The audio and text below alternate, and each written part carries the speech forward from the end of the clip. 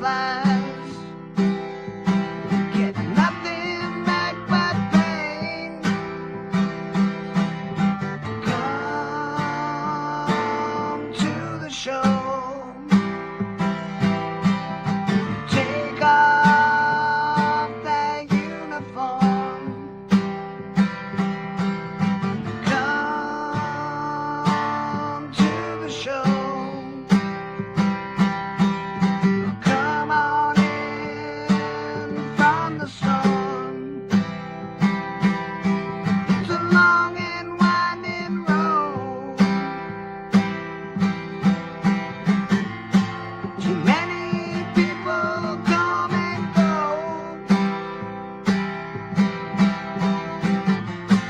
The church's walls are made of stone.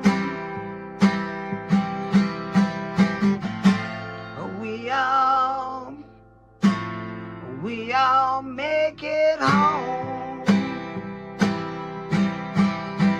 The church's walls are made of stone.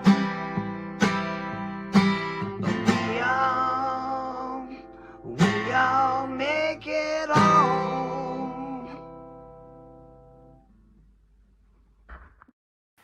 Ooh, I feel that. Sunday already. Evil Mike. I totally agree with you. I can't believe it's already Sunday. Morning, Travis. How you doing, buddy? I'm doing pretty good. Yourself? Sunday Good. fun day. Sunday fun day. We're here. I imagine Beckerman is still at a con, I would imagine. I don't know if he's still partying it up. He was hanging out with Pocan Joe, I think Friday. Perhaps Friday. I don't know. It's been a blur of a weekend, but yeah. He is definitely, he was having some fun that night. Hopefully he's good and he's enjoying his con. We had a Band of Brothers last night, which was okay. I didn't sell anything really, but Papa Wheelie did pretty well. A couple people did okay. It was a fun show. If you're ever in the mood to buy some comics, don't forget to check us out at when we do the Band of Brothers auction. Hey, G-Man, how you doing, brother? Good to see you. Susie Q, good morning. JSS, Brooklyn, what's going on, my man? Everybody rolling on in. Yeah, Sunday took me by surprise. Here we are already.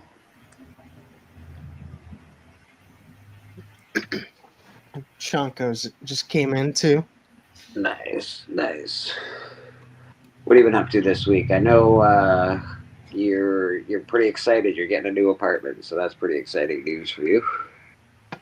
Yeah, so luckily I've already been like half packed due to like what the situations I've been dealing with prior to this. Yeah. So If like anybody doesn't know, the landlord situation in Canada is fucked. They're just trying to get people out so they can raise rents. So I found a place and I'll move in May 1st, but like all I've been doing is like packing up a little bit of stuff. Mm-hmm. Like my walls are completely empty now and my bookshelf's completely empty and I'm just packing everything up and just cleaning up because I'm getting my security deposit back too. Yeah, no, absolutely, brother. Absolutely. I think Thomas O'Donnell, how you doing, brother? Good to see you. If anybody wants a link, you're more than welcome. I'll put it in the chat if somebody feels like they want to pop on. This month did fly by. This fucking everything's flying by. We're already. I don't even get what's going on around here. It's basically springtime, and we're in the middle of March. So I'm not buying it. I'm not buying it. I still think there's winter to be had around here, but it's been pretty nice weather so far for the last week or so. It's been the same here, but we're expecting snow today. Are you? Yeah, I figured. I just can't put any faith in this beautiful weather lasting very long, but it is nice while we have it. That's for sure. Yeah. Yeah, the older you get, the quicker time flies by. You're not wrong. That is actually really true. Weeks just whip by, man. Months, years now. It's brutal. February and March went by quick. January felt like forever, though. February took a long time for me because I was working and there was a lot of snow, and we have a I don't know, like a 10-acre property, so it was a lot of shoveling all the time, lots and lots of shoveling. Evil's still hanging out in winter. Good morning, Son of Crom. Good to see you. Actual Dracula. We do happen to work for Actual Dracula. I don't know if you know that.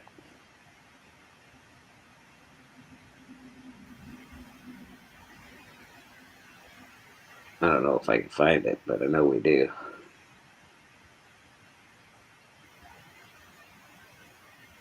Oh, there it is. Let me explain. I work for Dracula. Count Dracula? It's the real fucking Dracula! There he is. The artist to Murder King. We will be having a Kickstarter coming out pretty soon, actually. We're trying to get the pre-launch out soon. Callie and I have been working on the page. We've got to get a hold of Drac and see what's going on his end. He's been doing some work over there, see what's going on there. He sent us an image already, which was really cool. So pretty excited about that. Yeah, man, Dracula, buddy. Give him a check out. Matt's jumped in. Matt likes comics. What's up, Matt? Hey, man, what's going on, brother? JSS is wondering, do you have a date yet? A date? It's really dependent on the artwork at the moment. So we're just, again, we just gotta hang out with Drac for a minute and see where he's at and see how long all that's really gonna take. But our date is probably, we were hoping by December, January. December this year, January next year, obviously. Takes a long time to draw, so we'll figure something out. Mr. Lyle Hobson, how you doing? It's not an exact date, but we have a pretty good idea of what's going on. Like I said, the book's already written, just waiting for some art. Covers, a lot of covers have been drawn already for the book. Austin LeMay drew a cover.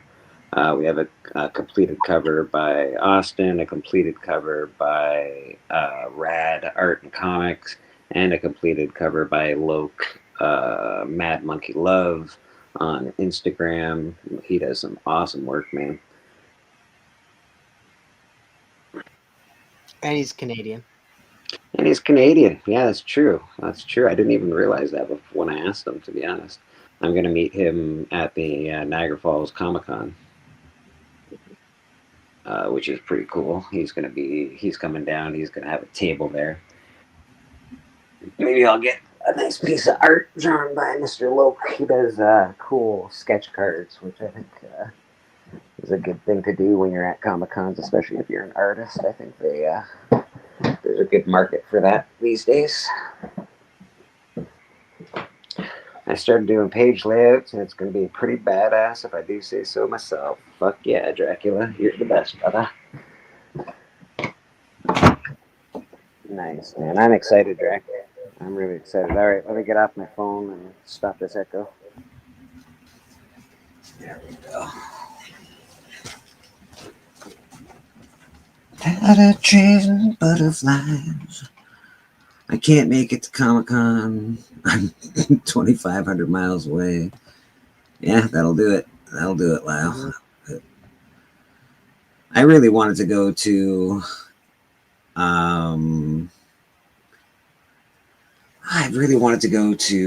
the Heroes Con this year, but I also think it's very far away and it costs a lot of money.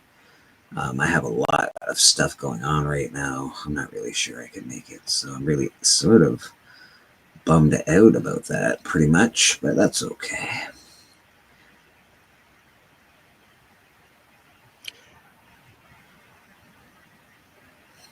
So I have a random kind of question in that we all grew up with like the Looney Tunes in one way or another. whether it be like the Looney Tunes show, Bugs Bunny and Friends, Tiny Toons, Space Jam. What are your thoughts, and what is the chat's thoughts on the WB potentially selling off the rights to the Looney Tunes? I really enjoyed Looney Tunes when I was growing up. I guess, I don't know, everything gets... Well, who are they selling it to? Hopefully not Disney. Fuck. No, it's just they're potentially selling it, but there's no buyers or anything like that. All right, well, as long as it's not Disney. And I hate to say that because you know what? When Disney bought Star Wars, I was really, really excited. I was like, oh my God, Disney bought Star Wars. This is going to be the best. But Disney's been faltering lately. Hopefully they can pick it back up. But that's interesting. It's like Disney selling Mickey Mouse. Yeah, that's weird, right? Warner Brothers being completely foolish. We got someone backstage hanging out with us. I was not expecting anyone this morning because I feel like people were up really late last night. Let's bring this person on in. Biggie. Biggie.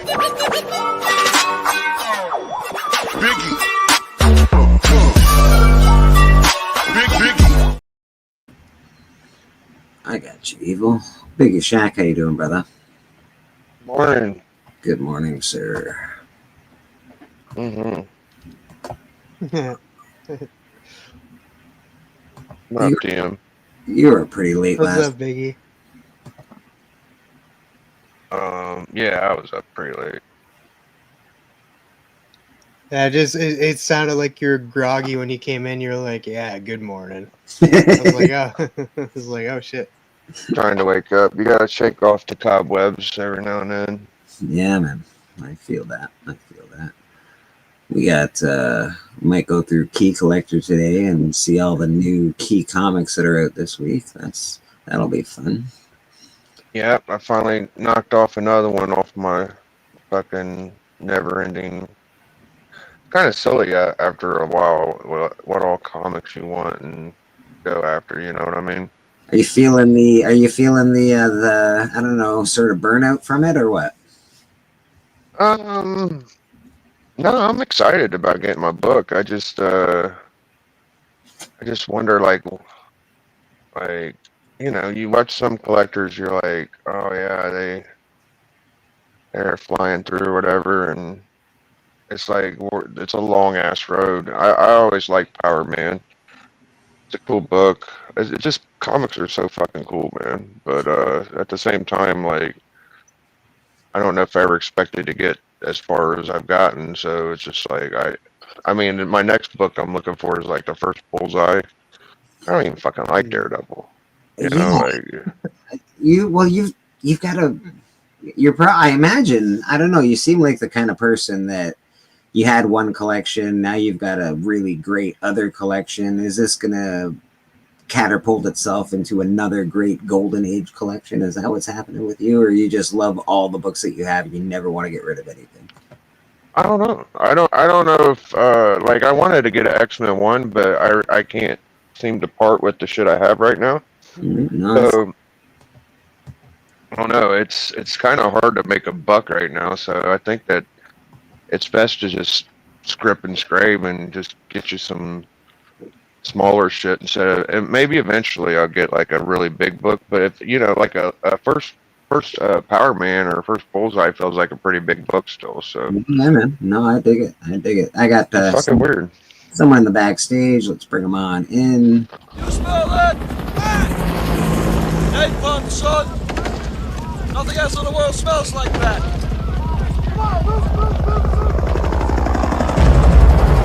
I love the smell of napalm in the morning. Good morning, Vietnam! There he is, Evil Mike in the house. How you doing, brother? Howdy. What up, Mike? What's up, Bacon? Travis, Blake? Hey, jeez, the backstage is filling up. Hold on a second. We got another fine young gentleman in the back. Mr. Machismo himself.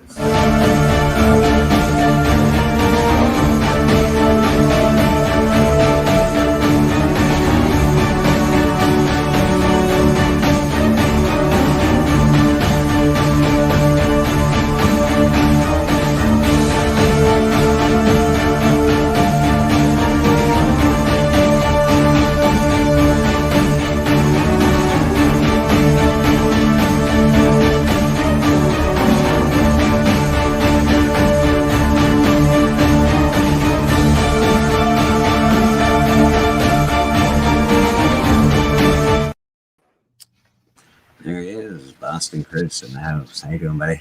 Fine, gentlemen. I guess I have to come around more often. Yeah, I don't know about fine I just the way gentlemen. you said that, I was like, oh wow.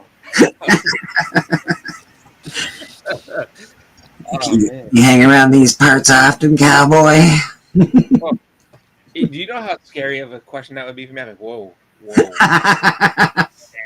No, I don't even know how to answer that. I'd be like, if you say yes, I'd be like, oh, cool. Like, I don't know. Like, yeah, no, maybe. I'm not sure. Wellbore's in the house. Survivalist is in the house. How you doing, guys?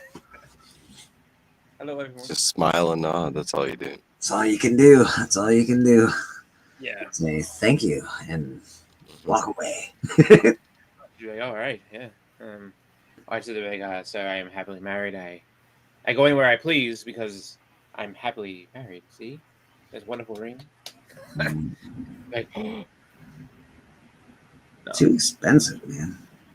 Happily. Oh. Is a beautiful word. So That's the one for everybody who is not married. That is, and I would never discourage anybody from doing it. If you want to get married, go for it. However, I will warn everybody. I'll tell everybody this. Don't worry, everybody. You got the Boston Chris guarantee, so you just fucking just go on in there, boy. You get to look. You get together. Whatever happens next is on you. I'll say this much though. If you're curious about the whole wedding experience and what it's going to be like, I'll say this: everybody's is different. However, just remember, you're throwing the most expensive party that you'll ever throw for other people. Oh, It's yeah. not about you. That reception is not about you at all. It's all you're doing the whole time is making sure everyone's having a good time. yeah, you're nothing but a host at your own wedding. It's very true. Yeah. Very true. It's hilarious. It's like sitting there, you eat enough. Is everything good? I mean, have you had anything to eat? No, but don't worry about that. Like that's all well and good. I just make sure that you're okay. And This day is all about you guys. exactly. They keep telling you all day. This is your day. It's all about you. And yeah, right. There Oh, could no. be anything.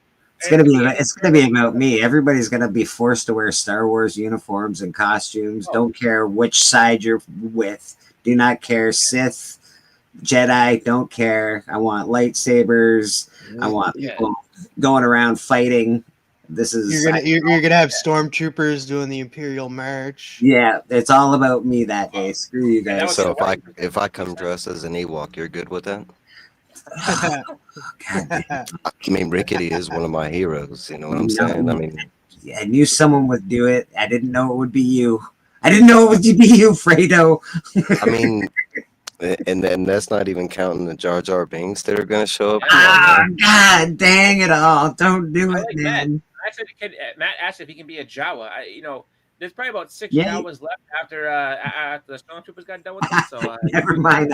After poor Vader got done with all Yeah. TD. You Yeah. know what?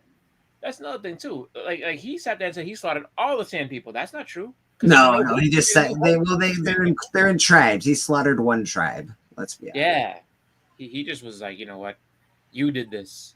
But Well, I, we he see, was mean, we right? see more Jawas after that. They're still We're around. still kicking around. It's all right, guys. I'm trying to think. After A New Hope, because what's it called? Because like you can't think chronologically as far as like when we watched it, because the last time and this is out of memory, the last time I remember seeing a Jawa was when he was trying to check up on and find out where his mother was at, and then he found the Sand People tribe and just went to town on them. So Okay. I think that the Jawas getting slaughtered like that was more or less like his revenge. Like you sent me on that path to get my mother. She died, so Jawas, guess what? It's time for revenge, little guys. And then they just beat him up. More than who that. He didn't slaughter the Jawas. Remember, it was the the clumsy-eyed stormtroopers stormtroopers. Yeah. Yeah, they wanted the information. Oh, they were disappointed. They were just like, you know. I But wonder that if was like, also him still trying to like hide where he came from. yeah, Like if he didn't get that, because Darth Vader, I mean, could have technically just went there. That was the whole point of the Jawa thing. Yeah. Was Vader was trying to send his own troops in another direction. I wonder if they went rogue though. I wonder if they were just like, you know, it's like find those droids no matter what, and they know that he has like no patience for failure. So it's just like Listen, they what, weren't there. what you really have to ask, Boston, is when Obi-Wan says these blaster points are too precise for regular. For These are stormtrooper. stormtrooper blaster marks. They can't hit a goddamn person through the whole. He wasn't lying. He Not wasn't true. lying. It was the one time he wasn't lying. The one time. no, These are No, the one time precise he was- blaster marks. Only stormtroopers can do these. yeah, you know why? Because the only time that they were ever accurate was when they took out the Jedi's. Oh, they did not miss on Order 66. They got everybody except for the only one they missed on was Yoda and Bro, Obi-Wan. I Everybody cheered. else got. I cheered in the theater. Yeah. That's I would, only I would argue. I would argue those were clones, not stormtroopers. That's true. exactly, and that's only due to them standing like right next to their present I know. Jedi. They just had to turn around and be like, "Bam, gotcha." You know what it was like? I'm trying to think of like the He's saddest right one. there. Did he hear the saddest Order one- 66? Plot protection. No, the saddest Order 66 outside of the children, right? The saddest Order 66 was that old granny that's on the speeder. I was like, dude, I was like, she should be home making cookies. Like, why are we blowing her out of the sky? Like, Plo Koon was sad. He was sitting there flying, and they shot the shit out of him. And then they got what was it? The dude with the weird head. He's like, come on, and like the look of betrayal on his face is kind of sad. I was like, oh wow, he knew instantly. He's like, oh, he's like, I can't deflect all these. And it's like, well, what kind of master are you? Deflect all that shit. You're supposed to be good at this. So And I was like, and they were right to take out the old. I mean, in the Jedi's age is the more powerful. Like, so I mean, it Oh, would yeah. have been more sensitive for them to go after the older Jedi first, because yeah. they're all the stronger ones, like Yoda. Oh, if they had gotten Yoda first, it was over. Like there's no coming back from that. Like, They were there in Kashyyyk. They tried to. You just got lucky. yeah, no, Yoda knew what was up though. He was just like, you're not gonna shoot me in my back like that. Like, who the hell do you think you are? And he just decapitated both of them, and was like, Chewie, give me a ride But- to my ship. I cheered I cheered in the theater. I jumped up and people thought I was dumb. I was like, "This is the best, Yoda! Yes!" I knew I love Yoda. it was awesome. Just to see him do that was so awesome. I was so excited. It's ridiculous. It was like a little kid. Well, you just Actually- never got to see like Yoda get acrobatical, I guess, or like flipping Yeah, you know, and flopping and shit. yeah, It's you like, whoa. Fight. It was awesome to see that. It was. He was a little puppet, but like in They in portrayed Empire, he was him. a puppet. And then Return, he's a puppet, so you didn't get to see him do anything. So in what was it, Attack of the Clones, when he actually got up and did something, like when he fought Dooku, people were like, oh, whoa, what's up with this guy? And then like he just, and then the battle with Palpatine was like, oh wow, and it bothered me. I know they had to end it the way they did, but it bugged me the way it ended because it was like it's so weak. Like neither one of them really got any licks. Just like Yoda fell down and he was just like, And he had to hide. He had to run through. Yeah, it was a little Do weak. better though. Do Little- better. But you know what? It was a good idea because Order 66 was in full effect and people were Yeah. dying. Thank you. And this is for you. Hey, I think it was worth it for that one scene alone, regardless of the outcome, just to witness that event. I mean, that's something you're not going to forget the rest of your life, is Yoda flipping around like that. Come on now. Put it back in the bookshelf. Like, I mean, yes, you want him to win, but no, I mean, up until then, they had just shown us that he was a good Force user, like in Empire Strikes Back and Return. And then we go to this, and that scene was not supposed to be in the movie. It was supposed to be something completely different. And that was like, I want to say last minute, they threw in that whole Yoda, like taking out Dooku. Yeah. And that's the first time we ever got to see Yoda do anything really awesome, and it was pretty cool to see him fight, especially Yeah. like You're Yeah. talking about the biggest jump, and most people forget this. In episode 1, Yoda was still a puppet with gray hair on the Yeah. council. yeah. And we went from like that to episode 2 when he was moving around in the CGI Yoda, which I'm not mad at. I mean, No. I get behind it, bro. I got behind it. hmm. No, but they set it up all perfect because it's like, you had seen him move with the cane before as a puppet. So like he's sitting there, he's like, "Dum, dum." Like they give you the Willy Wonka treatment, like, oh, he's just gonna sit there and come out and just, clip clop up to the, and be like, look here, Dooku, I had enough of your shit. And then all of a sudden he just pulls his lightsaber aside, flip it, like, whoa, where did this come from? Just like Willy Wonka when he comes out and he looks like he's got like a bum leg, and then he falls, and then he does the flip, and he's like, welcome to the Chocolate Factory, children, come with me. Apparently that's the only way he would do that role, if they let him do like the roll out, and because they didn't want that. That was not what they wanted, and he got that put into the movie.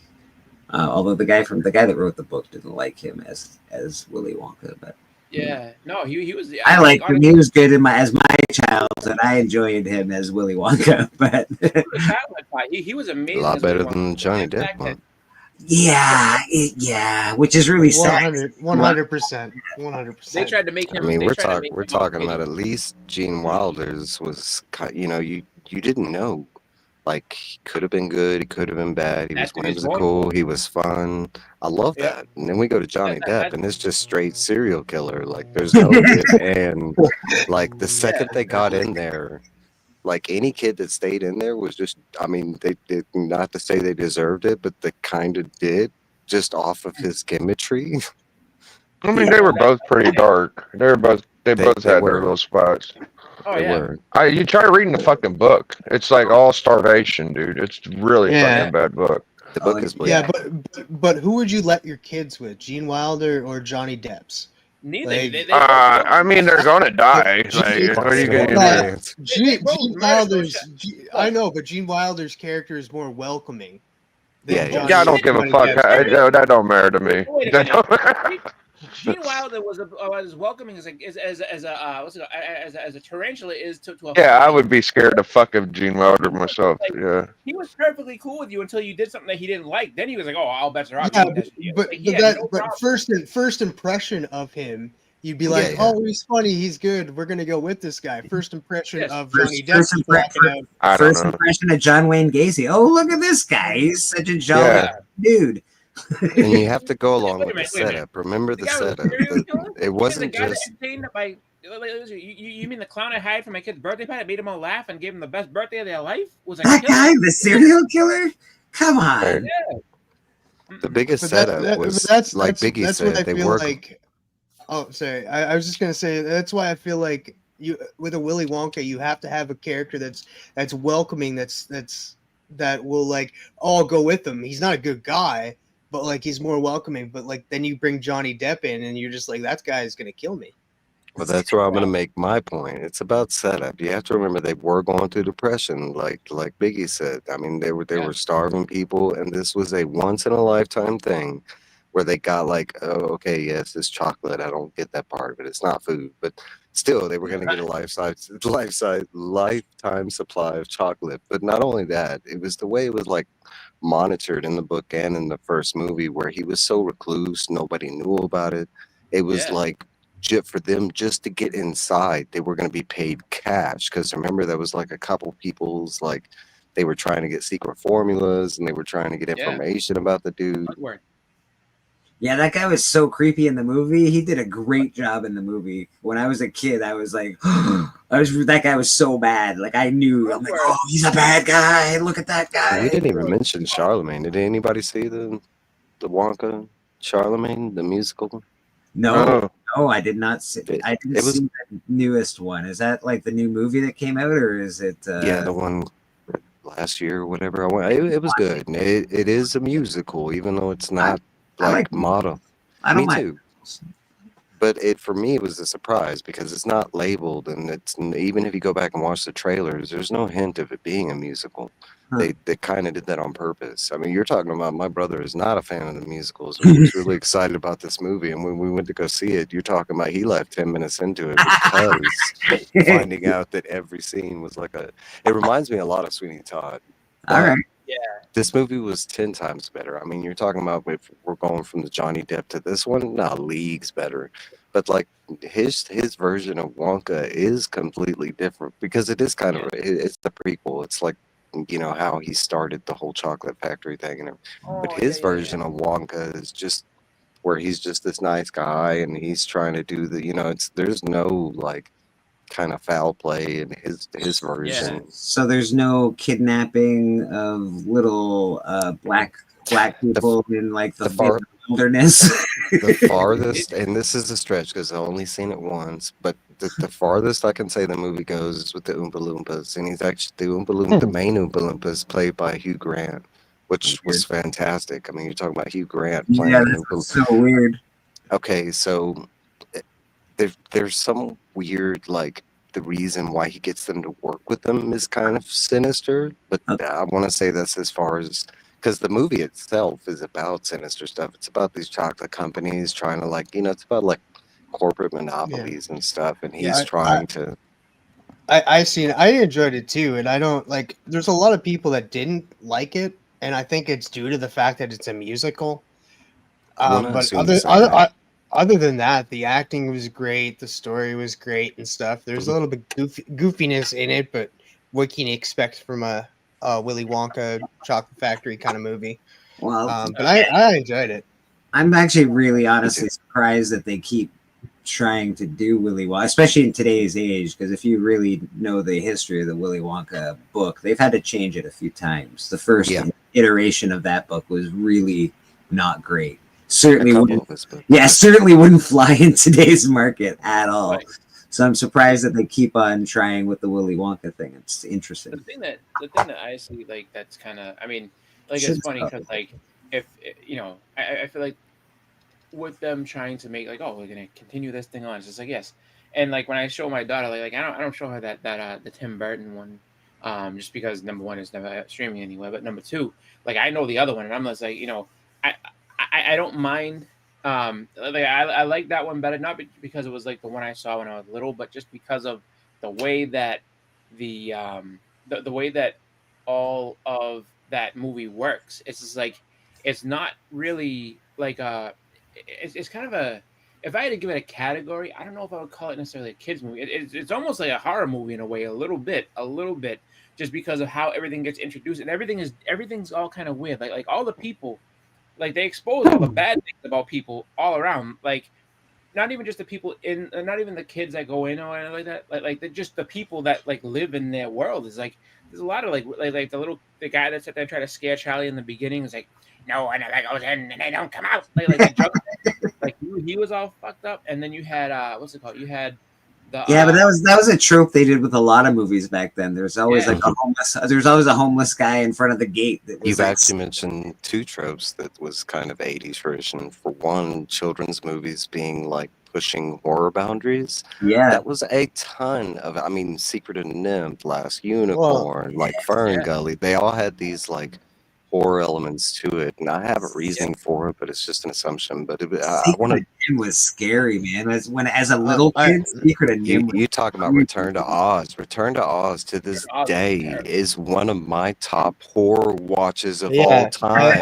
I watch it every Halloween. Yeah, and that's next to Alien. That's next to some of the big ones like The Exorcist. That's intense, man. I will say that Wonka, like the movie that Mike was talking about earlier, that the musical and stuff, in that movie, everybody is like up to something. They're a terrible person one way or another in that. So it's like it's a trope in Willy Wonka kind of movies. Well, it wasn't even just that. Like, so, like, even though, so, all right, so forget all the main characters, right, and all that type of stuff. Like you just have the little side stories of people looking for the tickets and stuff like that.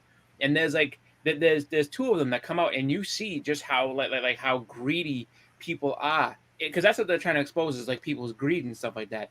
And like, so there's two scenes that stand out. There's one guy who's a psychologist, and he's telling him, and the psychologist goes full Nazi on him. Like the German says, yeah, it's telling me more, and he's like, I had a dream, I found a ticket. He's like, oh, continue on, and he's like, yeah, he's like, and I just he's like, but I kind of cut off there. I was like, no. You would tell me where's the ticket? Like he goes off on him, and then the other one where the lady's like, your husband, he's like, your husband's been kidnapped. She's like, oh my god. He's like, they're asking for ransom. He's like, how much money? Like whatever it is, I'll pay it.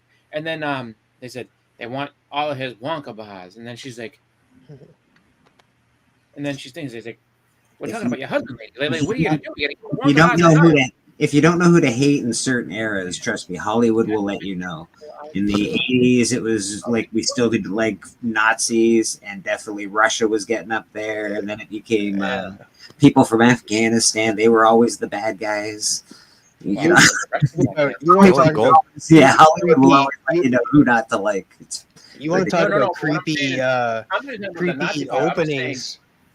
I'm just saying that they had that lady that like, and the lady and she wasn't a Nazi, like she was just a regular old white lady from wherever, and then she you know, because there's a chance to get the ticket to go to the Willy Wonka factory and you know, I guess get all that. She was like, instead of, you know, I mean, first she was ready to write a blank check to these kidnappers to give her husband back, but then when they say we want all his Wonka bar, she's like, can you tell him I need some time to think about it? I'm Love like, what? Dark The Crystal. guy's gonna die. Let's talk about Snow White real quick. No, wait. Yeah, because I just want to say one thing before. You want to talk about you want to talk about creepy openings, and that Mike just mentioned a movie that had like Return to Oz. Like you open with that movie, like Dorothy is going to end up getting lobotomized, and that like talk about a creepy opening. in the mental hospital, yeah. You're talking about the same thing with Alice in Wonderland. I mean, okay, so like most people do not know this, and I don't know how this is not common knowledge, but all Disney fairy tale movies are taken from two different books: Grimm Fairy Tales, which is an extreme horror book, and the other one. Now, there's a few like the Little Mermaid and stuff that are taken from like, you know, bits, but most of them are taken from adult, very adult horror. I mean, you're talking about, you know, every single version of these like fairy tale that you could think of, and even some of the newer ones like that you can put in there, because Frozen's in there too. Like there is real versions of these stories. You think Mother Goose is an innocent little quips? No, man, those things are taken from evil things. Ring Around Rosie, all of that stuff's taken from evil things. What I want to touch base on is what you started with in the beginning about the remaking of Willy and the Wonka Factory, and it brings up a great question. Why? I saw that movie in the 80s, not on my own purpose. It was like shown to me by my parents, and I can tell you why, because it was like a whimsical, fun. Okay, we know the story, and yes, I can say the Gene Wilder version like is a kids friendly version, but some of the, you know, the other versions are not so much. Why keep remaking this movie if it's not this amazing, wonderful story that your kids need to hear about? Because, well, what story do you get out of, you know, Charlie and the Chocolate Factory, that this kid has this once in a lifetime opportunity to get a lifetime supply of chocolate? You know, I mean, well, what's the main message of showing this to your kids on a repeatedly note, especially where Hollywood's like, oh, we got to remake this again. Oh, we need to, this has to be like a 20-year mark where we're every 20 years. And that's what it's been, because we got the Tim Burton like 20 years ago, and then we got this new Wonka, and I'm pretty sure another 15 years we'll get another one, you know? Yeah, I think that out of his stuff too, like Roald Dahl is the guy that made you know, Charlie and the Chocolate Factory and all that jazz. And the thing that's crazy is like the only other movie I remember him having that I remember was that James and the Giant Peach. They haven't done much of his other stuff really at all.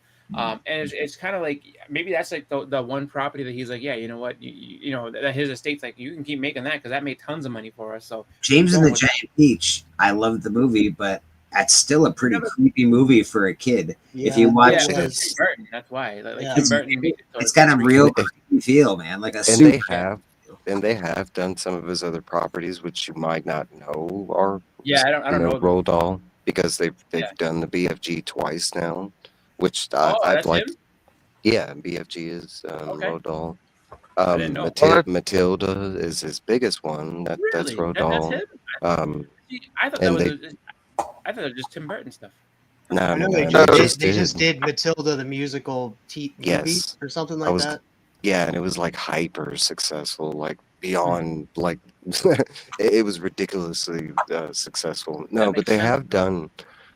There's a couple that they've never touched base on, but it's like if you honestly read these stories, like I read the BFG on it, in my opinion, at all his stories, maybe Matilda and BFG are the only two where I could actually see them making movies out of, besides like Yeah. cartoon shorts, because all the other ones, they're not really like I read James and the Giant Peach before we got the movie, and I love the clay animated movie that we got, but I mean, it's not the most fantastical story that you know. I mean, especially when you're talking about kid stuff, like No, it's a creepy, weird story. It's very weird. all of our one of my favorite Oh, man, stories, but I yes, is loved it, called though. like it's called The Tortoise, and it's about this guy that lives in this apartment, this high-rise apartment, and he falls in love with this woman that lives under him, and he finds out that she has this turtle that she loves, and so he concocts this plan to like steal her turtle and like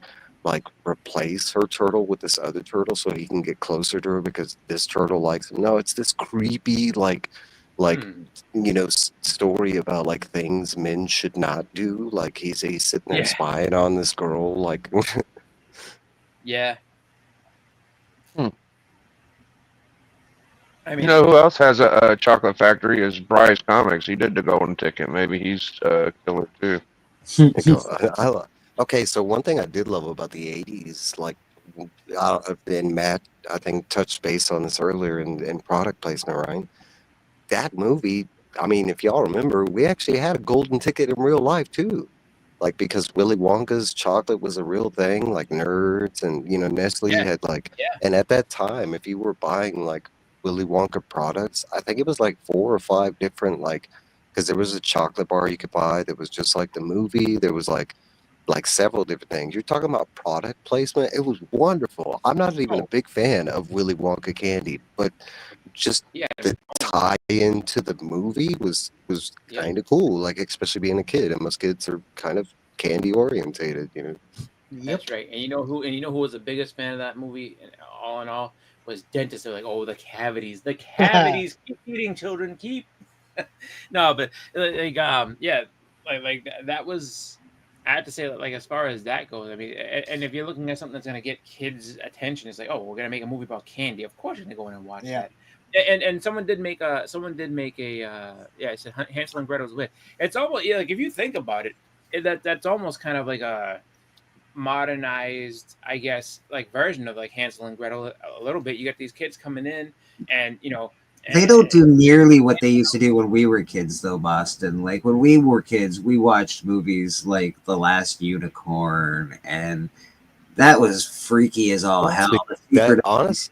Honestly, there's a reason for it. And some of it ties back to South Park, and I love the term, but the PC culture that we're in nowadays, that's a lot of the reason why they just don't do stuff like that anymore, because the second they do, they're going to get in trouble for it or ridiculed, or, you know, I mean, look at the way we already like to set TV shows and movies as it is. Could you imagine if we got, like, just take any crazy ideaed movie, like, you know, Blazing Saddles, like, oh my do you God. think we'd get that movie today? Probably not. You know? I'll tell you this. There's a ton of movies. And that's one of the greatest movies of all time. It is. Anyone says Blazing Saddles is top of the list, man. It is amazing as a movie. I mean, if you look at even if you look back, people are like, all right, well, here's some children's movies for you, and it's not like it's something. I mean, now it's like common knowledge because people have seen it since. But like, I remember I had not seen the G.I. Joe movie or the Transformers movie for like a decade. So like, I remember it as a kid. Like, I remember watching it and everything like that. But I said, I was like, in both, like, I never forgot about the Vines. So the Vines, I knew. I had not seen the Transformers movie in like probably like a good like 13 years, something like that. And I was like, and I said to myself, I was like, as this, you know, going through, like, you know, the theme comes and you see a Unicron and everything like that, and I'm like, and as the theme is playing, I'm like, there's a reason why I don't like part of this movie, and I don't know why. I was like, I'm trying to think about it. I was like, I have no idea what it. And then all of a sudden, I'm sitting there just like I was as a little kid, you know, growed. I think I was like 19 or something like that, and I'm watching this, and then you see the Autobots get absolutely slaughtered. I was like. But I was like, that's exactly. I was like, I remember this 100% now. But like, cause I remember seeing that as a kid and being like, oh my god, and the whole thing too. And you find out later on is that they slaughtered. I mean, it was graphic because it's like you watch all these shows and people are, you know, like people aren't dying in the show. Like they get shot all the time, nothing happens. You know, oh, I got shot, I fall on the ground, and then they get That's more. exactly Like, why that didn't in the bother me. movie, though, Well, they never. The thing is that like until the movie, all of the Transformers, they could get brought back to life. Like you could lose an Yeah, they arm, just you got could lose a shot. head, you could lose a leg. Yeah, they rebuilt them. That's why yeah, But you what went to Op- Teletran 1. when Optimus went gray, bro, that was so sad for me. That's and Biggie's saying it right, because I remember watching that day one in the theaters when I was a kid, and like all the deaths in the beginning of that movie, they didn't bother me because Biggie's point, because we had already been adjusted to the way they did cartoons, and these guys could come right back. No, it's when we got to Optimus's death and the way they presented that made me cry as a fucking kid, and I can Makes still me watch cry that scene now. today. Yeah, and it'll still make me cry. Looking ridiculous. Honestly, like where I got sad and I was like, oh no, was when they were. So this is before Optimus died. When they were in Autobot City, right? And because who was the main guy that used to fix him? Wheeljack. And you see Wheeljack being dragged out dead. I was like, oh my! I was like, they're all gonna. I was like, this is it. They had him with the hook. I Right. remember the G.I. Joe movie. Like I'll never. I did this a bunch of times. Like I'll never forget. I lost. My mother was like, "What's wrong?" I was bawling. I was like, "They're all gonna die." I was like, "Did you see the vines?" We lost all our watchers because we started talking about the saddest movie in history. Look at that. Oh. G.I. Joe. I don't know about y'all, but No. G.I. Joe only got me when Cobra Commander dies. That's when he starts going, that's what made me cry. Like, no, that's my dude. I didn't care about Kelly, that. Like, Comics that at a Comic I thought that Con was- today. Good luck, I Kelly. thought that was very extreme, but I was like, ah, whatever. He's a bad guy. Isn't that? But when the vines got so when they start getting yoked up by the vines, and then the vine gets Snake Eyes, and he's trying to like use his sword, and he gets ripped out, and it goes on his throat. I was like, that's why I started crying. I was like, they're all gonna die. I was like, he's the best one, and then he's. I started like, mom was like, It's funny, we all knew that as a kid too. He's the best one. If he gets caught, we're all screwed. that was it. I was like, they're all gonna die, and I was just like, nope. And I watched the rest of it, and she's like, see, You remember the TV movie for G.I. Joe where like he gets stuck behind the glass and the smoke is there and he's all like, just leave me, guys, it's fine. And they're all, that made me so sad, bro. That made me sad as all Yeah. hell. Well, I remember that. I remember that one because like Scarlett's like, I'm not leaving, and I was like, Scarlett, we have to go. Like he's not. And Go, Scarlett, we have to go. Snake Eyes never spoke, so he was just like, he basically signed her like, go, I'll be fine. And then she's like, no, I'm not leaving. And so they end up saving him. But yeah, that was one of those things where they try to. Yeah, I kind of forget the TV movie. I have to look that up. Yeah, I Well, think then- it's the one where they had the yellow things that Duke had to fight his buddy in like the I guess arena, and they had like headbands and they had like they were mind controlling them or something. It was a good movie. Damn. There was a couple of them that were like that because Yeah, it was like a 5-episode thing. You could watch it over the course of a week. It was like a TV version of a G.I. Joe movie almost. I remember there was one where they mind controlled everybody's family, and it was like I remember Shipwreck was standing because they were like, "Oh, Cobra's coming," and, and then Shipwreck's sitting there, and he's like, "That's my nephew," and his nephew's sitting there with a gun, like red eyes, like ready to shoot him. I'm like, "Ooh," and as a kid, you're like, "That's different," but as an adult, you're like, "God damn, that's kind of sad." Like this is like, wait a minute, this guy's, his nephew's coming to kill him. It's like, oh, that's not good. Now, we've already mentioned like 2 properties that had some of the worst damaging scenes for a kid to see, right? The Optimus Prime death, Never Ending Story, okay, so one that nobody ever mentions, but this whole movie effed me up as a kid, and I'm talking about it's PG. It's a dope ass movie, especially if you were already into Conan. This should have been on your radar, but for some reason, I have found that a lot of people have not seen this movie, especially since this is one of Liam Neeson's first movies. Oh, yes, I know what you're talking about. Oh, Kroll? Kroll effed me the F up like 3 different moments. You're talking about the quicksand scene with Art. No, there's a whole scene where the group of adventurers have to go through quicksand, and they do lose people in the quicksand. No, yeah. and then the quicksand actually like helps them out at the end. The one scene that I'll tell you that's even hard to watch for me as an adult to this day, and you're talking about I'm not bothered by claustrophobic or piercings or anything. No, there's one scene where they're crawling through this space age castle, right? And this thing has defenses. and the walls start coming alive, and they literally did massive spikes that just start appearing as these guys are walking through tunnels. So all the heroes start getting stuck in these massive, and you're talking about in that one scene alone, we lose 3 of, like you say, oh man, that dude was a badass. Like, there's man, if he goes, you're talking about they lose like 3 of the biggest badasses in the opening scene of them getting into a castle. No, it was it.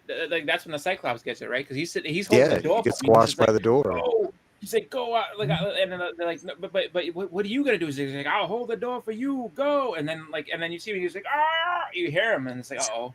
And then there's the other scene too. There was like the magician getting killed. The magician, the shapeshifter.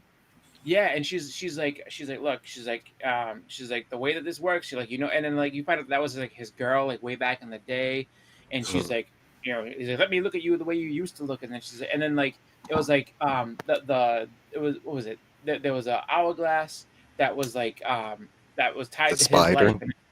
And then I don't think I ever watched Crow when I was young. I should probably go back and watch it. Okay. So there are some scenes that have. There's always gonna be but they did some things right. Like they actually fly on nightmares, which a lot of people are not accustomed to. Those are flying horses that are not unicorns. Like they had, like fire for their mane and their hoof hair and stuff. No, like is it a cartoon or is it it's live action? Live action shit. Yeah. I will tell you an animated movie that was really, it didn't really screw me up, but it was freaky for its time. But The Brave Little Toaster. There's like a scene in that. There was a scene in the movie where it's like the freaking air conditioner just hates its life, so it ends up destroying itself. I was like, what the hell? I was just like, oh my god, what's happening? I remember, dude, the John Henry Irons with the guy that played Vader narrating it. That shit fucked me up as a kid. Like I actually cried watching that one. That one and Transformers were the only 2 I ever cried watching. And he died at the end when he was battling the machine. I don't know why, but it was sad as fuck. We just all gonna gloss over the fact that we all used to watch the Smurfs and they were gonna get boiled up in Gargamel's pot so he could eat them. All right, let me tell you. I'll tell you right now, I never was upset at that because they always got out. They always got out. A problem with that. It was like because he was kind of like just like incompetent. Like he would catch him and then he couldn't just finish the job. But so the only time that like it really like sunk in like that it could be like nasty like that was like there was a ride at King's Dominion and it was a Smurfs ride, and there is a part where he catches them and they change the music from the happy Smurf music to like a really like organ version of it, and they end the thing like help us, and he's like you taste delicious. I was like, oh my god, he really ate them in this thing. But like it was a old, like they probably don't have it there anymore, but it was Kings Island had a Smurf ride I went on. It's fucking creepy and shit too. It got really, really nasty. I was like, "Ooh, this is." One chick, 100 blue boys. One chick. That sounds like a new OnlyFans like video. We never found out how Smurfs made. It could be like a original. Are we gonna talk about Snow White and how bad it is, or what? Not yet. Not yet. All right, we're holding it. We're holding it. So I think people are anti giving that movie shit because people don't want to like badmouth these movies that before they kind of develop, So I don't know. I think I haven't seen it, so I don't know. I didn't watch it. I got to experience it. When I said I got to experience it, was my girlfriend and my son went and watched it, and they came home and told me what the fuck was going on. So I just did they like know what's going on. My daughter went to see it with my mother-in-law. I got through it, but my girlfriend, she said it was like average. It wasn't that great. It's a lot more like animals. They changed the whole story. It's all different now. Yeah, we knew they were going to do that. She's been bragging that they were changing the story since she got the role. She's like, "We're not doing this. We're not doing this. We're not doing this." Oh, okay. I think that the most of the live actions that come out for the Disney stuff don't tend to do super well. I know a couple of them did. Like I think the Lion King did okay, and then the what's it called? And I think the one that did the best was Aladdin. I didn't mind Aladdin. I didn't like it until the cave scene where Genie started singing. I was like, okay, you hooked me in. All right, if you got me. I didn't mind Aladdin.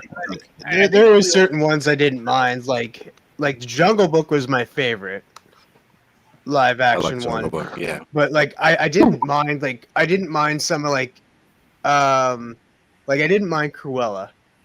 Like that's one I didn't watch is Cruella. I didn't mind that. Like I know that they changed her up as a character, but like I really enjoyed that movie because it just they try to make her empathetic, which is I mean, because that's the thing is like so they should sit there and like, oh well, she's not actually even that bad. Now she has and there's a reason why she hates Dalmatians because of this. And it was the same thing with Maleficent. They tried to I didn't watch. Oh, I did watch the first Maleficent. But like I don't know, I think it's just Emma Stone. Emma Stone, like being Cruella in that, she sold it for me. I do like Emma Stone. She is pretty awesome. I know that. I never saw Maleficent. Like I know. I did. It was good. Sleeping Beauty story. Like she was just pretty much. I mean, and it was not that. Yeah, I would say because like I mean, her original beef with everything was that like, look, these other bitch 3 fairies that are like my sisters or whatever the fuck didn't tell me shit. So I didn't get to bless this baby at all, and you guys, and then it like kind of comes out that like, well, the king and queen didn't want you to bless that baby. Like, oh yeah, well now this bitch is going to sleep. Maleficent was like a true prequel. It was like I think 1,000 years before Sleeping Beauty. It had some elements that did tie to the overall. Like I think that the 3 fairies are in there, but they're not grandmothers. They're younger. Yeah. But Maleficent was actually good, but I don't put that in the live action category because we never had that story to begin with. Yeah, I agree. Yeah, it's not. It's not a remake. It's. That's like the Cruella one. I don't put that one in those same field because we never had that. I can't keep watching The Lion King. I honestly can't. I can't stand the part where Buddy dies. Is it Mufasa? Can't stand it. It makes me sad. Makes me sad every time. I hate it. Makes me very sad. Yeah, especially when you have a kid and you're watching with like your son. You're like, oh, that's kind of creepy. Yeah, it sucks, right? Like, geez. Yeah. And then you got to explain it. I don't have kids, but I imagine kids are really sad at those parts. I remember being sad at that part. So you got to explain all that. That's going to be terrible. My whole thing about the live action. Did you hear that? They had to switch out the bison for wildebeest because they were worried that it would be a spoiler by son. Wildebeest in the movie. No. like the animated one, they were wildebeests. You got dad jokes up in here. So the YouTube advertising thing, man, the plot keeps getting thicker and thicker. I'm waiting for a couple of days to kind of talk about some shit, huh? Did you try it or something? Do you have? No. There's somebody that I think tried it, and I don't want to burst the bubble, but there's also some rumors of guys that's big subscribed channels. One I don't mind talking about is like old Swaggle Fraggle might have been a user of this. Interesting. Well, when did it Again, I don't actually have a problem with it. If it's a tool you could use to grow your channel, I don't see the big deal. Yeah, I have no problem with it, but if you're doing it and you're pretending like you never even heard of it, I think you're pretty lame. Yeah. I mean that was like a few years ago when people like would sit there and like, people buying subscribers. I've never heard of it, and then all of a sudden you find out like, oh, like you went from having 250 subscribers to like 12,000 subscribers. Like, yeah, I didn't even. Okay, I know you can do it, but I honestly don't know how do you buy subscribers. I don't understand that whole. Just pay for advertising. It's in your YouTube channel thing, and there's other places you can go. Okay. Yeah. Sometimes they come. I just don't. Sometimes they come to you. Interesting. Honestly, I get a message on IG like once a month, and it ends up in my like spam folder or whatever, like the hidden. Yeah. But it's usually like a guy that'll come on there. Hey, I saw your account. Like you seem to have a good following, but hey, I could increase your following. And they usually have like 3 like you know, for $100, I'll add this many subs. For like $300, I'll add this many subs. And then they're doing exactly what you think they're doing. They're using stolen identities as like, you know, YouTube subscribers to bump your. So I mean, if you're doing that to really bump your subs, like it's only gonna be a temporary thing because eventually YouTube's gonna catch on to it. Oh yeah. Because don't No. The YouTube ones, people are being able to keep them at this point. Like you're paying YouTube to advertise your channel. Now it probably is like some bullshit bots though, evil. But if you're paying YouTube, they ain't gonna fucking crash down on you, dog. Well, the YouTube one will be legit. Yeah, that's just advertising, basically. Yeah, that would be like, you know, you're paying to like self-promote your channel, which some people could see that as a cheating thing. I don't. It's exactly what it is. It's a tool. You know, I mean, me preferably, I'm not gonna ever use that, but it's my goals on YouTube. I'm not trying to become YouTube famous or whatever, you know. I mean, but there are people that have those goals. That reminds me. I could get it if you're. I was gonna say if you go on eBay and you see like there's certain times like you'll go look and somebody will be sponsored. So you're kind of stuck like 100 or 200, and you want to get over and get monetized and get super chats, and you just can't burst a bubble. I kind of get it if you're like that. I mean, but besides that, like, I don't know. Because we all remember we went through like, you know, humps, and some of us are still going through the humps. But like, what if you were this personality where everybody you met is like, man, I wish you were like 1 million sub channel, you know, and people are physically telling you that but you know, due to YouTube's algorithms and stuff, you're just not making it. So I could see, you know, like wanting to get to a bigger, because I mean, YouTube won't promote you until you get to it, unless you're like a one of one. You're the one guy that's out there talking about that subject matter or whatever, and like the one person at home searches you. But other than that, like, you know, we're especially in the comic thing, it's like you go search comics and how many things, you know, it's like when I first started doing reviews, I was at the top because at the time I was like one of the only people doing reviews. But then that you know, as it got cemented, you know, I got pushed all the way down.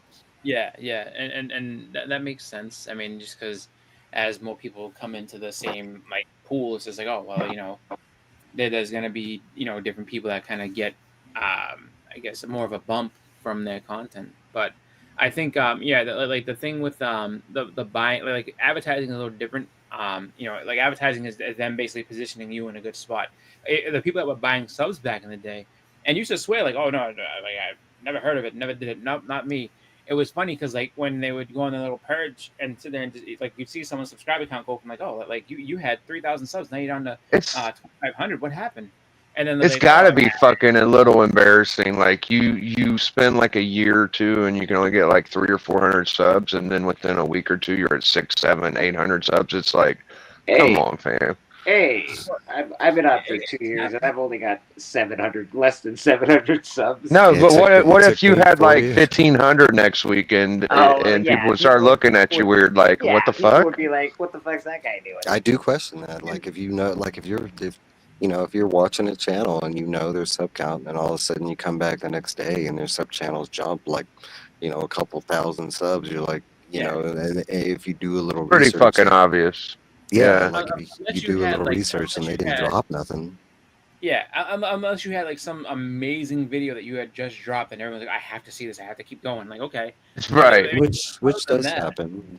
Oh yeah, no, it definitely does. Like, I mean, like I would say, if you have something that is like extremely, I've had viral videos and they don't hammer your subscribers double, triple, as far as I know. Like I've had crazy shit before. It ain't. I don't know, man. It's a weird thing, dude. Yeah, I've had videos that hit crazy numbers and it doesn't reflect subs. It doesn't do that. Yeah, it don't. You don't get like hundreds of fucking. You might get maybe 100 or 2, but I don't know about Mr. like Matt double, triple. got recognized on the street. Look at this guy, Mr. Pop. I got recognized on the street. Listen to this guy. Yes, it happens. I've been recognized at places before, which is kind I've never once. I don't think I have. You're Bleecker Street Comics, aren't you? Yeah. No, 4 I remember times so at far. a convention, the guy walked up to me and he's like, "Hey, I know you," and he was like, "You're Boston Chris Comics. I watch you like and this and that." I was like, "Oh wow." He's like, "Yeah." He's like, "I watch you on the Comic Conversation, like you and JLS and them," and I was like, "Oh wow, all right." So like, there's been a couple times that people come up to me and like said that, "Oh, like, When I was at Heroes Con, and a lot of people, you know, in our circle can attest to this, but I had a writer like yell above the crowd, like "Evil's Comics!" Like That's cool as hell. I hadn't even seen him yet. Like, and you're talking I did like it. lanes away. You must have given him a really good review, I'm guessing. I love Doug Wagner, man. I love. Yeah. I did a video about my city's police racketeering, and I was getting people coming up to me saying like, "Oh, you're the guy that did the police racketeering." I had to fucking private that thing. I was like, "I'm gonna get a ticket for this shit. This is not wait a good." minute now. No. When you start going after the police, you gotta be, wait a minute now.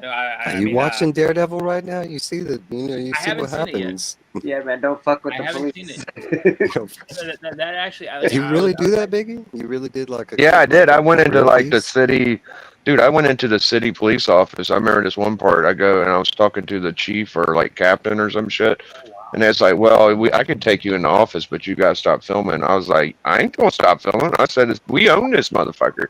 I ain't gonna stop filming shit." It blew my mind today. Yeah, I went in hard on him, dude. I was pissed. They took my girlfriend's truck when she didn't do nothing wrong. Okay, I got 2 questions. What provoked this investigation on your end? And I mean, you can. I give felt me like it was easy- racketeering because my girlfriend's truck was parked in front of the house, and I know it moved, and they towed it, and they even if you're innocent, you still got to pay court fees and shit. So it's Yeah. racketeering. In my opinion, it's racketeering. Have you ever used your this status to investigate anything else in the world? I don't know. I got kind of interested in like I need the more police Biggie fucking taking investigations. advantage What of the shit. fuck? Yeah, well, I do it on comic book shit a lot. Yeah, man, he's Comic book channel. investigating people. dude. He's investigating people getting extra This is the subs for immortal no reason. Jack That's what he's London investigating. Yeah. I'm a little bit of a conspiracy guy. That's okay. Yeah. I don't mind that. So some of conspiracy is fun. You just can't. I go love really conspiracy. deep. If you go too deep, you get buggered. But conspiracy can be really Of fun. course. Even if I you look don't at the believe dirty in it. side of everything, even like teddy bears and squishy shit everybody seems to love. I'm like, there's some bullshit in there. Don't worry. I think there's, you know, I love stories and conspiracy stories. You know, conspiracy theories go right into stories. I mean, so I love, but you know, you have to think about it from their people that actually believe. You know, some of those conspiracies here to them, it's not that weird. You know, and I'm looking at them flat earthers out there. You know, Well, they think it's a normal thing, and the round earth thing to them is the conspiracy. the problem with conspiracy theories is a lot of them have been found out to be true. At one point they're a theory, and now it's like, oh no, that's common knowledge now. Yes, like okay, all right. So And there's something say to be this is, said. I agree with them that a lot of conspiracy theories have turned out to be true. I mean, you look at the 60s footage of the TV broadcast of moon landing and shit, dude. It's like, I don't know how people are this fucking dumb. I really don't. That one I still am chalked up on. Like, I don't want to believe it because it really says something about our government, and I already know our government's like at a bad level kind of thing. So I tell myself, like, even though it's not in the no, this is fantastical. They could have never done this. No, they could have absolutely have done this. Like, that's the problem. No, but I tend to believe that, like, because I do have some family that work with NASA, and so I try to tell There's myself really it wasn't- smart people that believe that we went to. There's super smart people that believe it. So I don't know. Maybe I'm just stupid. I don't know. I've watched theories on both. I've watched like there's a lot of YouTube stuff on the moon landing is fake, and then there's a lot of it. Oh no, this is why it's real. So it's hard to figure that one out. and it's I also have a hard due time to believing that they did that way back when, but we're having problems rescuing two astronauts right now. Exactly, Like- dude. And there's other Took us 9 issue months. Like what? because technically, I don't like if you go by NASA's like space records, I don't think we've made it out of low orbit space yet, which the moon is past low orbit. Like that, The there's a numbers lot ain't adding. There's a lot of conflicting stuff that says we. I mean, just the video footage, dude. Like, just look at it, bro. It's so. Oh man, people bitch about CGI now. It's like, what the fuck were they thinking back then? A lot of it is how could they possibly have gone to the moon in a convertible car, basically. Like they hadn't. They looked like they were wearing foil suits and all that stuff, and the lighting was a little wrong. Like you've got shadows that are straight this way and straight another way, which is really odd. There are definitely some odd things. They can explain it, but I don't know the truth. I can't say like one guy's lying and one guy's telling the truth. I don't know. I want to say, before we even go into that theory, just look into the scientific facts about the moon, and that's weird in itself. Like once you start looking at like facts of the moon versus like the sun or other planets or other moons itself, it's like, for one, it's a one of a kind. The actual placement of the moon, that's where it gets weird. It's like the actual size of the moon is exactly the same distance it is from the sun. There's a lot of like weird like things where it should be like nature wouldn't have naturally done this kind of thing, and everything else around this fits except for the moon. Susie Q, if she gets her mind set to it, she will investigate for sure. And she said she was investigating like a boyfriend. Yeah, she's an investigator, man. She will definitely. Oh no shit, that's crazy. Yeah, she'll dig and she'll see what's up. If she wants to know something, she definitely doesn't mind investigating. You know, it was an What's your ass step, Bo? There was an investigation. Well, not really an investigation. It was just kind of a. So one of my favorite movies of all time is Goodfellas, and I've seen it millions of times.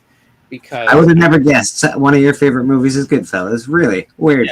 Yeah. So, but I have to say, like, and I'm sure like you all have seen it and everything like that. And you know, the funniest thing is that like when I first watched it, like I knew nothing about the mafia when I watched it. I just knew this and that, and then just kind of over time you kind of hear the stories, and you kind of get to understand how that life worked and everything, like way back whenever. I figured you lived next to Frank Costello, for Pete's sake. Listen to you.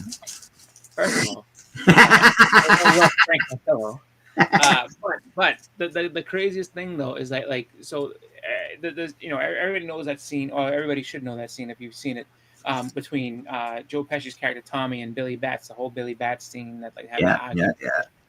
And it's like and like I guess initially watching it, you're like, what's this Billy Batts guy's problem? Like, what the hell? Why is he being like this and this and that? And then like overall, so I'm curious, like if you've seen that, like was Tommy out of line to get so angry with him, or do you think Billy Batts was out of line? And it's just like funny when you really look at it and understand like the whole like history of it. It'll give you a different look at like how that whole scene goes, because if you if you look at, there's a guy, I forget his channel name, but he goes into all those movies and explains different scenes and stuff like that. And he actually did a really, really, really good breakdown of it that actually makes a ton of sense when you think about it. Like, because if you look at it, like they say, Billy Batts. If you're into the mafia and you're into that whole world, then technically Tommy was in the wrong, and that's why he died.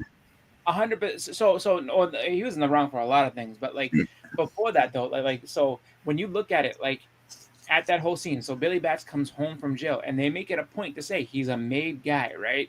Yeah. So Tommy was nothing. All those guys were really nothing. The only one that kind of had some like clout was Jimmy.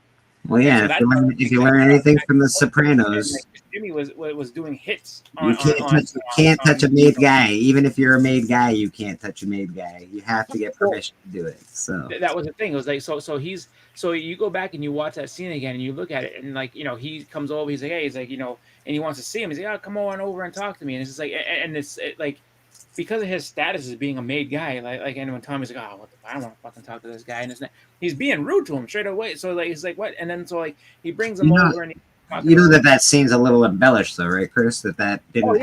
It didn't take place at that time exactly. It was 2 weeks later after they saw each other at the bar and stuff. So I'm just saying, but like if you look at the whole thing of it though, right? He's sitting there and he's like, don't talk, pretty much like I don't do no more shines. Don't say nothing about the shine.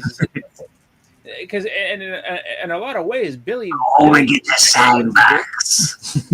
Well, and like if you look at like you have to see this guy's breakdown of it, because like the way he says it, like he almost kind of says it like, if I wanted to embarrass you, because he's like, I don't go breaking my balls. He's like, break it. He's like, don't getting too big on me. He's like, yeah, well, like, don't break my balls. Like, it's like, and then like you see a look on his face, and now I understand that scene a lot more, where it's just like, don't break your. If I wanted to bust your, if I really wanted to embarrass you, I'd talk about like when you used to shine shoes. And then he said it like, said it again, and starts talking about it, and he's like, well, you don't sound like it. And he's like, no more shines. He's like, wait, first of all, who are you talking to like this? Like this is amazing. Like you can't talk to him like that. You need to stop. You need to relax. And it was on Henry and Jimmy to be like, hey, shut the fuck up. Like you're gonna get yourself in trouble. And the only thing I actually wonder why, because I've actually watched a lot of stupid documentaries on this stupid subject. Yeah. I wonder why Jimmy and Henry didn't get whacked as well. I know they were Irish and they weren't part of the mob or anything, but I wonder why they didn't get hit as well. So or maybe because Jimmy made a lot of money. Probably that's my guess. Is Jimmy there was that, and then I guess I think Henry kind of skated on the fact that like they couldn't really prove that he was there. Like they had no idea that, you know what I mean. So it was like, but then when it came down to it, it's like Jimmy, I think, was more or less, he made a lot of money and like, again, in the real, like, because the movie is one thing, but in the real story, in the real world, he was a big earner. He was like, may not have actually really fully been involved in what actually took place. So right. Matt Lake's comic says, "Don't kill pregnant strippers in front of Tony Soprano, and you'll be okay." That's true. Or horses, apparently. Don't bugger with horses. I think it's kind of interesting that like, out of the three, like the only one that did the worst thing was kill a May guy was the only real Sicilian too. So it's like that's the whole like kind of point of the movie is like if you're not full-blooded Sicilian, like you'll never get made. So I think that you're on to something as well. That's the rule. Yeah, that's the rule. It's like you got to be, you have to be legit. If you're not, then so the other two guys, it's like embedded in them. They're like, don't fuck with Sicilians. But the Sicilian, he's like, fuck with them. I don't know. Well, Paulie was supposed to be the guy that ratted out Tommy, actually.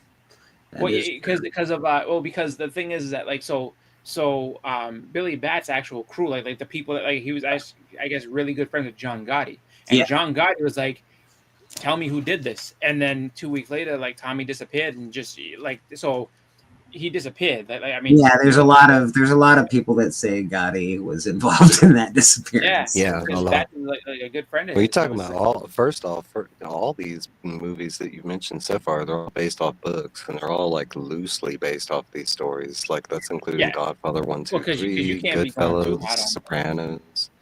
Like there's a Steve Martin version of that too, where they play Hank Hill, and it's like a kind of comedy. I want to watch it. I've never seen it, but Steve Martin. John Stout going to a seafood buffet. That's Blue Haven, the one where he's in the witness protection or whatever. Heaven, Blue, something like that. Yeah. Haven, right. The worst part is we all saw Henry Hill later on. Like we all know who Henry Hill is, or like, and he's just a little sketchy, weird, gross guy. Now,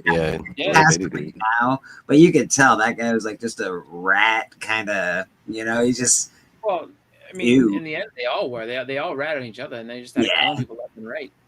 But the thing that was crazy was like when you look at when you look at Henry, like Henry kind of just was like he was his own worst enemy in a lot of ways, where it was like, okay, like he was in the witness protection, and then eventually like came back like around this way, and he used to go on Howard Stern, and the dude was like, I remember one day I called him Howard Stern, he's like Henry, just warning you now, so and so was on the bridge, he's like, he's coming to get you, and Howard Stern's like, all right, maybe you should go, and he's like, hey, I ain't going, I'm not afraid of nobody. He's like, look. And then Howard Stern starts getting nervous. He's like, Henry, we don't want any trouble here. So if people are coming to get you, maybe you should leave. He's like, he ain't coming.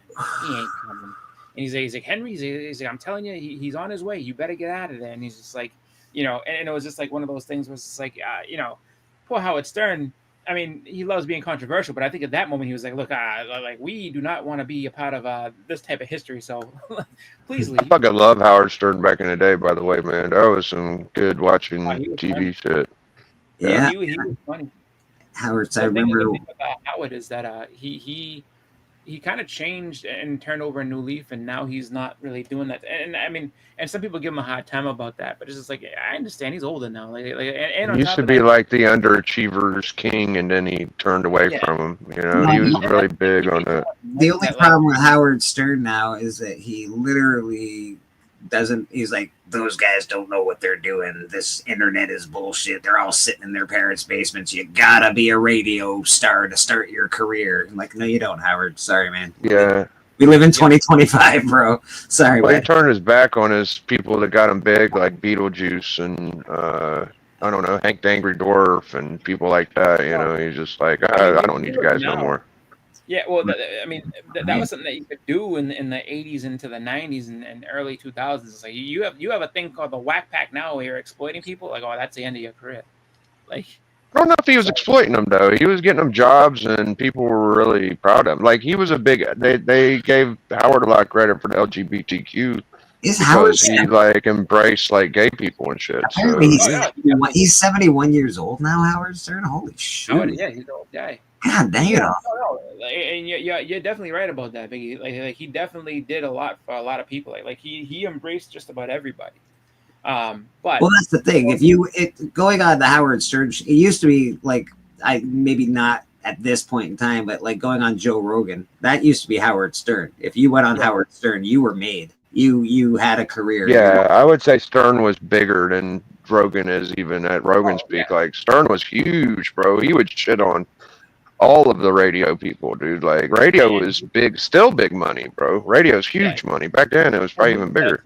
When he was at a time when everything was regional, like if for you to get picked up and be broadcast all over the entire country, like that's enormous. That's where a lot of his anger comes from. He doesn't like the fact that people could just start a show in my bedroom, and he hates that. He doesn't like it. I can understand. Always you got to do this. You got to do it this way. You got to learn some things, right? But that's like people who like back in the that's like people like musicians now. Same deal. It's just like, wait a minute. So you mean to tell me that you can sit there and you can just like go on and just sing on YouTube and everything and get a, you know, I had to sit there, I had to go ahead and I had to pay to make a tape or a record. I had to shop it out to everybody. I had to get told a million times that wasn't going to be anything. And now I'm out here and I made it famous for myself. Like, and all you had to like, and the thing is that you can't get upset about technology providing platforms for people. Like, it's just like that. That's just the way I agree, Bus, and you can't get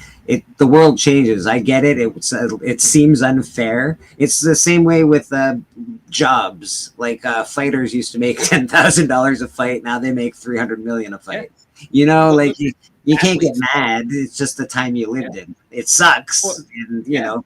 But I would say going back, I think when it came to like professional athletes, it was like, you know, baseball players like made the most. If you're going way back to like, you know, like Babe Ruth and all them, like they used to make, you know, they were the ones who made the most money. But everybody else, if you play football, hockey or whatever like that, I know football and basketball, you had a second job. Like, so like when the season was over, like you were doing something else. Like you were cleaning up and working construction, and then you. That's why so many football players came over and they would be wrestlers, because during the offseason they would just wrestle, and then now I'll come back and I'll play football. So because you were making like, I think at the time you were making like $15,000. You're talking about like in like, you know, the 50s and 60s, you were making like $15,000 to play football. So it was like, you know, wasn't enough to really make ends meet fully. So, you know, you need something else to do. Well, I don't know. In the 50s, you could buy a house for like $2,000. So 15 grand seems all right now. That's a good point. Yeah. I saw a fucked up opinion about Babe Ruth, dude. It really pissed me off, but I don't know how y'all would take it. They were like, Babe Ruth wouldn't make it in a modern era because pitchers back then only could throw like 80 miles per hour. I'm like, dude, don't ever fucking hate on the king, dog. Babe Ruth was an amazing athlete. I mean, if you put him in now, it would be a different whole like thing, because it's like, you know, you look back.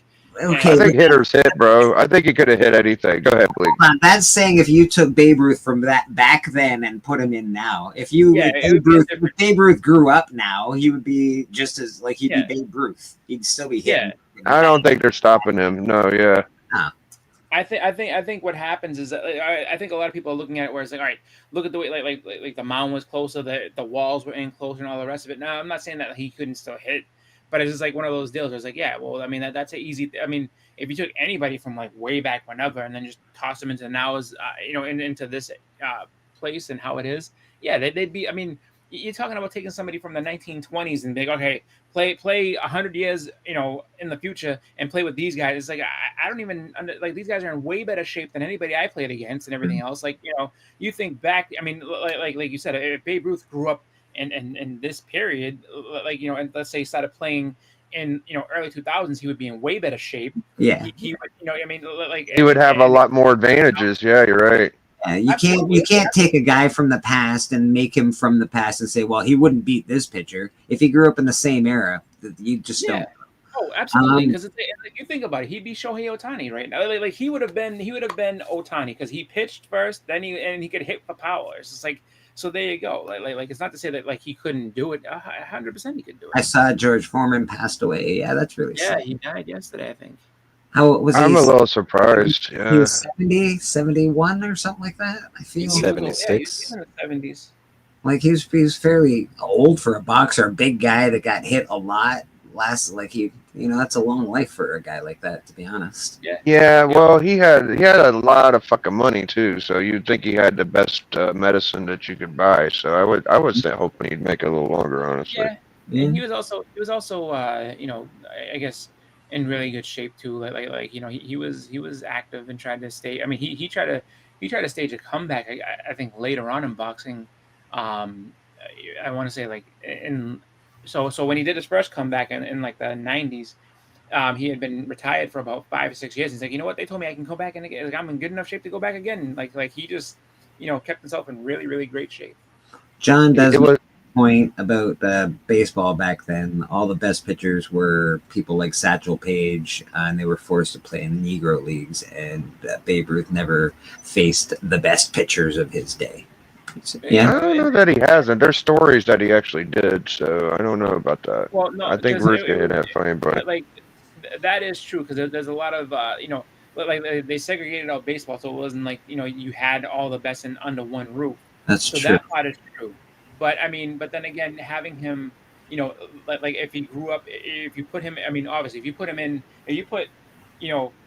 Babe Ruth from like a time machine, you go back to 1925 or whatever, 19 whatever, and come and get him, it's just like, okay, he's probably not going to be. And actually, too, it depends on what era. Like if you get him from when he's pitching for the Red Sox and everything like that, like way back whenever, I don't know. Because I mean, that's at the very start of his career. So if you got him from his rookie season and let him play up.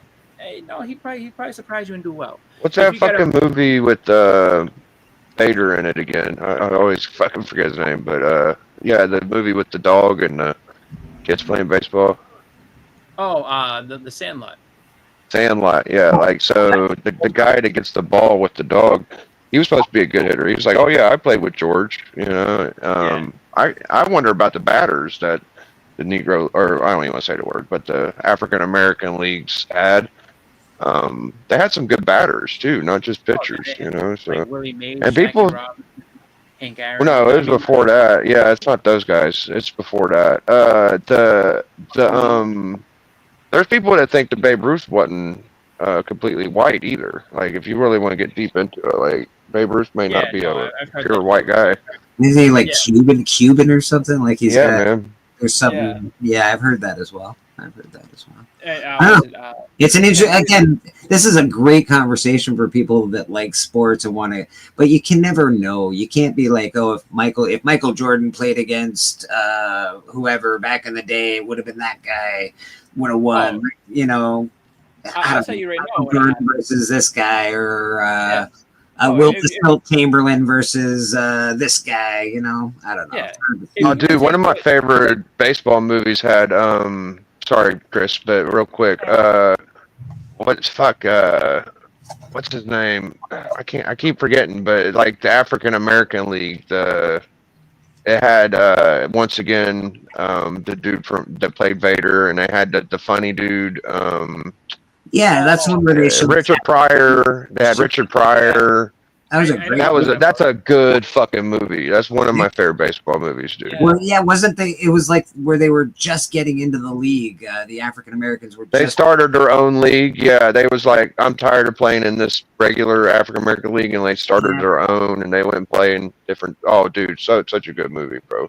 Those are some good movies. That was, and Satchel Paige couldn't go up to the big leagues because he was a little too old or something like that. That was a really good movie.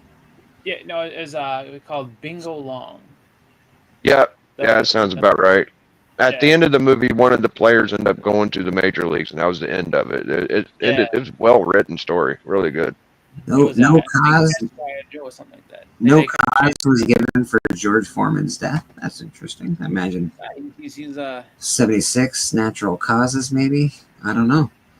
It usually takes a week. Like, he's an older guy, but just to kind of touch on what you were saying, like if you would like to say like, oh, like if you took Jordan, how good would you really? How crazy do you think he would have been? Like first of all, George Foreman proved that old athletes can win, dude. That's the biggest thing about George Foreman. Like, he lost all his speed, but he kept his power. Without George Foreman, dude, the argument of power never goes would not be a good argument. Like, he's the reason that argument works. And that's why we all wanted Mike Tyson to win against Jake Paul, right? Because we all we all have that, like, we got one more fight left in us. Come on. Getting older isn't that bad. We can still take them. And it's hard to come to terms with the fact that, no, you cannot. That's one of the bad things about those fantasy pickups, because let's say you can do one of those fantasy pickups where you get Michael Jordan to play whoever, and they play, and guess what? Your grade fails, and you got to live with that. Just like that fight, because like going into that fight, I mean, none of us knew that it was rigged. You know, it was just for fun. They made it seem like it was going to be legit. I said that. Like, I told my friends, I was like, like my friend Steve would not let it go. He was like, but just one, he just needs one. I was like, he's not going to hit him. I was like, he is getting paid. He's doing this just for money. I was like, there is no way he's going to hit him hard. He's like, he's not. He like, trust me. He's been like, they've already agreed. No one's going to get hit hard. He's going to be perfectly fine. No uppercuts, no other things. And you could tell during. He was so disappointed. He couldn't believe that. Like, he couldn't believe that Tyson just wouldn't do it. I'm like, dude. I was like, they made an agreement. They said, look, you want to pay it? Here's a couple $1 million.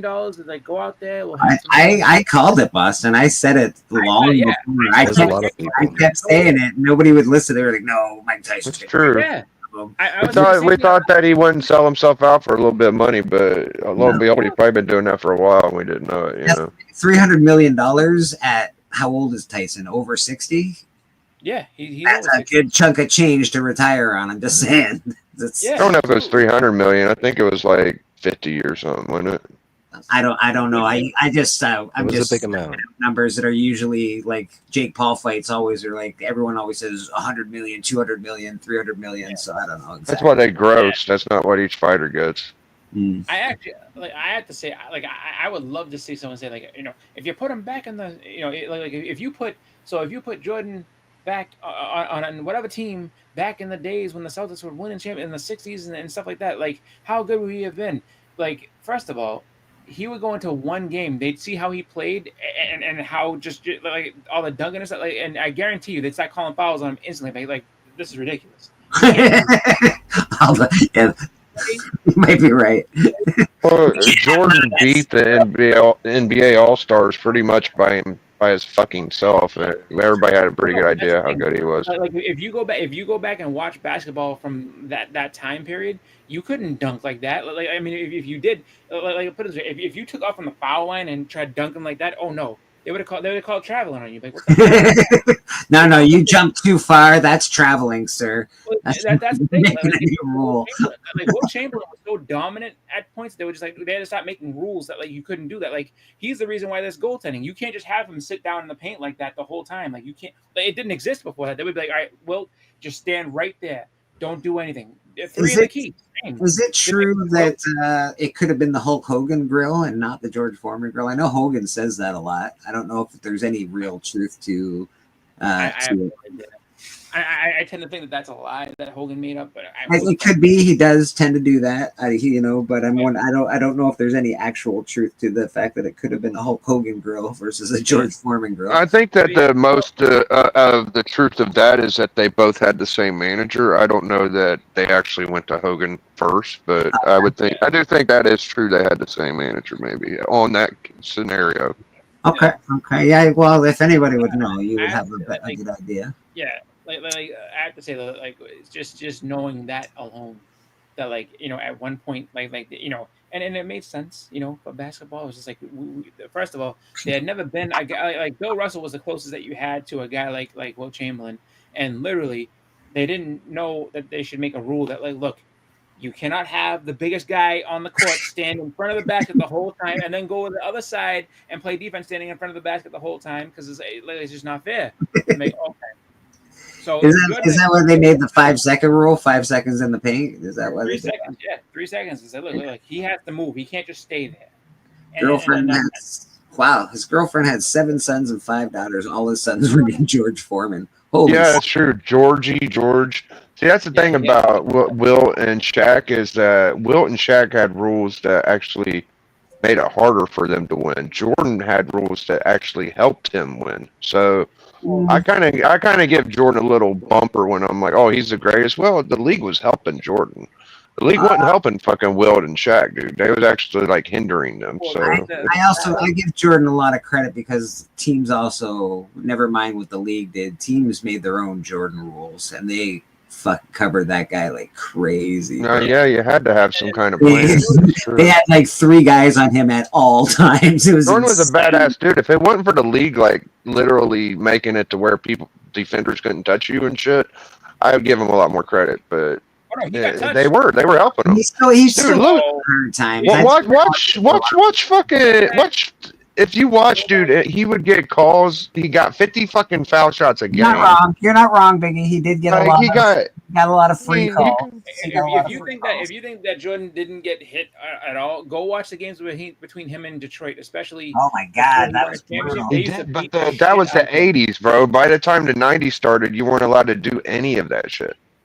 Well, I mean, they still played hard. I mean, and they still did a lot of things. It's just like, Jordan. I'll say this much: like, I'm not a huge Michael Jordan fan, but I do know that like he definitely had games where he would be getting beaten around, like especially within his own division. Like the Pacers used to give him a hard time, and they used to batter him a lot. And then the Detroit Pistons, especially like 80, I would say 88, 89, 90. Oh yeah, you're not lying. The early 80s, mid 80s. They used to drop him all the time. It's just like joke. It's a joke to think of the era that we ended with Magic and Bird and where we started with Jordan kind of after them. It's a whole different world, dude. Like Magic and Bird's shit was way tougher than what Jordan when he started winning, dude. Well, the other thing too is that like they didn't look at their players like the big franchise guys. They didn't look at them as big money makers like they did later on. So it became like you can't just be you can't hurt the face of the league. Like that's not happening. And it makes sense just because all right, this guy makes so much money based on just his jersey sales and everything else. It's like the only way that you make money off of Michael Jordan is if he's out there playing. So that they had to kind of figured it out. It's true. Yeah. Just same thing. You could say the same thing with Wayne Gretzky too. Like Wayne Gretzky, that they figured out real early on, Wayne doesn't get touched. Don't let anybody hit. If anybody hits Wayne for real, Marty McSorley and a couple of the other guys need to go over there and beat them up and make sure that they don't do that again, because it's we need Wayne on the ice to make sure that you make money. Oh, and just the same thing. It's the Edmonton Oilers are nobody touches Wayne. If you touch Wayne, you're gonna get beat. Well, they had Marty McSorley, right? Yeah. And then when Gretzky went to LA, they would just say he was McSorley's coming too, because yeah. I'm pretty sure he negotiated just like that. It's like Marty's coming too, because nobody touches Wayne. You know that, right? Nobody touches Wayne. If anybody touches Wayne, Marty's talks about himself in the third person. No one touches. There was Wayne. also another factor, and I've touched base on it. You're missing a couple guys in there though, but it was also the beginning of product placement within sports.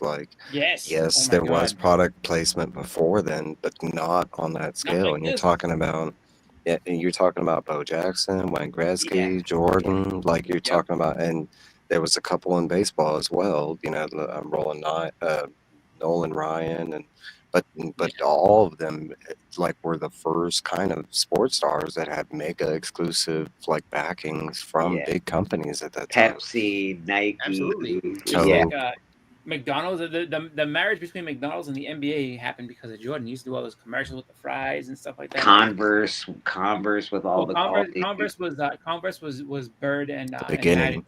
They had everybody before Michael Jordan decided. Yeah, that was the beginning. It was the way to go.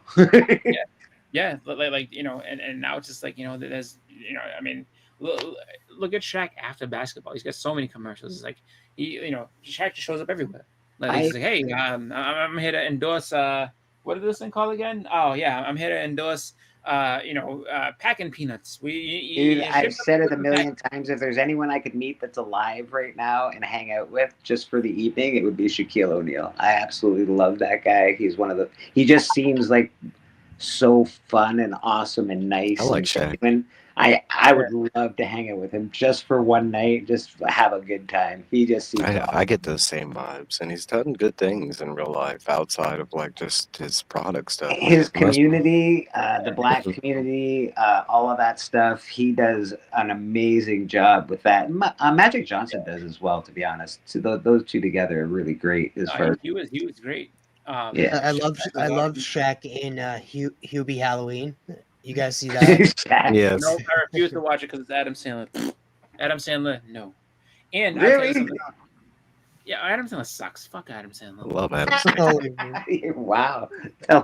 Try not to sugarcoat it, Boston. The thing, actually, there was a commercial a little while ago where a kid, he wished that Shaq would be like his little brother or something like that. And then I remember that in the commercial, he's sitting there, and the kid's like, I'm not touching you. He's like, Mom! It's like, there's Shaq just sitting there acting like a little kid. What did Adam Sandler do to you? Yeah, man. What did Adam do to you, bro? I when I was younger, yeah, like they were funny. I could deal with them. And then as I got older, I'm like, you're making the same movies that you did before. And have you seen any of his adult movies? The Cobbler, Uncut Gems. No, I didn't see Uncut Gems. I saw like the only the one that I would consider to be his adult movie that was like enjoyable, that wasn't that bad, was Punch Drunk Love. I don't like 50 First Dates. I don't like.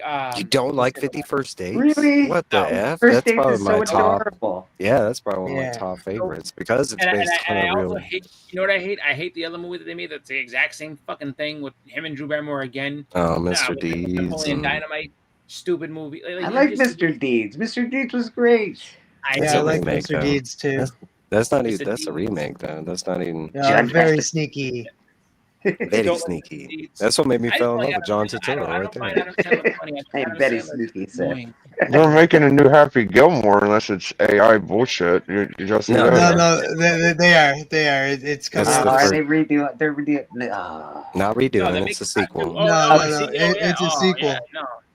And this is he did a deal with Netflix. He did a deal with Netflix. This is part one of his deal. He's doing sequels to a lot of his, like, I mean, we're getting Happy Gilmore 2. I think the next one after this is at this point I wish Adam Sandler nothing but the best. He's done me right his whole career. I can be like, Adam, you can do whatever you want. I hope you ride off into the sunset and have lots of money. What else do I hate? I mean, you didn't like Grown Ups? You didn't go on and on about, but like, I like Grown Ups. You didn't like Grown Ups? You didn't. It was okay. I mean, it was pretty good. Grown Ups one was I don't like Grown Ups at all. Like, I never watched it. I gave Kevin James a chance. But Here Comes the Boom, and that movie made me angry. I was like, dude, this movie. All right, I could get behind. You know, I can get behind Kevin James because he's come and go. I do like, you know, King of Queens. Yeah, I can't stand him. It was never. I liked Kevin James in the TV stuff that he did, but I never liked his movies too much. Like Paul Blart, I was like, eh. I liked Paul Blart. The second one, I mean, they're just silly comedy movies. So they're I mean, okay. Yeah, but he's not silly. I don't like him. about. You're off the screen. No, I would say Hubie Halloween was like my favorite recent thing Adam Sandler done. And that's the other thing. It's got a stupid name. I would never watch it because Hubie Halloween is a dumb name. Well, the Transylvania movie's pretty good. I like Transylvania. Was really Yeah, good. Hotel Transylvania. I love Hotel Yeah, they were Transylvania. really good. My daughter likes that. I never watched it. You've never seen Hotel Transylvania? You have a daughter. How can you never see? I've seen 1 and it. 2 is Yeah. good, Chris. You should Yeah. check them out. She's seen them. I haven't. I just what I The do is Universal Monsters, bro. What ain't there to love? It's good Yeah. shit. Adam Sandler. That's what I don't love. That's why I'm not watching it. Like, I don't want to. He's a small part of the movie. Small part of the movie. I mean, he does play one of the main characters, but it's not all that's about the him. thing. I will say I liked That's My Boy as well. Oh no! Oh my that's god, another I movie love thought that was movie. stupid. That's I one of my refuse- favorites. Another movie that took place in my high school.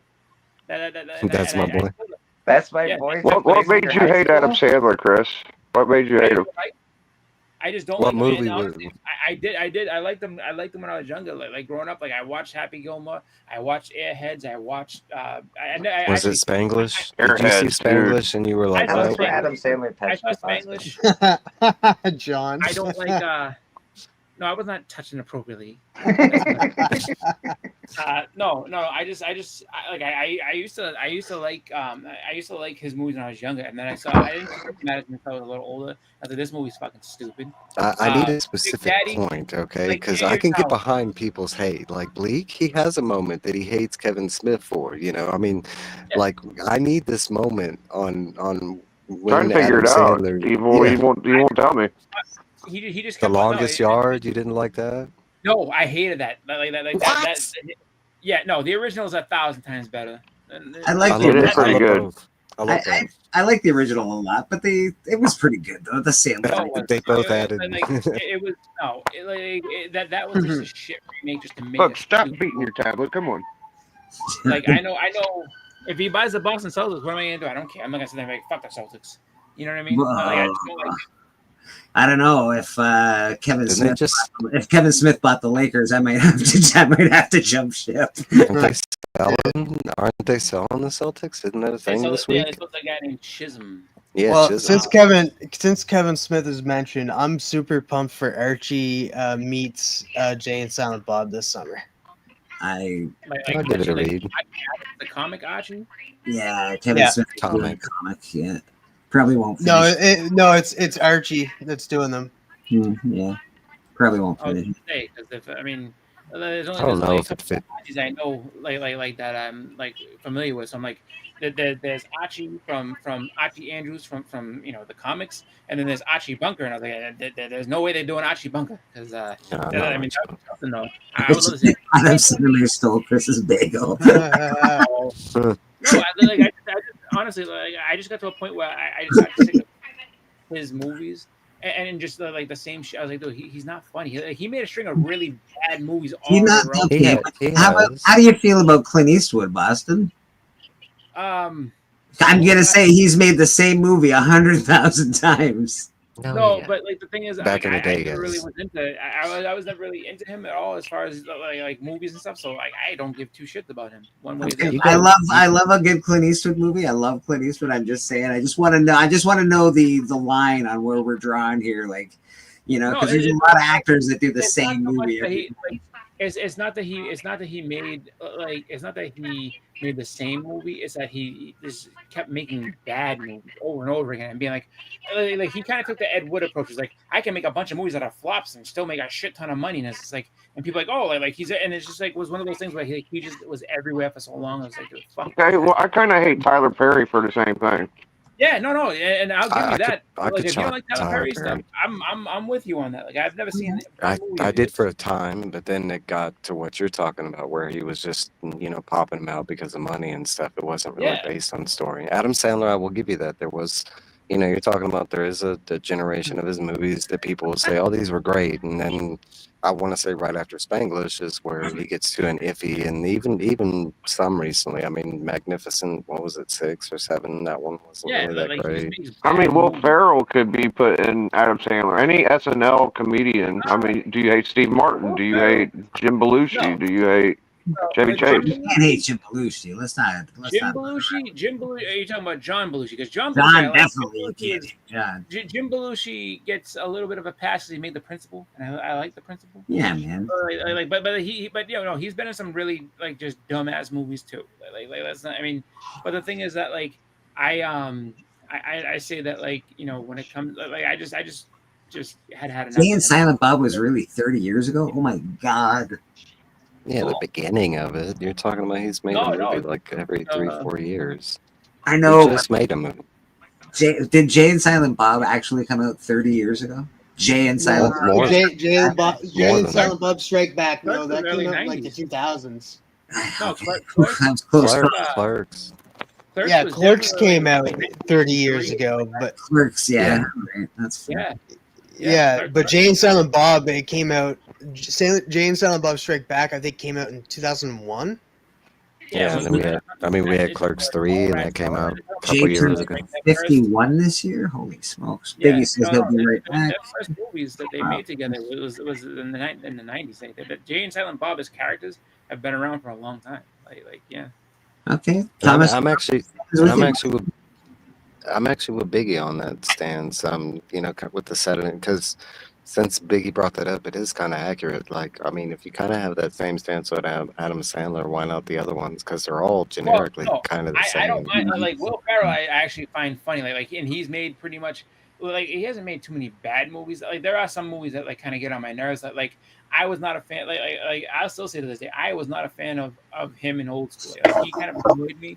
And I liked Old School. But then the person that I find more annoying than him, that I really can't stand a lot of the time, and kind of has Adam Sandler vibes to me, was Vince Vaughn. Vince Vaughn, forget the same movie. I like He's the Vince same Vaughn, character but in just it's- about every movie. He annoys I the will shit out of me. agree.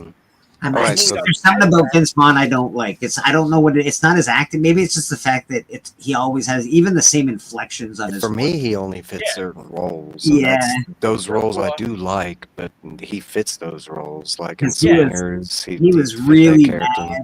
His season of Like Jurassic Park 3, I did not like him in that. I Well, don't even think he was fit like a in that nobody one. at that point. he was like a mob boss in one of these crime dramas for like a season, and it was like, oh, Vince Vaughn. I just can't. I can't see him as being a bad crime boss. He just didn't fit the role at all. I was like, okay, this doesn't work. Where his style worked, and it wasn't terrible. True Detective. I think it was True Detective season 2 or yeah. season 3. Probably season 2. Yeah. Where his thing worked, that wasn't terrible.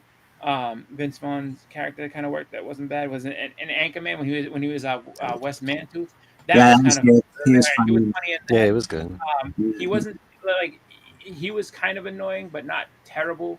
In Wedding Crashers, like all right, like that doesn't bother me. It's probably more because like him playing off Owen Wilson works. Yeah, but that's him at his like that is him being him. Himself. And you can only do that a couple of times. The problem is every movie is sort of Did you guys mention Psycho? No, exactly, and that's what I said to my friends. I was like, dude, the guy in Old School is the guy in Wedding Crashers is the guy. Like, Psycho it's all was the same really person, right? Like that's the thing. It's like there's no range in what he does. So That remake of Vince Vaughn playing in Psycho is terrible. With Anne Hirsch Well, or whatever. that's when he was. They put him in Psycho. Yeah, he was in the played first Norman one. Bates. Oh my Yeah. god, that's a mistake. I didn't even know that. I know that's Yeah, a mistake. that was in the That's 90s. early It in was his with career, Anne though. Like, Heche and I'll give him a That's pass terrible. on that. Like Jurassic Park 3 and Psycho is very early on. So like, all right, I can get, like maybe you just weren't. Nah, seeing Jurassic it. Park 3 was later. You're talking about later 2000s. Swingers when he first started. No, That was Jurassic early Park 90s. Swingers was Jurassic alright. Park Swingers 3 was was like that's got to be like what, like 2001 or 2. Jurassic Park 1 is almost 95. Jurassic Yeah, Park 2. and then the second, because I remember the second one came out when I was in high school. I think I was like in that was my freshman year. I was like, I'm going to say 2005 to 2007. 98 to 2002. I can. So here's the deal. I can give you Kevin Hart in certain cases being annoying, but his comedy is hilarious, and I will say this much: his stand-ups are hilarious, and then so, like that prison movie that he's in with Will Ferrell, he was funny when he was being all the different characters in prison. Like that was It depends on who he's playing with or up against. If like him with The Rock is pretty funny for most of it. Him with Will Ferrell is pretty funny. But anybody with Will Ferrell's funny. Will Ferrell and Marky Mark. Oh my God, those two are freaking hilarious together. I'm gonna give you an actor that like is always. It always seems like he's more of a miss than a hit. Okay. Rob Schneider. Rob Schneider sucks. Yeah. He hasn't been good since what's it called? Since Home Alone. He's 2, a good candidate for all you. He's a good candidate for all you need is a good story, and you can still make a decent movie. Because I love The Animal. I mean, there's a couple Rob Schneider movies that are really good, but it's not really due to Rob Schneider. Some of it is. I'm not saying his comedy skills and his acting. No, it's really the movie that they cast him in. It could have been anybody that was in that role. Here's the thing: a lot of what we've been focused on is really like a Hollywood problem, because I have the same sentiment about Kevin Hart and a lot of these other actors, like beginning with Adam Sandler. And the problem is Hollywood finds a good actor and they just saturate the market with it to the point where you get tired of it. Because I can think the same thing with Will Ferrell. I mean, you're talking about Will Ferrell was in like 1 or 2 movies in the first 5 years he appeared, and then after that it was like 3 or 4 movies a year. Got thrown into everything. Yeah. You know what I mean? I can give you another guy. I can give you somebody else who I love Despicable. Kind of had. I can give you somebody who started out like, I mean, you know, sky was the limit, and then like kind of hit a bad patch for a long time. That was Eddie Murphy. Eddie Murphy was on fire in the 80s, and then like once it got to like the 90s, I would say once it got to like the 90s. He started to crash and burn. Yeah, because he picked up a transvestite hooker while he was doing while he was doing a kids movie, and it crashed his career really badly. He was trying to get away from comedy and being typecast. Because he tried to do was it like so he tried to make like another almost Pluto was it Pluto Nash? Pluto Nash. He tried to get into. He tried to get into different genres. That was his first mistake because he was already typecast in a certain thing. So he tried to do what you should want to do. He tried to get out of that, and he tried sci-fi. That didn't work. After that, he tried like serious dramas. After that, he tried like independent. I mean, he tried a lot of different things, and it was like I remember. So he tried. He made a Beverly Hills Cop like movie, but it wasn't Beverly Hills Cop. It was called Metro. And he was like this other guy, and then like Metro's a bad movie. It was just but he did it because it was like, oh, like this is how it'll be, and then and then he kind of had that little resurgence with like Nutty Professor and what was the other one? He did his Disney. He did like Haunted Mansion, Nutty Professor, and they did it a little bit too Talking far. to Animals one, that was his big one, right? That was going to be a big that Nutty Professor. And Nutty Professor, you only needed like 1. You didn't need to have like 2 or whatever the hell. And then you didn't. Nutty Professor was actually really good. I liked Nutty Professor. I liked Nutty Professor, but I agree. You didn't. Kind of kept going. Yeah, and then, did the clumps and. Yeah, and the thing is that like everybody wants him to be like because he can be funny no matter what. Like that. That's not his problem. Him being funny has never been a problem for him. It's just like. It's just was it Norbit? Like he made that Norbit movie, and it's like okay, yeah, Norbit. So I like Norbit. You go back to doing a bunch of different characters all at once, and it's just like and people know that you do that, which is fine. But it's like what, like it's starting to get a little old. Like why don't you do? But you can kind of see his trends when he was trying to get away from stuff because Norbit was his trend trying to get away from the Disney stuff at the time. Because I mean. Like we just mentioned, like 5 different Disney products that he had done. And I mean, you could look at that as a contributing factor. Maybe Disney had a reason on why his decline. The spy movie. He was supposed to start getting into more action roles, and people forget that there's a lot of actors that do that. They're still trying to find their footing. They're trying to find their place, kind of thing. Donkey and Shrek and the little dragon in Mulan like that. That's the same character. Like I don't give a shit what anyone says. Like, sidekick thing, but he did all that like stuff in a row, and it was just like and it made money for him, and it was good. Yeah, those were big movies. Anything when an actor gets involved in a Shrek or something like that, that's a huge deal. I want to say that he's been relevant throughout he's not one of the people that have just like I mean, I can think of a bunch of celebrities who we got for like a moment in time in Hollywood, and they just disappeared. They're still super famous as hell, but we ain't seen them since then. But like, I mean, like what's her face, Michael Douglas's wife. I mean, as soon as she Oh, got, Catherine Zeta-Jones. yeah, as soon as they got married, she just disappeared out of acting. Yeah. You know, I mean, The last one she did. I'll say The most Chevy recent- Chase as well. Chevy Chase was big, Wow. and then he Yeah. just Well, Chevy dropped. Chase had Community. Chevy Chase was on Community for a while, so Yeah, he that also, was like he also- 20 years later. But then got fired. people hate him though. Yeah, People, because he's not a good dude apparently. I want to say no. for good. Consensus. He's always had. Yeah, I like, want to say you- some of these guys take breaks for like good reasons and stuff, or their Yeah. reasons, or because I can think of like Rick Moranis. I loved Rick Moranis in the '80s, and he was like one of the first people at the end of the '90s. Like, how come we haven't seen this actor? And like, coming to find out, he didn't want to live a famous life. He didn't want to be an Well, actor. He, So- he wasn't buying her. He was just driving her home because she needed help. No, Rick no, Moranis, he, Rick Moranis, his wife died, so he had to Yeah. step back to he raise had his to do his kids. But he Yeah. also knew too. He also knew that he had Honey I Shrunk the Kids money in the bank because they're like, oh, they just keep playing that movie, so I just keep getting paid I off think of that. I think it's when is enough, right? I think some people need the world, and Good point, John. other people go, hey man, I've made a few $1 million. That's probably enough for me to coast for a really long time. Okay, Raise- and that's the thing. Like Think he about had, one-hit wonders, Yeah. music wise, like Honestly, if I made $10 million off an album, do you think would I make another album? Do I need to? No, I'd probably disappear. Gold card in a backpack. Why would I do anything else? not even just that though. Like if you look, because I'm not very ambitious. Sorry.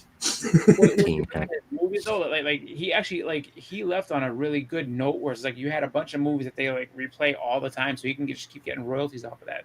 Honey, I Shrunk the Kids and Little Giants and Ghostbusters. I mean, those movies, those three movies alone, like he doesn't have to worry because they replay those all the time. It's just like there you go. It's like all right, I'll just get paid off of these. So That's true. I've said this for years, John. Actually, I think Keanu Reeves is a bad actor, but I love Keanu Reeves, but I agree with John. He picks the right roles. He picks the right stories.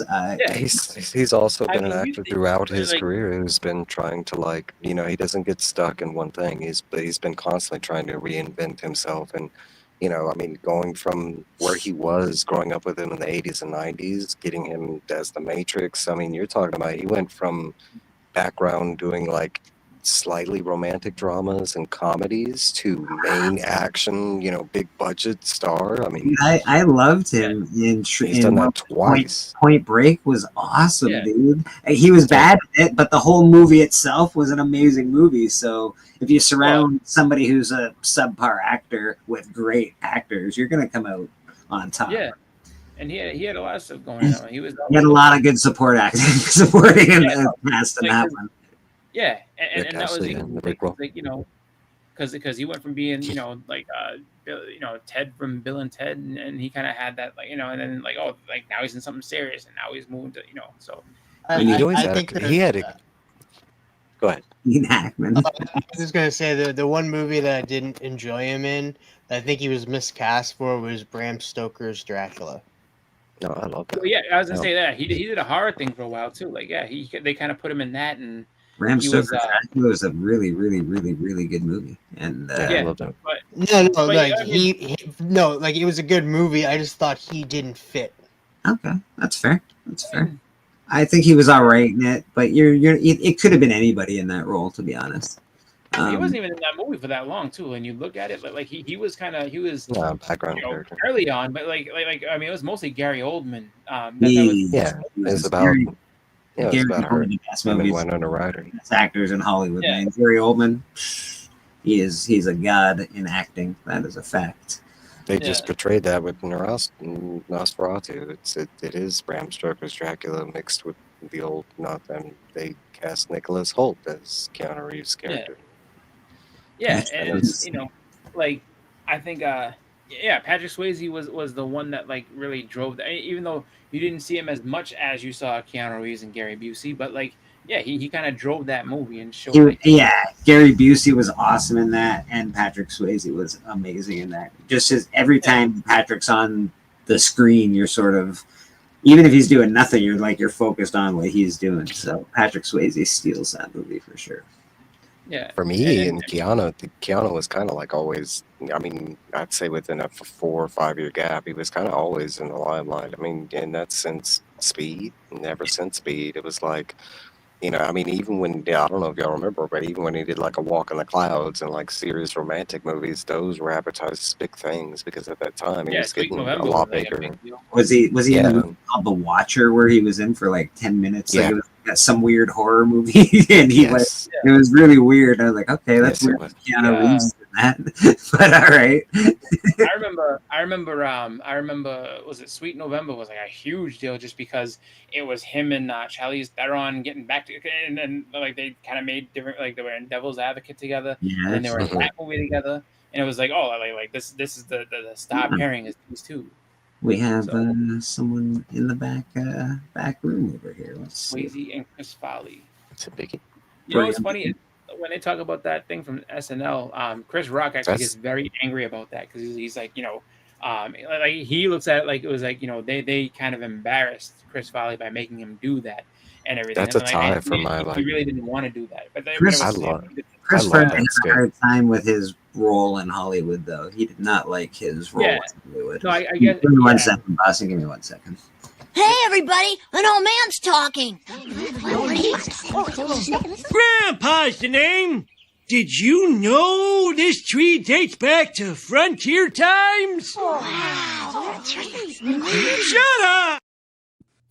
Steppo, how you doing, my friend? I'm somewhat. I don't know if I. Hello and good morning, gentlemen. How are you? Good morning. Good morning. Yeah, we're just babbling on about movies at the moment. Steppo, how you feeling this morning? I am feeling well. Thank you very much. I scraped all the barnacles off my hull this morning in the shower, so I feel pretty good. Good. I careened myself on the beach. That sounds terrible, but that's when they would put the ships up and they'd burn all the stuff off the copper so that the ships would sail faster. But I have to ask you a question. Have you unveiled the Monty barrel coffee mug yet? Like, have you started drinking out of the biggest coffee mug of your life? I have I have the biggest coffee mug of my life, and I confess to you that I like it so much as a display item that I'm gonna hello Big too. I decided to have it be a prop for a little while before I basically have my Falstaff, gigantic, enormous, giant of coffee. Keep a bathroom close when you're drinking out of that cup. That's all. Just around the corner. Good, perfect. Yeah. As Steppo has shown it before, he just hasn't put anything in it, and you have to work yourself up to the ultimate hydration cup that thing is. So. You have to. These things must be done delicately. Okay, delicately, like clobbering yourself with caffeine. Yeah, or anything. I mean, even if you're just like, you know what, I just want to have a lot of water today. Like, oh, you're gonna have a lot of water if you drink out of that thing. Like you'll be hydrated for at least a day. At least a day. No problems. Take a lot of ice, or I don't know how you're keeping it hot. I don't know how it keeps this coffee hot. I think because it looks plastic. So it is plastic. It supposedly is. It's designed by thermonuclear engineers to keep the coffee nice and warm, says Monty. No, that makes perfect sense. I hear we have thermonuclear engineers working on all the coffee cups now. That's right. As well they should. Yeah, they're not doing too much in the thermonuclear field at the moment, so they're all busy making coffee cups. It's just like, you know what, go make some cups. Like, all right, gotta keep it hot and cold. Come on, boys. If you would make me big, Bleeker, if you would make me big for just a moment, I just wanted to point something out. I will definitely make you big for more than a moment, if you like. You will notice right here. I do. I do notice that, box. Bleeker, I think that you might know what that is. Oh, I do know what that is. That's very awesome. I am waiting for a box myself. We are going to do twinsies on this, and it is a very topical book. Both Bleak and I FOMO'd each other. It was ridiculous Yeah. I FOMO'd myself. He FOMO'd himself. We FOMO'd each other. It sounds disgusting, doesn't it? It was really awful. It sounds like grunions in the ocean or something, doesn't it? And then we started talking. Oh, it was awful. The FOMO was really bad. It was really bad. I bought the book and I was like, I can't believe I just did that. Did I just get FOMO'd into buying this book? Is that what just happened? And then we found the news. Yes. Where our spidey senses were tingling and we didn't even know it was. And there it was, boom. So that's a tease for when you get yours, and I will leave it in its box until such time. I got it from...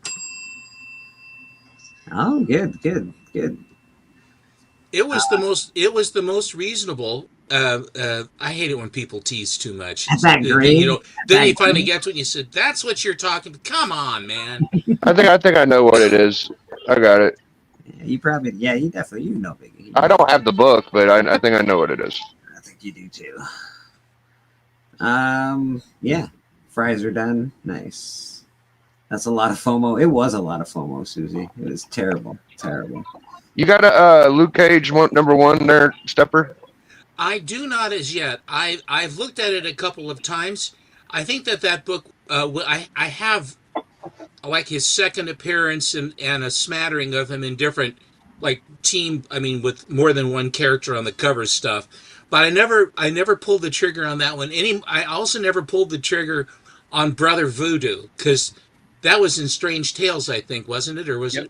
Yeah. I think that Luke Cage is a very underrated Bronze Age cover. I got it in my top 5 Bronze Age covers. I think it's beautiful. I'd say the same thing about Brother Voodoo, actually. I love that cover and I love that character. He's a great character. I was put out because Strange Tales died, but of course they ended up getting their own. He ended up getting his own. They got their own titles in '68, and that's fine. But I just I was making a political statement because my Doctor Strange got usurped, but at the same time, and I thought that Strange Tales for Doctor Strange always seemed to fit properly. What about Gamora? If you don't have the Voodoo, I wonder if you got Gamora. I do have Gamora. Good. I do have the Gamora. Because I really did like the way she was portrayed in the movie. I wouldn't have chased after it. As you know, though, all my bronze, I had a beautiful bronze set, and when an opportunity came to trade for the Cap 1, it was because we are not made of money. We are not totally made of money, and that's where I traded away. And so to replace the bronze at this point, I've really kind of focusing on the gold. Although the quality of those bronze books though is undeniable, and I basically eschewed them for a long time. But then I appreciated them for what they were. I didn't grow up with the Bronze Age. That's why I think that a lot of you younger fellas really gravitate, because when they're the books that you grew up with. And that's the thing about it too, is that if you have books that you couldn't get when you were younger, and then you have a chance to finally get them, that is an incredibly good feeling. It's true. That's true. And I think people do gravitate towards the age of books that they saw when they were younger that they couldn't get, or that they thought were cool. And I do love Golden Age books, but I don't have a true love for them. I think they're amazing. I think they're beautiful. I think the art's significant. I don't know enough about that era. I really like the Bronze era because I guess that's when I was, Yeah, I got a little bit of gold. I like the gold. I don't like. A Cap 1 and a Batman 1. That's like major leagues, but I play in the minor leagues a little bit. I get my little gold stuff. Well, you've got some nice gold books. I know you do. I've seen them. They're nice. Yeah, you've got great books, Mickey. You really do, actually. Yeah, thank you. A Cap 1 though, dude. That's like. That's a big. That might be the big. Well, it's one of the two biggest Marvel books in the history of fucking comics. Like, it's a big book. You got Cap I one. think you got it's the Bat big one. That's ridiculous. Marvel 1 seems to be a monster to me. Like Marvel Mystery 1, Submariner, Kazar, Torch, the triple first appearance. I think that's might be edge out the Cap 1. The way I looked at it, the way I do look at it, is that there's the big six. There's Detective 27, there's Action 1, there's Superman 1, Bat 1, Marvel Comics 1, and Captain America #1. That's the big six. Then there's the strata go more Fun 73 and all these various ones that come in after that. But I think I've said before, I prefer the Bat 1 to the Tech 27 because I think that the cover is better. I think that it's all stories of Batman rather than just one. I also think that the Joker starts, who is an incredible character, as well as the Catwoman. It has a beautiful pinup back page. It's just to me that it's just a better envelope of Bat. And the other thing with I've never aspired to an Action 1 or a Superman 1. Superman 1 is just a reprint book. It's an annual basically. And they reprinted that 3 times, and it's all it is reprint stories from Action, the Bat 1 is all brand new stories and new characters. Well, yeah, and you get the first Joker story, that's awesome. He's way more evil in those books. Oh, he's a complete sociopath. Yeah, than his later renditions, so to speak. Well, they kind of jollied him up a little bit, and then they put the kind of and the 70s look of him, the Neil Adams look of the Joker. They redefining how he looked and how he acted, things like that. But the Marvel one is a really cool book, but I just don't gravitate towards that. The Captain America, however, because of the Second World War connection of Cap and what he did and socking Hitler for the first time on a cover. I mean, it's right in my history wheelhouse for that.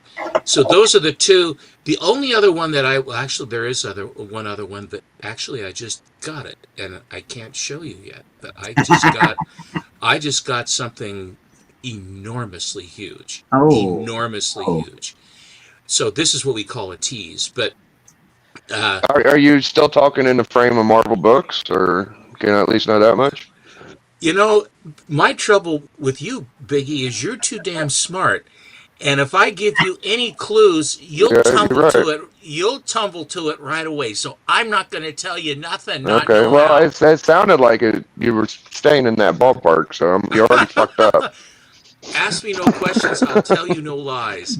See, my thing with Cap 1, though, Steppo, is like, I feel you, bro, and the whole, I'm such a Kirby mark, dude. So, if I had to pick in between, I'd probably take the Cap 1, too, but the history of it being the first Marvel book, it's such a tough book to topple, you know what I mean? Absolutely, absolutely. The only other one that makes what I would aspired to of the big boys is the Tech 31 with the looming bat, and that is an unbelievably hard book to find and find it reasonably, but nevertheless that would be the only other one. But I am very content if I stopped collecting today.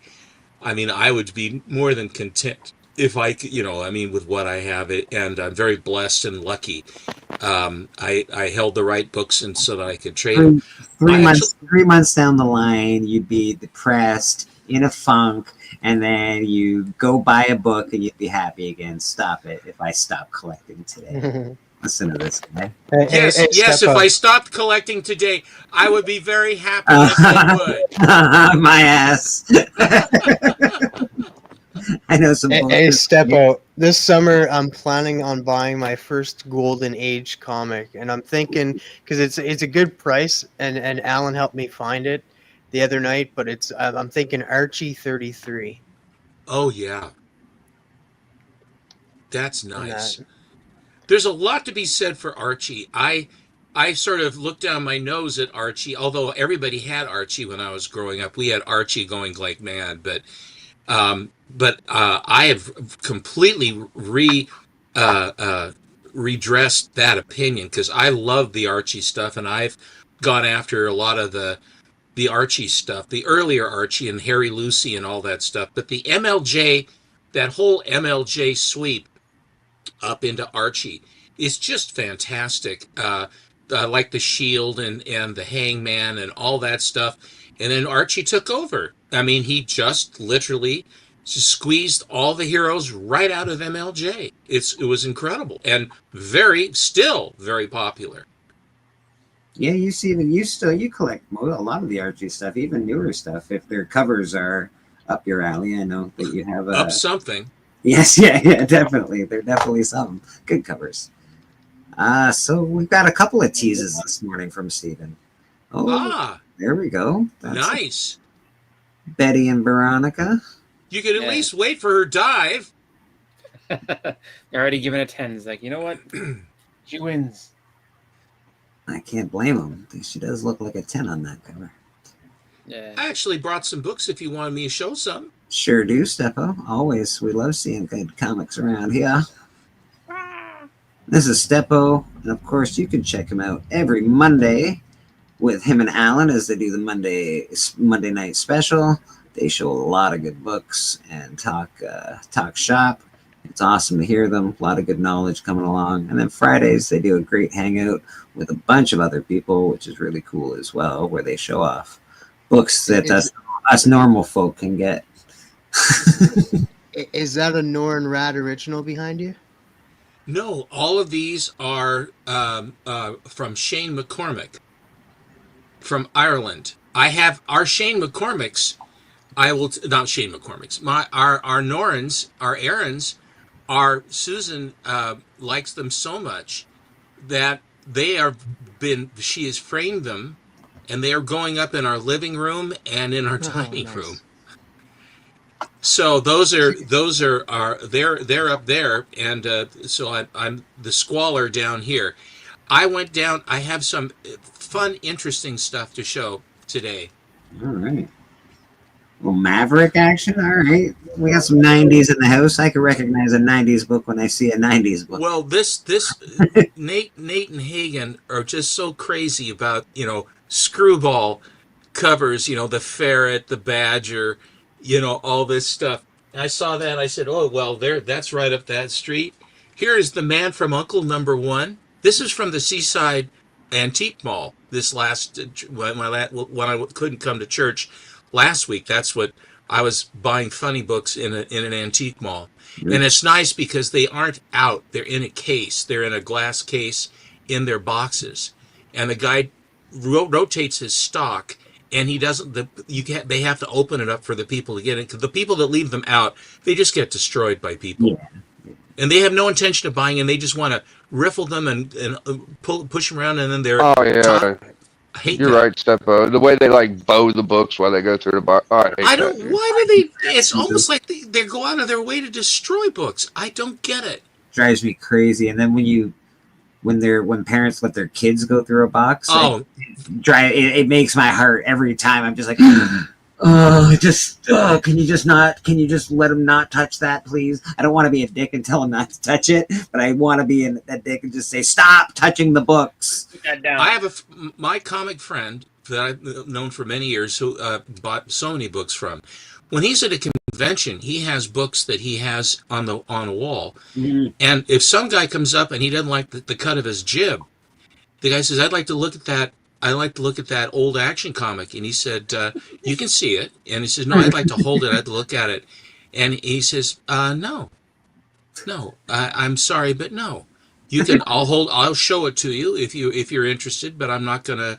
It just. And they go, well, why can't I look at it? Because he's been to so many conventions that he can spot them a mile away with their looky-loo, and then it just no good. Yeah. You can always tell when someone's just tire kicking and they just want to feel a comic in their hand, and that's it. You should have just told them straight, but look, your jib is all wrong. I'm not having your jib. I don't like your jibs. Get the spinnaker out, for heaven's sake. Your jib is all wrong, and you come in here, your jib's all wrong. I can't have it. No, you're a crappy sailor, so get out. You and your crooked jib. Dinosaurs. Oh my god! I like that. That's that's cool. I think politically incorrect action on every page. Yeah, I'm pretty sure Dinosaurs for hire. The fuck. Not like a Turok, old Turok. I definitely have that book, or at least in that series. Yeah, the cartoon. Oh, nice. Little Fantastic Four homage. Mm-hmm. Matchstick Boy, the Thingy, and Jerry Mathers as the Beaver. And Kirby gets homage too, guys. It ain't just McFarlane. No, that one gets homaged a lot. The Fantastic Four #1 gets homaged all the time. It gets a lot. Yeah. Oh, nice. Slimer. Cool. Yeah. That might actually have a couple. That might actually be worth a couple bucks, man. Them old Ghostbusters are kind of pricey. Slimer's awesome. Cool. My wife loves my crooked jib. John's Comics with Kids. Hey, that's a book I've had to get rid of to get bigger books, but it's a very cool one. I like Mystery Man. Yeah, I like that one too. Actually, if it was me, I'd be like, you have a very stupid jib. That'd make people feel bad about themselves. Your jib is all dumb. It's stupid. There you go. Sorcery, like it. Archie did this Red Circle, and some of the stuff in the Red Circle group, that they did, not so much the Fly, but the Bronze, the horror that they did, I think really beautiful stuff. Is that Chaykin? Who did that? I'm just guessing. I don't know. He signed Hard it. telling. He signed it, but very small. I know the white ones are somebody familiar. Gray Morrow. Oh, okay. Gray Morrow, Yeah. a Gray Morrow cover. He's good, actually, Gray Morrow. They kind of look all the same, them red circles, for some reason. I don't know. They do. This was in there, too, which I was very surprised. Ooh. Excellent. I love that. That is beautiful. I'm a big fan of this 20, 25 cents. Look, if we just get you the right aspirin, this will all go away. It's like, no, it won't. Look at me.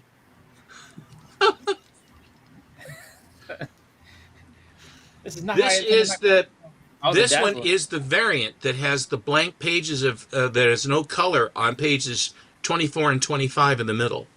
Yeah. Oh, I think Steppo cleaned these guys out, man. You got all the good books. They have like they have 6 I'll tell you, a lot of it was Spawn, a lot of Spawn, a lot of Star Trek, What numbers of Spawn though, Steppo? Anything between 100 and 200 is pretty pricey. Even early 200s. The dealer obviously agrees with you, and he figures that's what will sell. So yeah, this is some of this new Doom spec stuff. I just got this on an astonishing auction from a guy named Robin Roberts, a dealer guy. Look at that belt buckle. What the fuck? that perspective is crazy, man. Holy smokes. You've heard of the Infinity Gauntlet? Well, that's the Infinity belt buckle. Yeah. That's something, dude. That's not the point of view I want from We're all Dr. Doom. looking up from Doom's belt buckle. We're all just hanging out. Can you imagine how much, if you've ever had a belt buckle that has sharp edges, have you ever noticed that no matter what you do, you're always scratching shit everywhere? At least I do, I didn't. I just get rid of them. I said, God, I hate that thing. This one I really do like. This one just came out. Oh, yeah, that's fantastic. Negative space variants are always great. They look cool. The belt buckle again. I never noticed his belt buckle so prominent. Belt buckle, man. And I like that it's a giant D. It does look like a giant D. That's a great. I didn't notice that. Whoa. You're right. It is a D. He's got a giant D in so many ways. More ways than one. The giant D is a little bit lower. Yeah. There's a giant D on the belt and underneath. Hey, he's advertising. He's like, hey, baby, let me tell you something. I got a big D. I Look got at you. it. I got a big D on here. I saw your belt buckle. His eyes are up here. I ain't talking about belt buckle. Oh, I got that. you know what? Chrome is so hard to see on camera, but it looks beautiful. That's This is this shiny one book. here is metal. It's a metal cover. Metal. Oh, nice.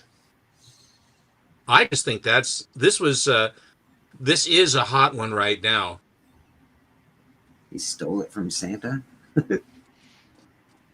And this, I stole it from Santa. I don't know what it was from, but it's from something. I'm not sure what she was referring to at that one. The belt buckle. Oh, the belt He stole the belt buckle from Santa. That makes sense. That makes sense. It is plausible. Santa's That in the old Marvel She-Hulk. universe. I need to get a She-Hulk one while they're ripe for the picking. Well, I mean, there was a guy yesterday selling one. Papa Wheelie saw one for like $30 yesterday. No, Goodness not $30. gracious. I think that was $100 for that one. Just 100 for number one. It was pretty. It was a 7.5.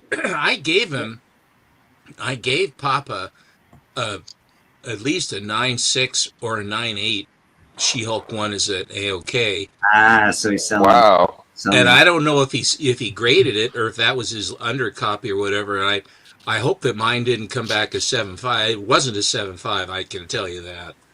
Goodness He gracious. was crying and crying and crying about it, and so I had mercy on him. That's a hot cover. A lot of interesting perspectives today. We got the belt buckle perspective. We've got she must be looking at the belt buckle. That's all I can imagine. Well, I don't quite She's looking at understand that what's big happening. Yeah, she looks like she's looking at a belt buckle. Does that say D? Yeah, you can put that right by the Doom cover. It would work good. I like the high levels we keep things here at church. Nothing but highbrow humor here. Nothing but highbrow going on around here, boy. Mm. Oh, Jesus. She's in the right position for Spider-Man. I bought Suit so these as a tight goes lot. all the way down to the belly button. Spider-Man's like, I can stick to the wall right here for you. And that one, she's like, it doesn't say D. Milk. Yeah.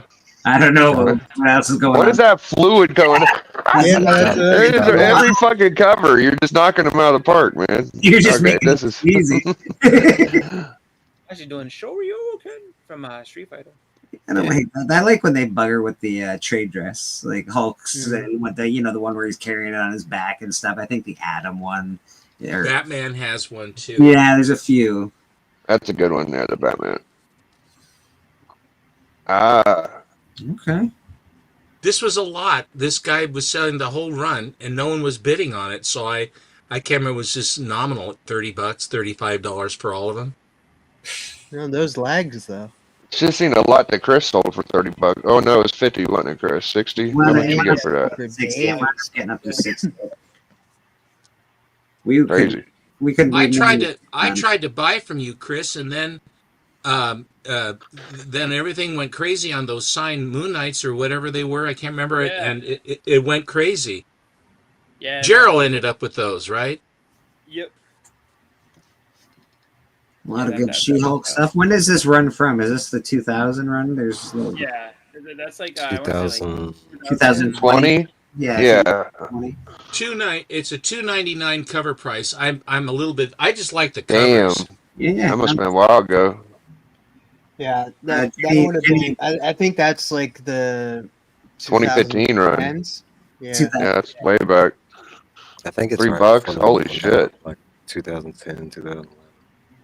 I didn't even register. The guys start showing them. I'm not really paying too much attention. Then I'm going, wait a minute.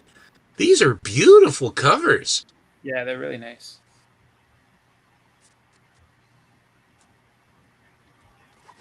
It doesn't always have to be, Golden Age from Hell books it's just fun stuff. It's you don't have to. Yeah, sometimes you don't need. It's not all about the key comics. Sometimes it's just a fun. It's just fun stuff. And it's an awful lot more affordable. But I don't just buy for the hell of it. I mean, if the stuff moves you. That's nice. Red always gets me. I'm a big fan of the red cover. Is like, so you look at all those covers from that run there, and they're all really nice looking covers. And it's just like, you go back a little bit, and it's like those would have all been expensive books just because of how much work went into those covers. And then it was just like, it's just Mike Mayhew doing his thing. I always thought that the whatever it is, the impossible thing that has the square head, the from the FF.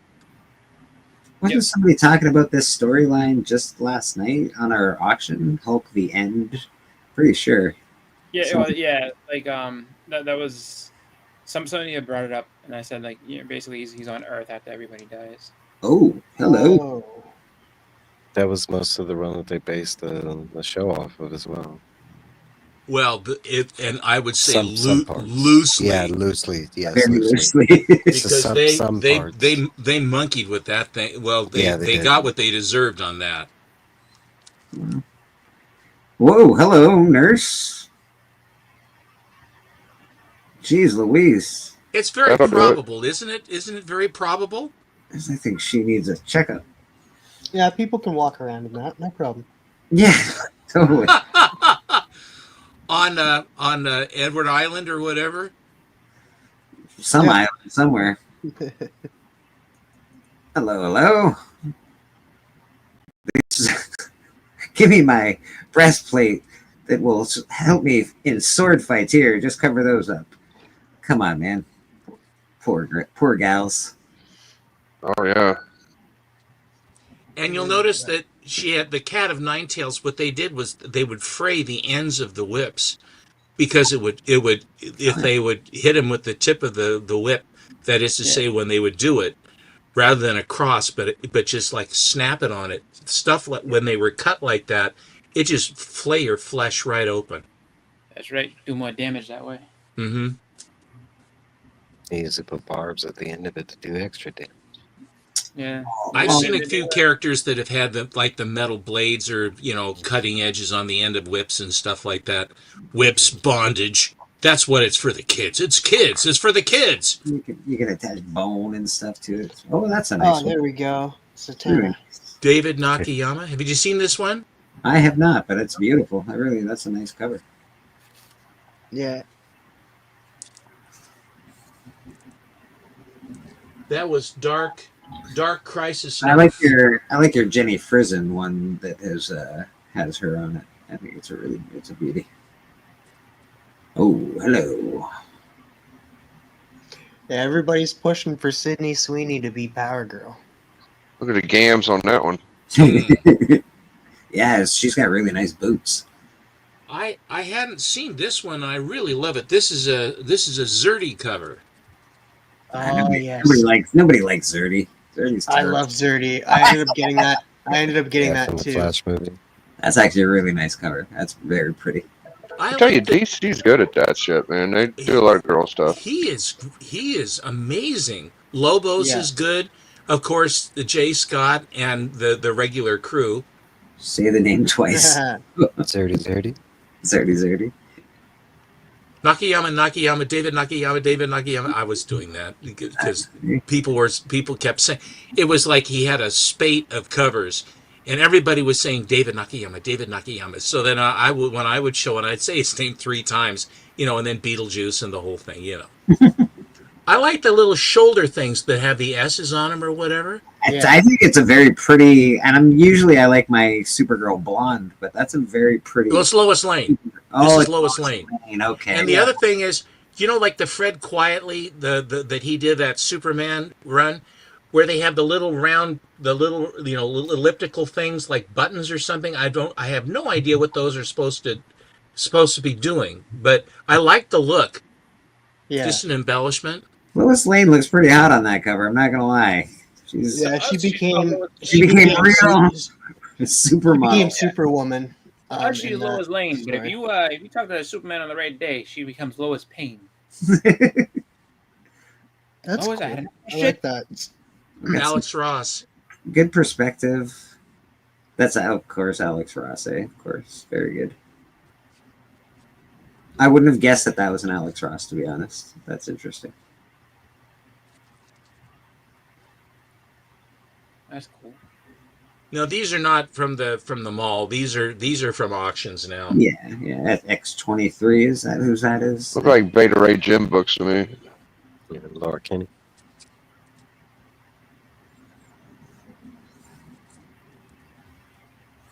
Ooh.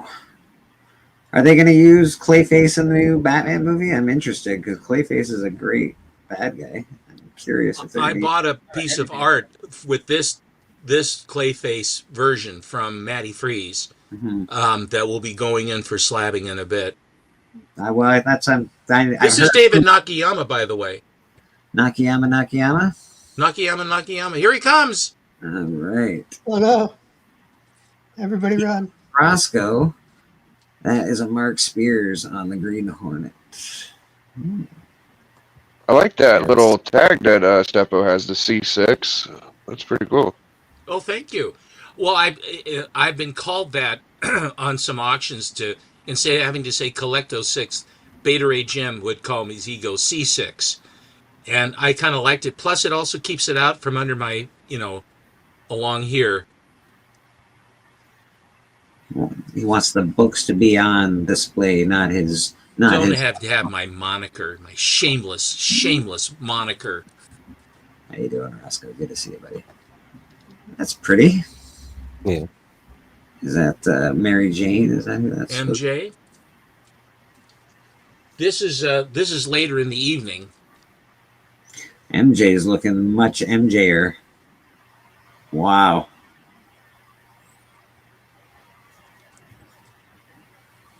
This is Power Hour Naughty Princess. What? What a name. Power Hour Naughty Princess? Yes, the Power Hour Naughty Princess. I feel like nothing good can come out of this. This is the Black Ops cosplay cover. It sure is. And this, because I don't believe that I should show naughty books ever. So this is that Pop Kill cover, the one with the can of pop between, and it is so virulent that I've left it in its protective lead covered shield. Probably smart. I want to smoke that, MJ. Yeah, me too, buddy. See, I don't like to do things that are. You're not really about promoting the female form. I know. I just don't think it's appropriate. No, I know. This one is by Melinda Young, the one and only Melinda Young, says the certificate of authenticity. But look at the armor. That's awesome. Very shiny, very cool looking. Very metal. Yeah, I can get behind that. And in front of it. And beside it. What? I was talking about the book. My God, we're at church. Was that my outside voice? Dang. Did I actually? Was that my outside voice? I said that, did I? Dang it. Oh, my inner thoughts are leaking out. This is Play Super Cosplay Edition, and it's Mickey Mouse as Darth Vader, and it's remarked and signed, and I think that Darth Maul has had a sort of change of opinion or a change of look. And that's the end of that's Steppo, everybody. Thanks for coming out. I can get behind that. You can get that Mickey Mouse off my bloody screen. God dang it all. I'm just kidding, Steppo. That's a cool comic. I hate the fact that Mickey Mouse is now on all the comics. It bothers me. I don't want Mickey Mouse being Darth Vader. It's not my favorite. Oh, Jasmine's looking hot. What is going on, though? And Uncle Scrooge is apparently they've sharpened his teeth. Oh. Yeah, Scrooge McDuck is looking hardcore back there. And a remark and signed as well. This was part of Arkham Asylum. And these books he had 20 books like this. He said 2 or 3 of them are well over $100. And for $20, then they wanted to do, this was on Madhouse auctions. And they had a wheel, and they were going to, then if you would give them $20, they would spin the wheel, and then whatever number came up, you would get the book and potentially get all of the stuff. And before it could start, I just bought the whole table. And so, I mean, I know for a fact I never would have gotten a lot of these really interesting ones I'm showing you. That last one was really awesome, actually. And I hate the fact that it's on a Batman book, but I love the cover. The cover. Oh, hello. What Tinkerbell? Come on, man. And you can see Mickey's there glowering down from the above. Yeah, dang it. Oh, yeah, you shouldn't have told Blaker that. Yeah, dang. And here, this is issue 30. This is 39 of all. There were only 80 copies of this, so this is number 39. Poor Tink. Look at poor Tink up there. I like Tinks. Never mind. That was one of the ones from his table. Here's another one. This is number 3 of only 15. That is yummy. She's not wrong. Look at that belt buckle. That's a big B. She's very messy. I have no idea what's going on here. She's extraordinarily messy with that hot dog. I'm just saying, there's a lot of mess going on. Things spilling everywhere. Oh, I like this that. This is issue number 5 of only 10 of this one. Yeah, you had me at Frankie. I like Frankie and his bride. Pretty cool.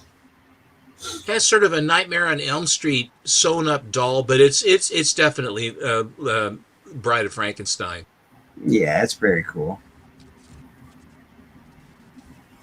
Some of the people they actually enjoy doing The Simpsons too. This is issue 13 of only 75. She's down at the beach drinking Duff beer. Marge is not supposed to look like that. God dang it, yummy people. Stop it. Marge is supposed to... Marge is not one of those sexy cartoons. No, she's a mom. Leave her alone. No, they do all manner of things with Marge, as you well know, and Lisa, and what's the littlest one? Please, not the littlest one. Oh, Sally, Maggie. Yeah. Leave her. Yeah, they do. This is Welcome to Gore Noir, Haunted Mansion, black and white variant. Oh, cool. This is an artist proof. Cool. And I usually am not a huge fan of the black and white stuff, but I like that quite a bit. Yeah, especially that skull. It's got a lot of stuff going on there. That's awesome. And because I knew you didn't like to have just the black and white, here is the color. Thank you, Steven. See? Look at how much better that looks.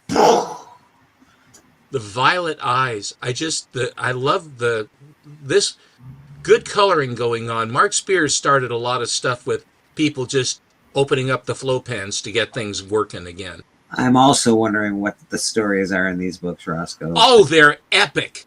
They're wonderful. They're traditional, wonderful stories. You get about 6 pages of pinups is what you get inside. Hello, K-Pop. How you doing, K-Pop? Now, because that stuff's nasty, I don't show that crap. How about Creature from the Black Lagoon? Oh, that's cool. See, now we're talking. Now that's right up my alley. This is a 4-part miniseries. I had never seen it before. A lot of these I'd never seen before. Yeah, it made about 3 million comic books in the world. I think I haven't seen a few. So yeah, Mark Spears is influence. That looks like a Mark Spears book. I know it's not, but it looks very similar. Interesting. Damn it! Everything is backward. It looks good. No, I see it. It looks forward to me. It's connecting.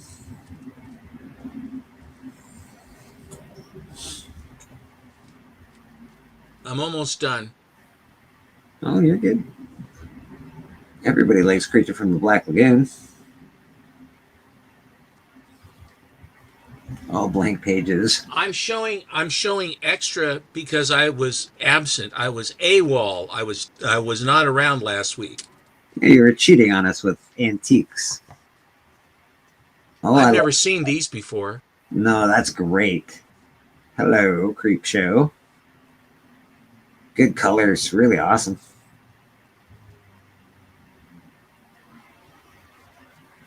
I mean, they bear a little bit of scrutiny. Here's another one. Dig it. Wow. It's like Picasso. I haven't seen any of these either for the Creep Show. I have a couple of Creep Show #1s, but I don't have these. A lot of this stuff, I mean, I wouldn't even know to ask for a book like this. I don't even know any. They show it to me, and then I can see what it is, but it's stuff I've never seen. I wouldn't, and all the coloring on these books really reminds me of in the 70s they had all these posters that were blacklight posters. It's got the colors are really similar to all of those posters. It'd be interesting to see if they could do anything with blacklight on these covers. It reminds Skinner. me of it reminds me of the cover to A Day to Remember's Homesick covers on their CDs. Yeah, there's a lot of 70s like music, like just underground posters that you took home and they were like that. It's very, very cool coloring schemes. Mark Spears seems to have got that done well. Oh, nice. That's cool. What number of Creepshow is this? What number is this, Steven? This is issue number 4. Okay. I think there are 5 or 6 in the run. Now I gotta go buy some Creepshow comics, jerk. I'm sorry. They're still dropping them. They've been like 4 volumes. Yeah, I haven't been to the comic shop in a while, man. Each one of them is like 5 issues a piece, and they're all like anthology stuff. Is it like a Kickstarter? No, Image Comics. Oh yeah. And then Marvel, because I like the Marvel monsters. Yes, they did. I remember those. Now that you say it, Rafko. Here is the Legion of Monsters. Oh. Have you seen this? I haven't seen it. No, I'm sure TM's seen it though. This is Dodderman Horror variant from 2020. Nice. I'm glad I'm not the only FOMO out there. Yeah, Matt, dude, I get FOMO'd. I try to avoid it though. I really try hard, and I'm really good at saying no. I'm not getting that crap. Horse shit. And then all of a sudden, it's just like, oh, I got that crap. Shit. It doesn't take much to push us off the cliff, does it? No. It doesn't take much. A little zephyr of a wind. Oh, I can't help it. That's about right. That's about right. Superlog variant Kid Kaiju from 2019. So here are the Marvel monsters as Kaiju. Oh, well, that's up K-Pop's alley. She'd probably... Yeah, I had some of those. I don't have that one, but I remember that series. Yeah, it's fun.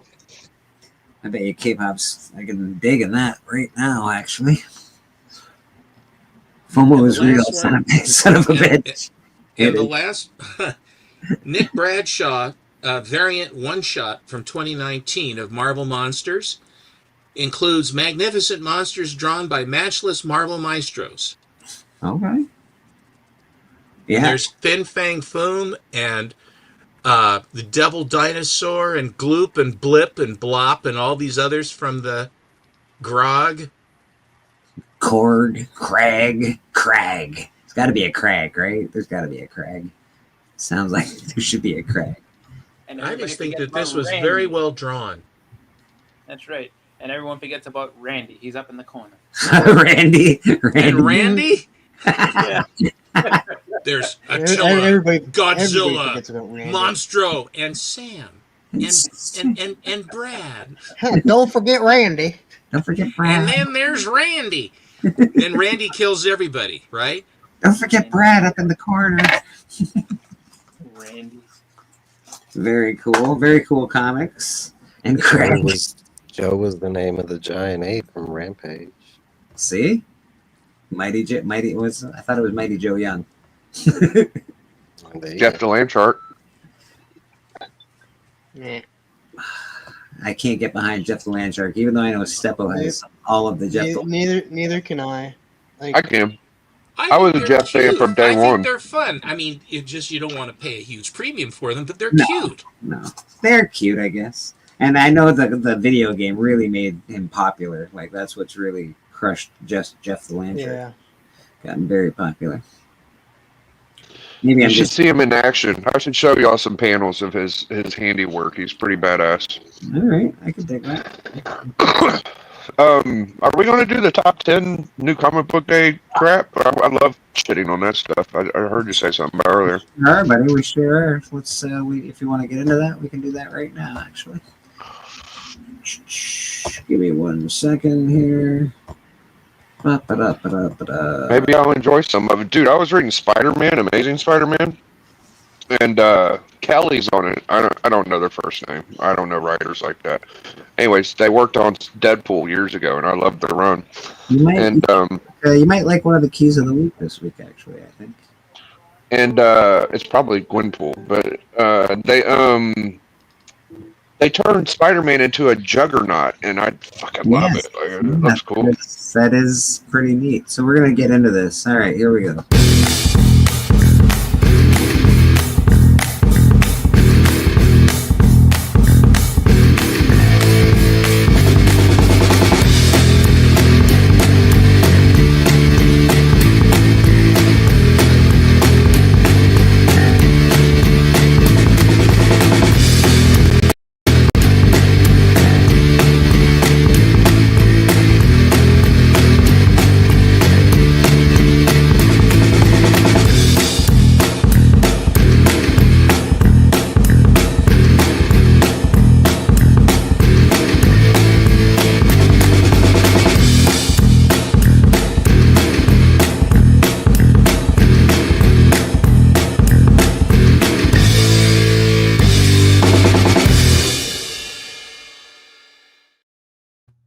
Very cool.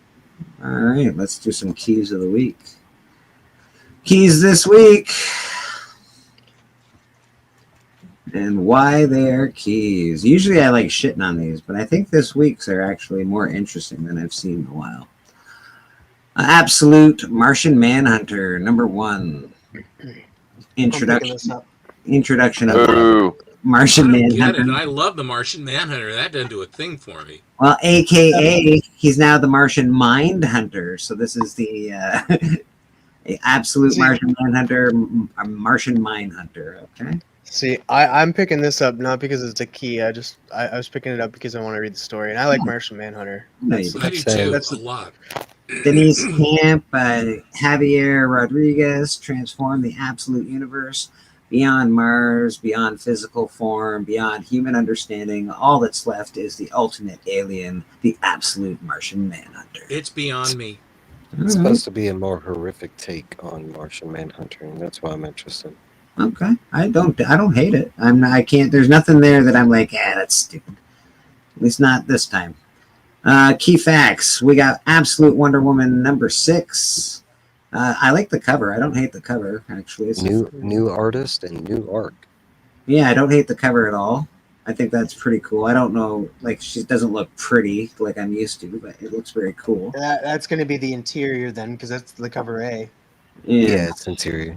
Well, look at this. What's coming up? Amazing Spider-Man. Who would have been thinking of that? Whoa, Biggie, you're getting ahead of yourself. Introduction of Hades for the Absolute Wonder Woman #6. Okay, Hades is a big character. I like Hades. It'll be a big thing because that's where she's from. Is hell. The shocking origin of Diana's deadly weapons. So this will be the origin of her deadly weapons. Diana defied the will of the gods by leaving hell. And Hades, Lord of the Underworld, takes that personally. But when he interrogates her, her tales surprise him. Will it change her fate? Kicking off a 2-part guest arc from the breakout artist of the Cull, Mattia, not going to pronounce that, and featuring a surprising and delightful backup That's tip. a shitty Wonder Woman cover, by the way. But I'm glad the story's good. I don't hate it, actually. I don't mind it either. And spec aside, it's a really good story, and I'm pretty sure it's one of your favorite reads, isn't it, Mike? Yeah. Delightful backup tale of Lil Diana by series writer Kelly Thompson and superstar artist Dustin. Yeah. So far, it's my top out of the absolute. So you're digging the Wonder Woman, right? The Absolute Wonder Woman stuff. Yeah, it's my top. Batman behind and Superman is my least. It's really good. Yeah. I dropped Superman. I I couldn't But make I'm it still past picking up. second I'm issue. still picking up Absolute Batman, and Absolute Wonder Woman's fantastic. Yeah. Wow, this just looks awesome. The Spider Knot.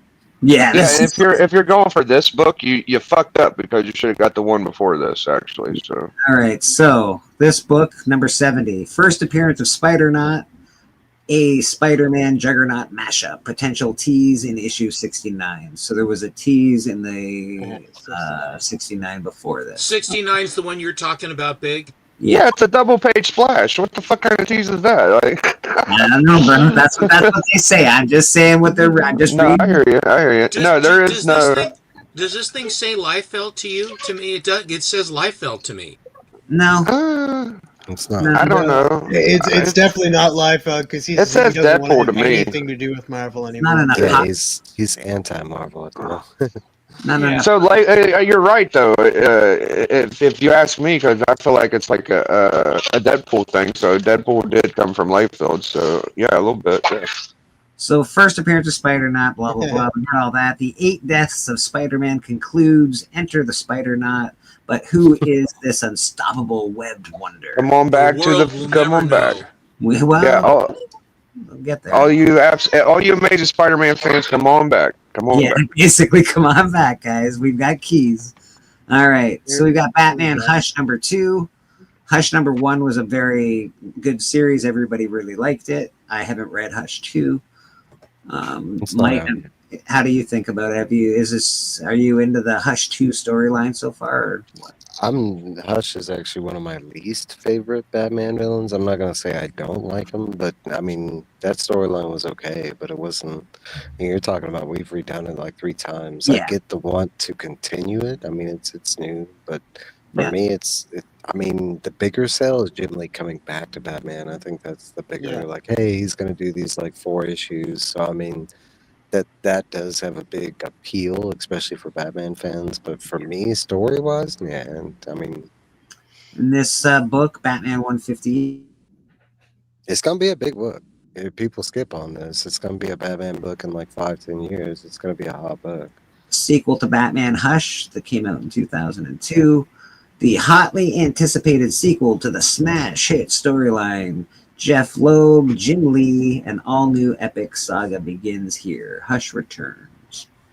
All right. Yeah, I wasn't picking up Batman prior to this, but I added this to my pull because I'm just like, yeah, I'm definitely be picking up this. Yeah, getting Loeb and Jim Lee back, and there's a lot of people that are hyped for this. So apparently there's an oversized edition, 11 by 17. This is. Yeah, I'm not picking that up. Same cover, just I guess it's oversized. That's pretty cool. I'm not. I mean, Jim Lee's okay, but I'm not a big fan. I'll tell you. Like, there's a lot of Jim Lee marks, and I'm just like, he's all right. I got to give it to Jim Lee. I like his art quite a bit, but I like other people's as well. So Jim Lee's okay. Like when he was in his prime. We got what do we got? Hush, the Ash Can, I guess. Okay, 12-page preview of the second chapter of the Hush story arc. So there's an basically Ash. like part 1. This is the Ash Can, apparently exclusive. I love a good Ash Can, dude. I know you're big big on on the Ash Can. I know that, baby. I know. What do we Doom Academy. Doom Academy number 2. Are we a fan of this cover? It's okay. I don't hate it. It's all right. Nothing. Hey, Steppo, you got any of them Golden Age Ash Cans that I heard about a while ago? No, I do not. There was a guy named Gary Calabuano who bought those years and way back in the 90s. He got access to a lot of the original Golden Age ash cans that that basically locked in the title name. The interior of the books, it was just whatever they had available. It was to have a cover, and then they would just run it off in black and white. And that was how they basically secured all flash, action. They basically copyrighted the names of the titles, and that was what they used at the Copyright Office of the government in order to do that. So whoever was in first with that and registered first have the rights to that title. And DC took that stuff seriously, and they actually, a lot of the early books, most all the early books are in the DC are in the copyright office. That's So and that's why a lot of times when you see they have date of publication stuff that they put, the date of publication was there to protect the characters and to protect the stories. And that's why when you look on the Grand Collector's database and they give you, if they have it, the first day that it was out, a lot of that comes out of the copyright office from years and years ago. That's how I did a lot of my research on the Fair 39. Nice. But it wasn't online, I can tell you that. It was through the mail. What do you guys think of this overhead title here? The One World Under Doom. It's got the metal, the eyes. I think it's pretty cool. Yeah, it's that story. Yeah. Story arc. One World Under Doom. Very cool. All right. Doom Academy is a big one. I mean, if you're not, I mean, because we just had, what was it, Strange Academy? That was a huge book. You're talking about, and anything Doom right now is super relevant. So this is Doom Academy. All it says it's a One World Under Doom event tie-in. That's the only key that it's giving me, which I find obviously is a silly thing to say is a key, but that's cool. That's cool. I'm not buying any new Doom shit. I'm still working on my old shit. As if the world with Dr. Doom at the wheel isn't crazy enough, Zoe finds herself sucked into a fairy tale book, but not a modern, nice fairy tale book, the old kind where the kids die and scare you. But in this case, Zoe is the kid about to die. Meanwhile, her friends and frenemies are looking, who wrote this? Looking for Zoe, but they find something even more troubling than their missing friend as Latveria's secrets start to reveal themselves. Rated T+. Okay. Sounds like The a way filler that was issue. written, the way it sounds like Randy was writing that shit. Fucking Randy. All right. Doom Vision number 1. This key facts. Solicitation states new members of Tiger Division will join the roster. This is all Greek to me. One World Under Doom event tie-in, so it's another tie-in to the One World Under Doom event. Solicitation states new members will join the roster. Okay, that seems like a weird key. It's Tiger Division. It's just Doom took over the Tiger Division. Tiger Division is mainly all the like Korean superstars and stuff like that. The Tiger Division is the Korean heroes? Mm-hmm. Interesting. So again, this is Fantastic Four number 30. It is all about, looks like the One World Under Doom. The event tie-ins are really big this week. Oh, look at that. We got the... Broke him out of his rock. Yeah, the thing is all broken up here. Interesting. And then now you get back regular skin. You ain't special. Oh, and he's got... Giant belt buckle. And he's got Doctor Strange's cape on as well. He's wearing the Doctor Strange cape. That's pretty cool. I haven't read any of this, but it seems to me kind of like it's a not an Elseworld, but it's kind of like a different world where like Doom is kind of taking over with everything. So it's like everything's being told in a different way. So this is a One World Under Doom event tie-in. So nothing. I wouldn't say it's a major key of any sort. Yeah. Synopsis: Fantastic 3, after Ben Grimm has suffered a terrible and very public defeat at the hands of Doom, he's left lost, adrift, and more vulnerable than he has been in years. And when a trip to New York goes wrong and his feet suddenly turns from bad to worse, Ben has never been more vulnerable. And as soon takes a shocking shortcut he won't be able to undo. This is one thing, and Alicia's story you won't soon forget. Rated. This is what this. Whoever wrote this is awful at writing synopsises. It's terrible, but whatever. All right, Godzilla versus Fantastic Four number 1. That's cool. Why? No, that's a thing. Why is the Fantastic Four fighting Godzilla? Well, they've been doing the that. DC universe has already done it, so bring it on over to Marvel, I guess. Yeah, and now King Hydra or Ghidorah is going to be a Herald of Galactus. That's why. Yeah, this is sort of cool. So King Ghidorah, whatever, becomes a Herald of Galactus. That's interesting. I don't see how you can do that. How you can sit there and control something? That was like last week. We got the DC versus Sonic. Okay. The battle of the century starts here. The start of sensational action-packed issues. So there's going to be 6 of these. with Marvel heroes battling the king of the monsters from its many different eras. How will Godzilla's lore mix with the might Marvel universe? Mighty. That's a typo. I know. Whoever wrote this is awful, and whoever looked it over is even worse. Find out if history is twisted when icons like the Fantastic Four, Spider-Man, Hulk, and X-Men, and Thor go face off against one of the greatest monsters of all time. This issue witnesses threat never before seen is okay. All right, Spectacular is Godzilla with the help of Silver Surfer join forces to stop the world from certain annihilation. All right, the usual. Good enough. I like it because Godzilla's in it. I'm a big fan of Godzilla. This next book is for the fanatics of the fanny, such as Steppo here, so go right ahead. Let's check it out. Are you saying I'm a fanny fanatic? Well, she's farting. This is a fart cover. I'm actually super excited for this no. book. This This is the one they've been talking about. Yeah. This book is super hype. This is what the frig? I'm really a fart cover. Isn't this supposedly the singing frog thing? No. Well, it looks like that. Yeah, it's like a homage, ain't it? Yeah, it does have that. Hello, my baby. Hello, my darling. Yeah. No, this is a kind of book that you don't even have Rub to and go out smell and get. issue? Scratch and sniff? Yeah. Oh, really? It is. Sniffer It is farts, scratches. man. Sniffer farts. I've been talking about this for like 3 months. Like, I'm alright. Yeah. I was over it immediately. Yeah, I'm over it just looking at it. I don't want a fart cover. Everybody thought it was a gag thing. This is so What dumb. in the title? Silent People what? will it, be yeah. gagging. Yeah, so let's read just a little bit. Calling all sickos. This one is for you. What were the key facts? I've been holding in all my very worst bits of bubble guts for the last 32 years, and it's all been leading up to this epic explosion. Oh God. Your nose will never be the same. You'll gag, you'll cry, you'll feel things. What are the odds, Alan? I'm sorry, Fleeker, go ahead. No, go, brother, go. You're fine. Oh, I was gonna say, what are the odds Alan and Steppo get every variant of this? I go. I don't think so. I don't think I don't think so, Big. Not on this. I don't This think is Steppo was into this. I think Steppo would find this actually crass and gross, in my opinion. But I don't know. That seems weird to me. I'm not in.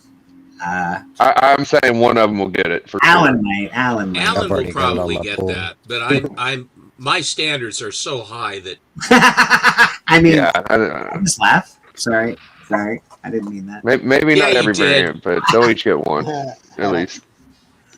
All right, Peacemaker presents the Vigilante Eagly double feature number 1. The key fact: 2 stories continue where the Peacemaker television show ended. James Gunn credited as story consultant. They give peace and bad. Okay, I don't know why this is a key. Well, whatever. Let's see the cover. It's a cool cover. I don't hate the cover. Interesting. is the eagle a sidekick or something? Yeah, Eagle Yes. is Peacemaker's sidekick. Eagly. Eagly. All right.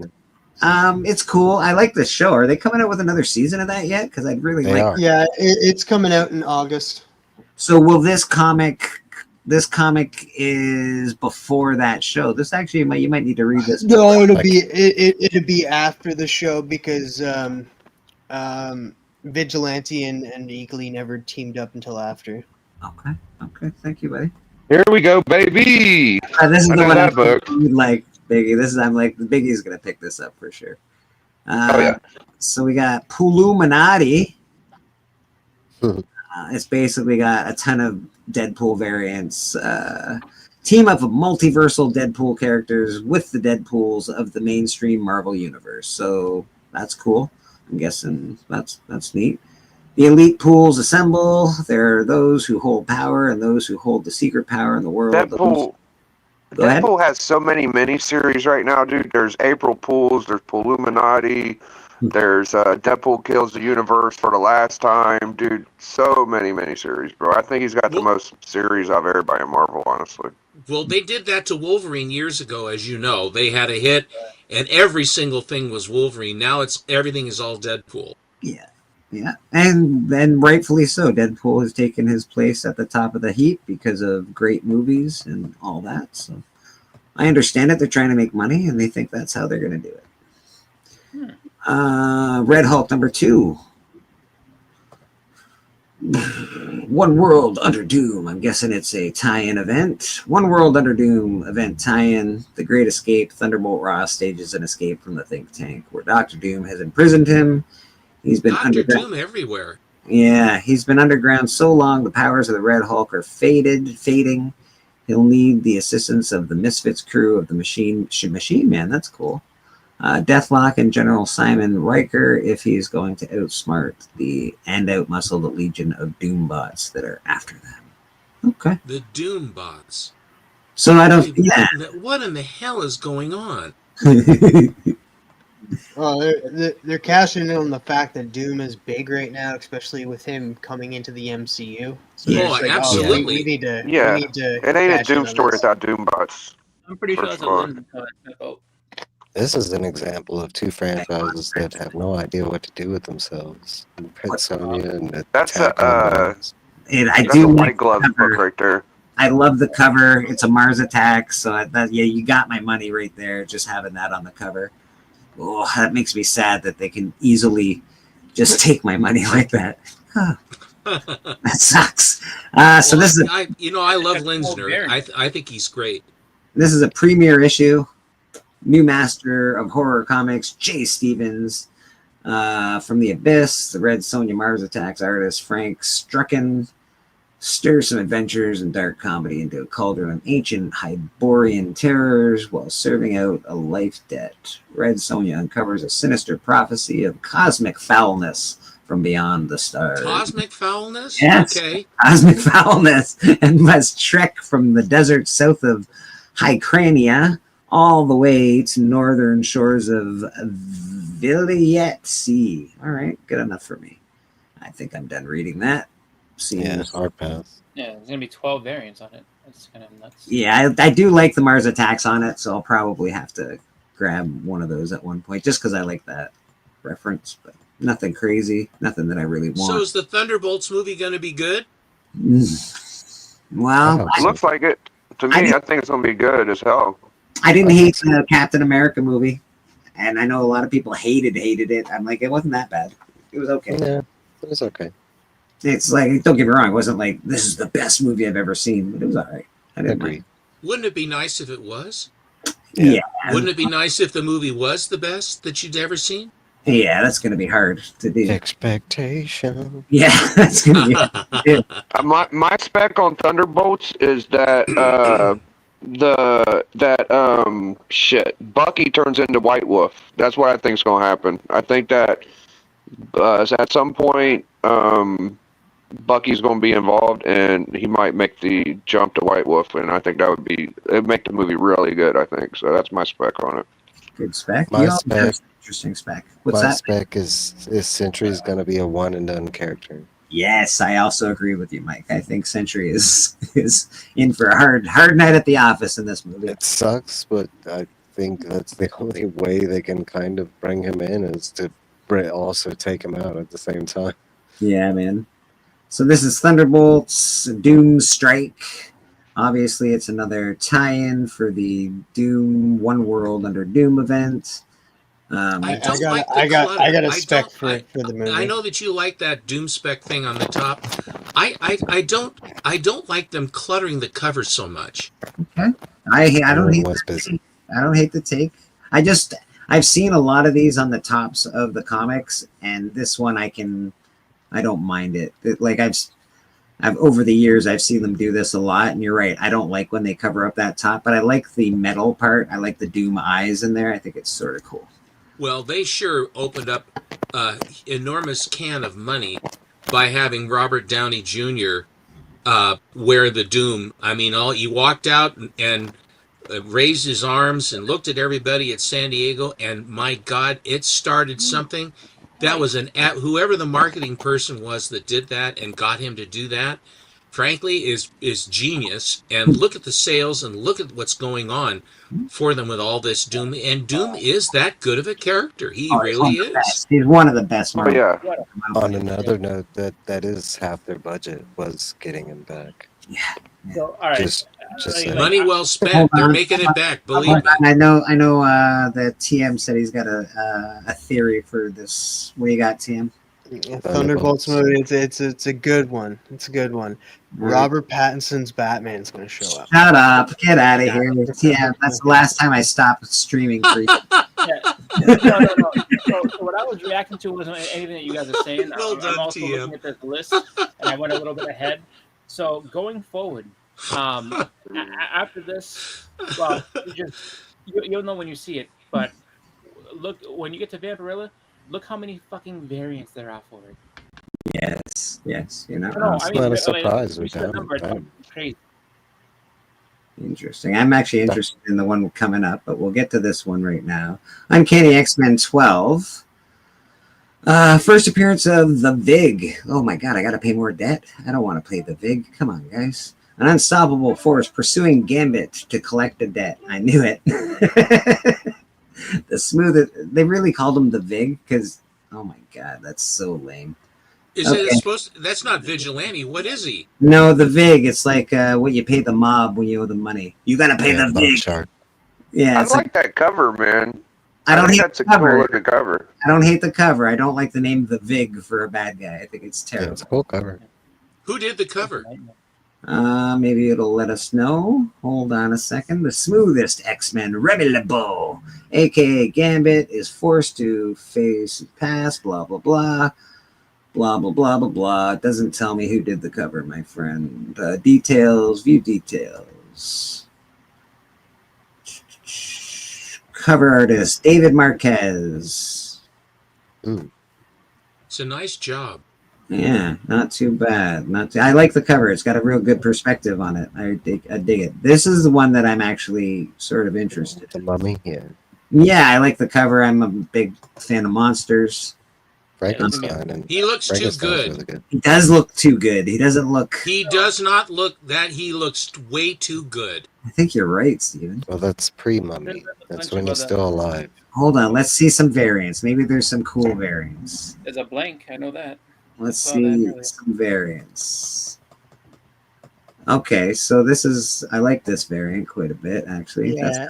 That's got a That good. now that's more in keeping. Yeah, so I like Good that. call. I like that one right there. The one. I don't hate I like that. that. I like that one. I think that's what the one's story nice. is about. It's about Yeah, him it's okay. becoming the Yeah, Mummy. I think it's as he's becoming the mummy. I like the one before the black and Yeah, white. the black and white's really nice. I'd have to say The that. first one you showed looked pretty good to me. So okay, so the Oh, black the collar and white- looks good too. Yeah. Yeah, the black Cool. and white one comes in Now color. that looks better than the black and white to me. That looks painted, even. That looks like. That is a painting. Yeah, that looks really good. Okay. Yeah, it's not bad. 75. We haven't had a good mummy comic in a while, man. I don't know if I ever have one. There's the blank that Mr. Boston's talking about. Yeah. Oh, that and looks then nice. I like that one. 700. Yeah, me But there's too. another one too. It's a Scotty. Don't- Oh, that's fucking cool. I can see Yeah, why it's cool. people would like it. It's not my style, but I completely get it. Is this Scotty? Yeah. Yeah. Yeah, it looks I like don't know. That's gonna be the one that's like. out You of know, those, of like, all the ones, I don't really like Scotty Young, but that one actually doesn't look bad to me. Yeah, I like I don't that. mind Yeah. it. It looks It- like it the old does. It Scotty. It looks ain't all really cool. baby eyes. It's just like a bigger one. I like that's it. the Who's one the- that's 75. who's That's the interior- good. I Who's like the that. interior artist, please? Yeah. Yeah, that's Yeah, interesting. they gotta make his face. They gotta make his face screwed up more. I mean, if he's been a mummy since God knows when, come on. So No, we got He's alive. He's alive. artist Lee Luridge. It's easy for you to say. Faith, no, it's not. Faith Aaron Hicks. Cover artist Gabriel Rodriguez. Okay. Yeah. So I don't.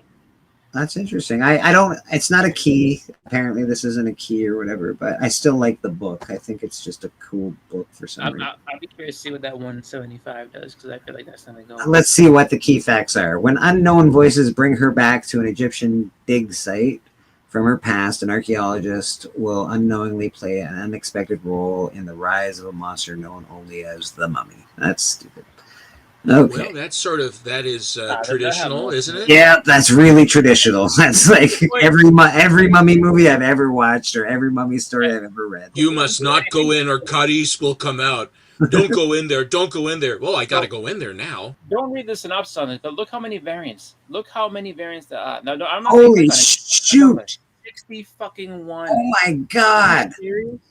So this is That's what I Vampirella, said. Vampirella number 1, 2025. It's got 61 variant covers. That's insane. That's excessive. Yeah.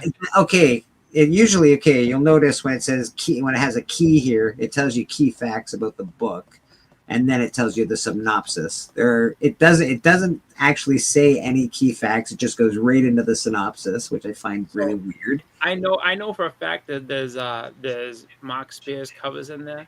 So Okay. I know people make, oh, I need to get this Mark Spears. I already got him.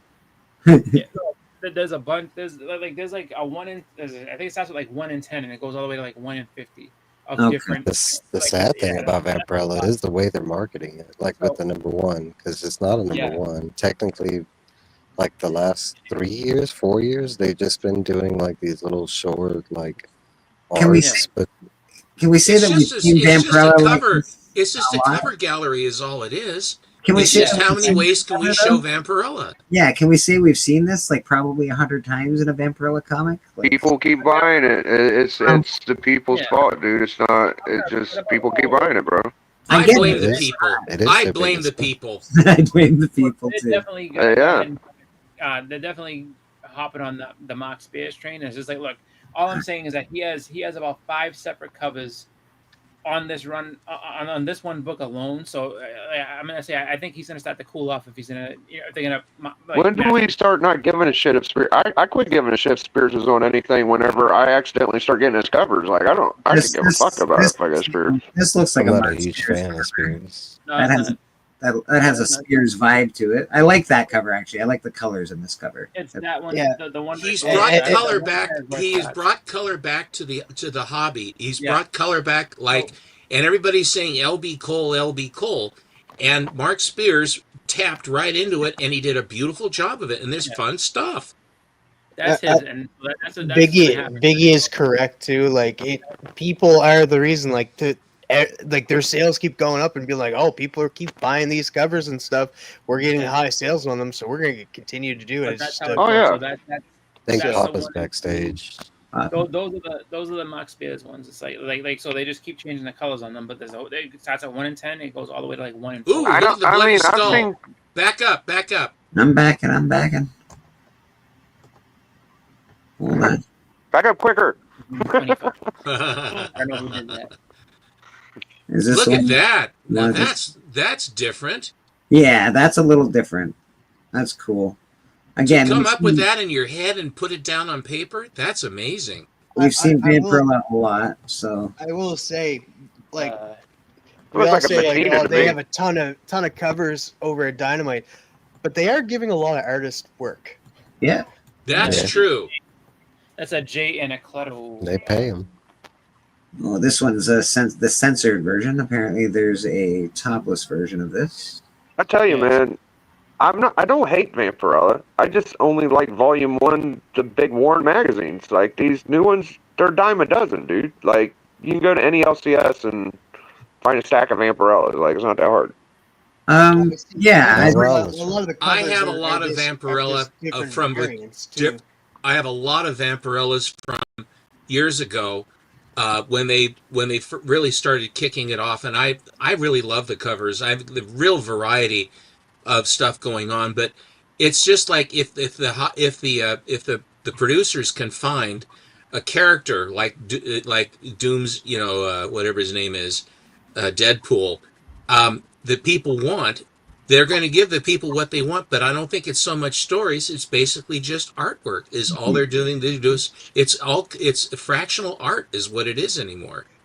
Yeah, I'm now seeing like there's a lot of repeat covers being like, oh, here's a different color or a black green, and white blue, purple, yellow. Yeah, so it's not even actually like different covers. It's just different variations. What the hell is this? Bleak. X-Men. Manhunt Omega #1. Jeez Louise. I don't like it. I don't like the cover. I wouldn't buy this cover. I don't like the color scheme on it. But that's just me personally. I'm not saying it's bad. I'm just. Oh, we reached the bottom. Nice. Yes, it is the bottom. And so this is X-Man Hunt crossover part 8. So that's the only reason it's a key, I guess. Were there any DC books in here? There was a ton at the beginning. Quinn and the Peacemaker. Martian, yeah, Martian Manhunter. Martian Manhunter was the top, yeah. Wonder Woman, Batman. 3. Batman again. Then there was a lot more Marvel Steppos, right? But there was about 6 or 7. I don't know. I feel like there's more DC. That's DC. I think the Smell-O-Vision is DC. There was more Marvel than DC. And then there's DC here. I think it's a tie. It's about the same. Yeah. Look at that Illuminati. Nice. And then It's There's more like 3 it's- books on it's there. more- I like the Uncanny, I like the Illuminati, in and I like things. the Spider-Man. I don't know. I'd say you right now, like that Vampirilla. I would be very careful with buying those higher ratios and all the rest of it because there's so many covers that like if you like I got this one like who knows which one's going to be the actual good money one out of all of that. So I don't know if you like Vampirilla. I just like anything else. I would say like this: if you like Vampirilla and you want to get that issue, I mean, if you collect it, do what you want to do. For me personally, I would just be like, you know what, I'll take a blank and then go from there. So that's what I'd spend my money on the Volume 1 magazine, like I said. Go get you a Vampy 2 or get you a key from the first series. We got some top 10 of this week as well, which is they're usually better books, like Werewolf by Night 32. Oh, okay. Right, so this is what's trending this week. What people are buying. I think I have a want list. I think this is a one for my want list here. Yeah. It's a good cover. I do want it, but I don't have it. I have it, but I don't have a cover, so I might just marry a cover. That got a one complete went away copy, for though. something else. Hey, All there's of a these book went I away got. for something else for me. Yes, exactly, Steven. You sold some great books, but you also got one of the greatest books in comic history. So,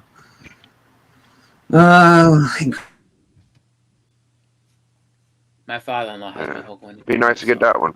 this one's hot. Yeah, this is first appearance in Origin of Purple Man, aka Kilgrave. Oh, okay. The Daredevil. I'm getting there. I like Purple Man. Purple Man was great in Jessica I'd take Jones. Bullseye over Purple Man any day. Yeah, me too. And then you got, of course, the first Kingpin. This will always There be. you go. This one, I don't know why this is never just. You should always put this on the hot list. It's Kingpin. It never doesn't sell. Beauty. It's a great book. You know, this is heresy for me to say it, but that cover does nothing for me. Wow. Really? Yeah, You're a collar guy. The red on that collar is crazy. bro. It does nothing for me. I'm shocked. sorry. Okay. That's like one of the most iconic covers of all Oh time. yeah. I don't know. It just I felt like I've had my face rubbed in it too many times. No, it's fair. That's absolutely fair. You're entitled to I your. got books like that. Yeah. I don't like the Invincible #1. I would not have bought this off the shelf because I don't like the cover. I don't really care about Invincible either. You're right. I Yeah. couldn't care less about Invincible. Everybody says it's the greatest thing since sliced It is bread. so good. It is so good. I'm good. I'll live without it. I just like I'm with you everybody's on that one, Biggie. Everybody goes out and buys the book and like wants to read the book, but I'm just like, you know what? This is one show that I don't want to. be There's the one I spoiled, want. So I'm gonna Yeah, I like want that wait book. and read it afterwards. This is a good book to get because it's super affordable. You can get a copy for like $100, man. What's the weight up, dude? That's the next on my list. I'm getting this fucker next. You get the death of Alfred. Alfred's dead on the cover. I mean, it's a good book. That doesn't look like Alfred's dead. First It looks appearance- like the Daredevil. And No, if it's you Alfred. Alfred is kneeling over a dead. Daredevil's kneeling over a dead Alfred. if you watch Slab or Not the Slab, you can often hear me say it's great when you can get a first appearance in plus the origin. It's always nice to get that one book. That way you don't have to F about and go buy all 14 books. It's ridiculous. Some of these first. If you can't get the first Daredevil, get his best enemy, dude. Yeah, absolutely. I've had 2 and I sold 1. Boom. Oh, there's a good one. 5 O's. you go. 5 O's are going for like 139, 4 O 120. Not bad price for the. Well, a 7 is 195. If you're gonna spend 139, spend 179, get a 7. I agree. That'd be nice. 300 you get a 9.8. I'm good with the mid grade. Sometimes 4 O's look like 7 O's, though, is my thing. I agree. Buy the book, not the label. I was never a huge fan of Silver Surfer as a character. I don't love Silver Surfer 1 as a cover. Some people love it. It's not my favorite. But first solo ongoing Silver Surfer series, Origin of Silver Surfer, Origin of the Watchers, first appearance of Shalabal. Silver Surfer first says, where soars the Silver Surfer, there must be a soar alone. Okay. A little bit more key than what people thought, huh?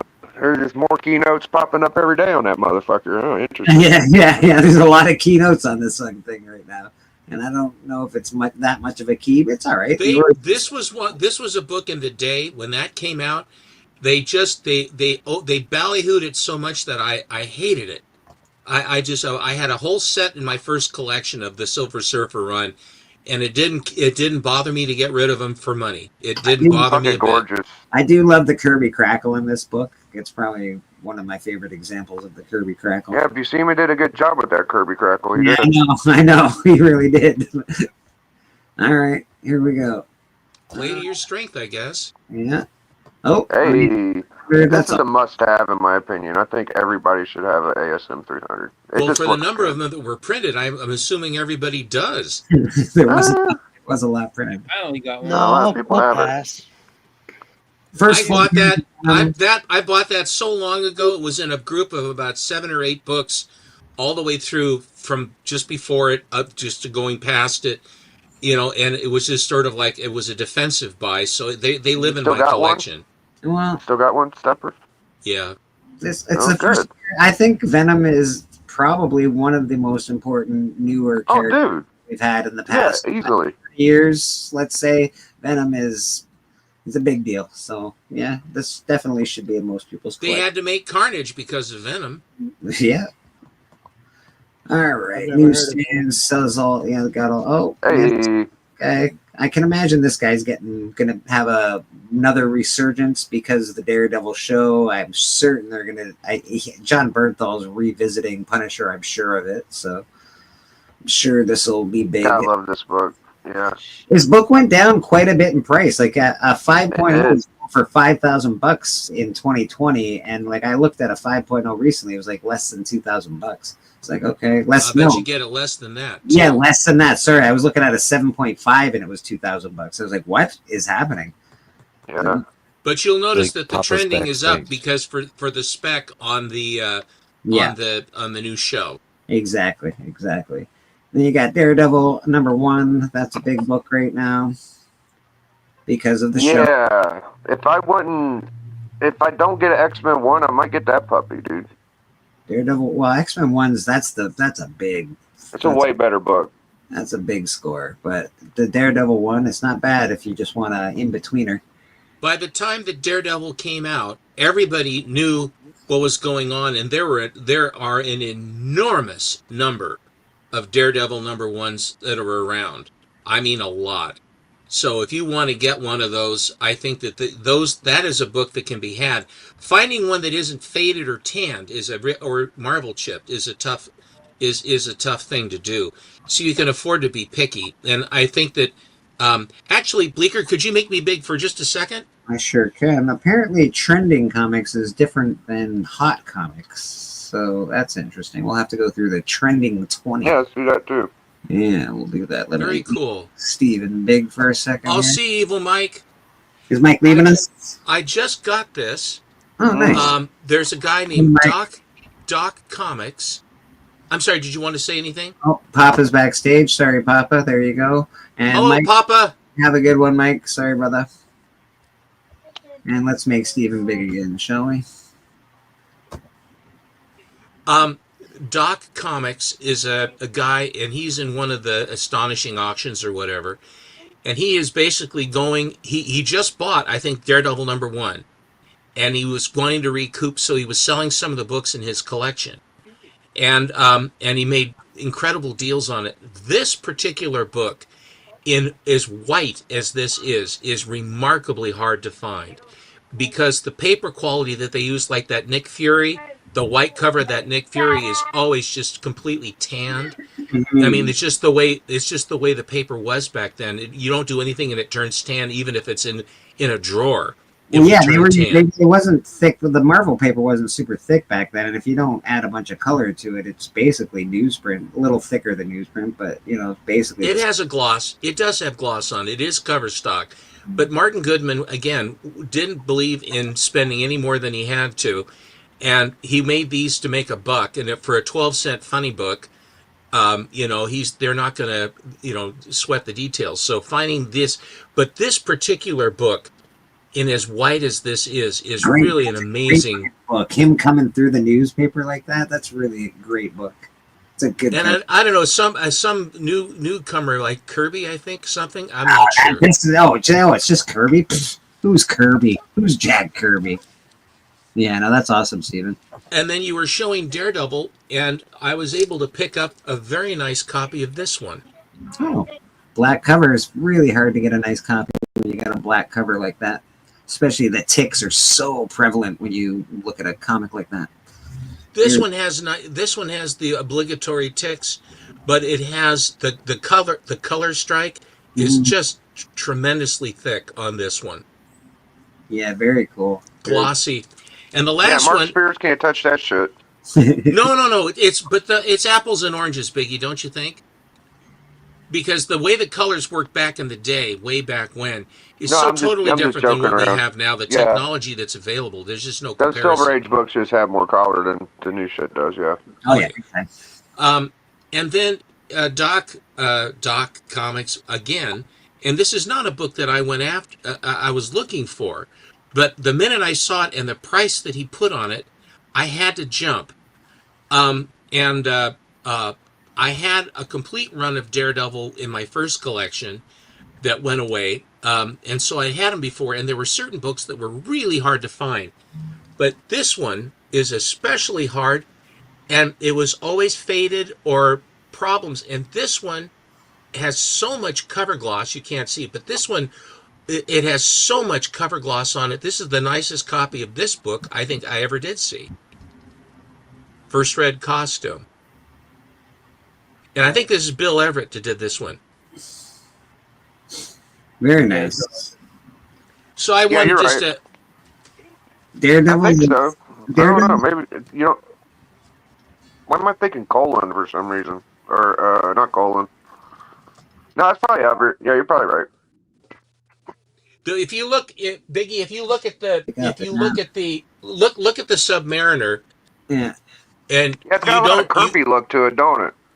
Well, I believe it's. Well, can you someone just check it? I believe it's at Bill Everett.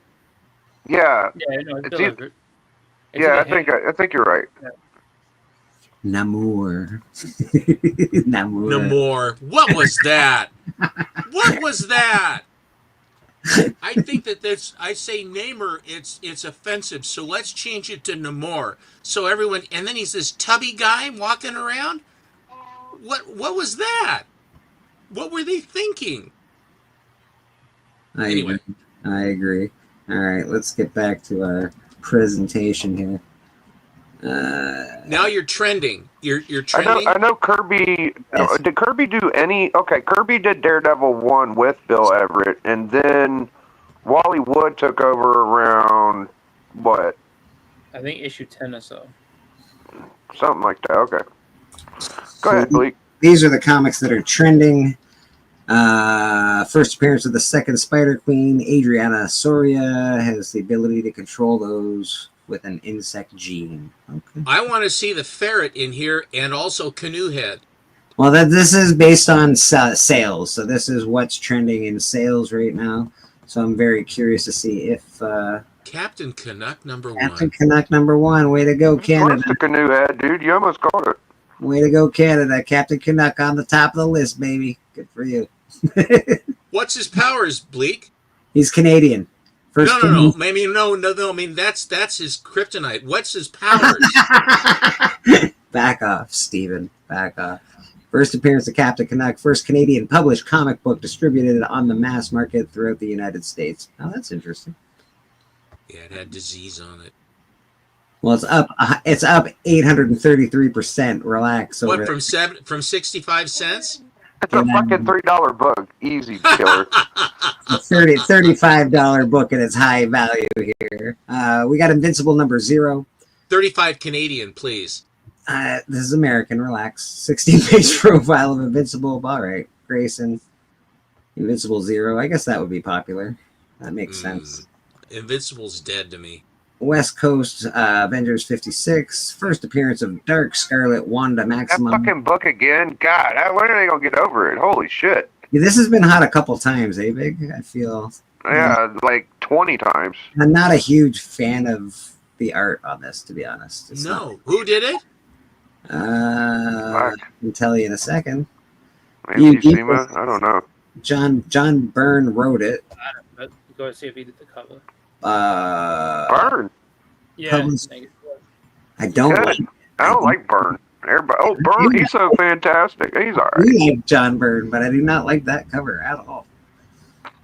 That's terrible. All right. It looks faded to me. I don't like the way he drew her face. Yeah, it looks like the collars are watered down. You're right. Like, why are the collars so shitty?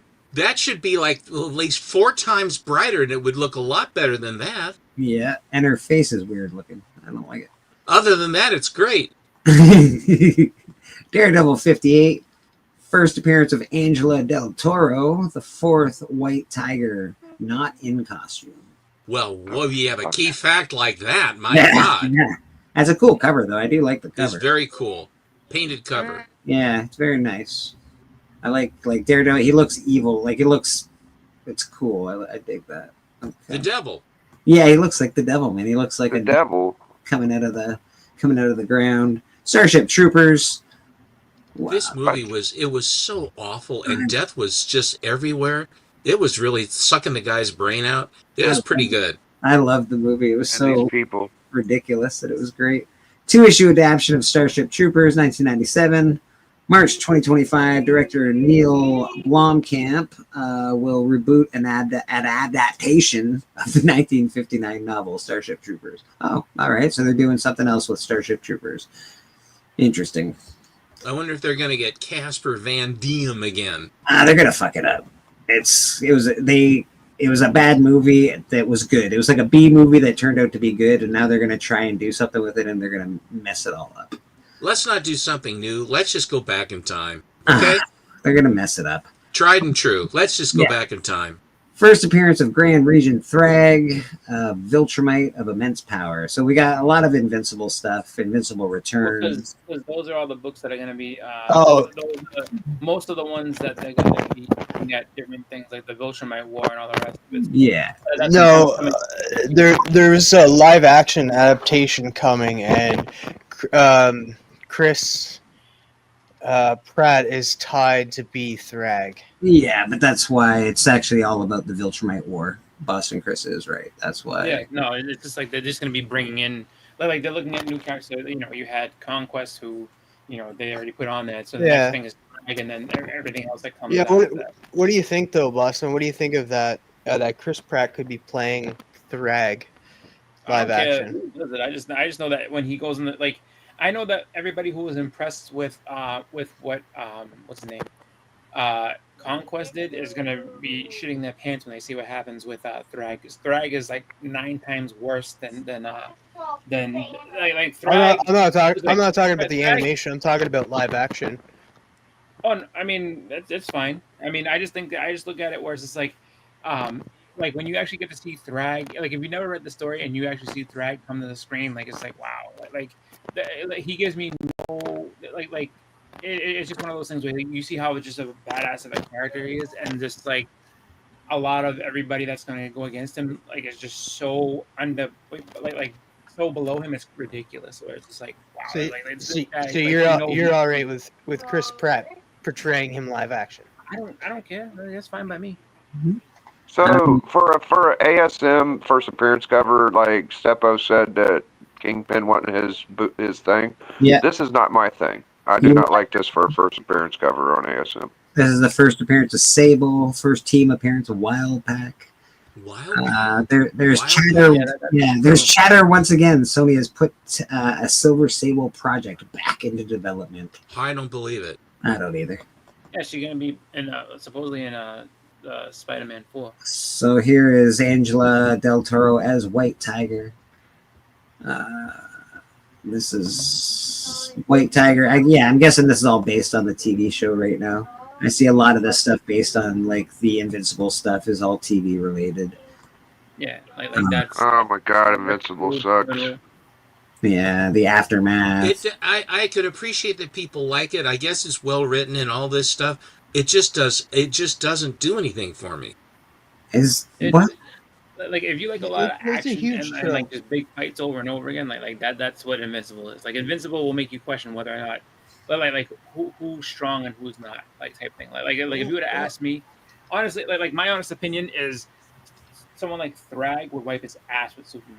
Like no question, he would fuck him up without even thinking twice. We got landscape. So this is the landscape layout. So you get the back cover on the front cover, which they should have done in the first place.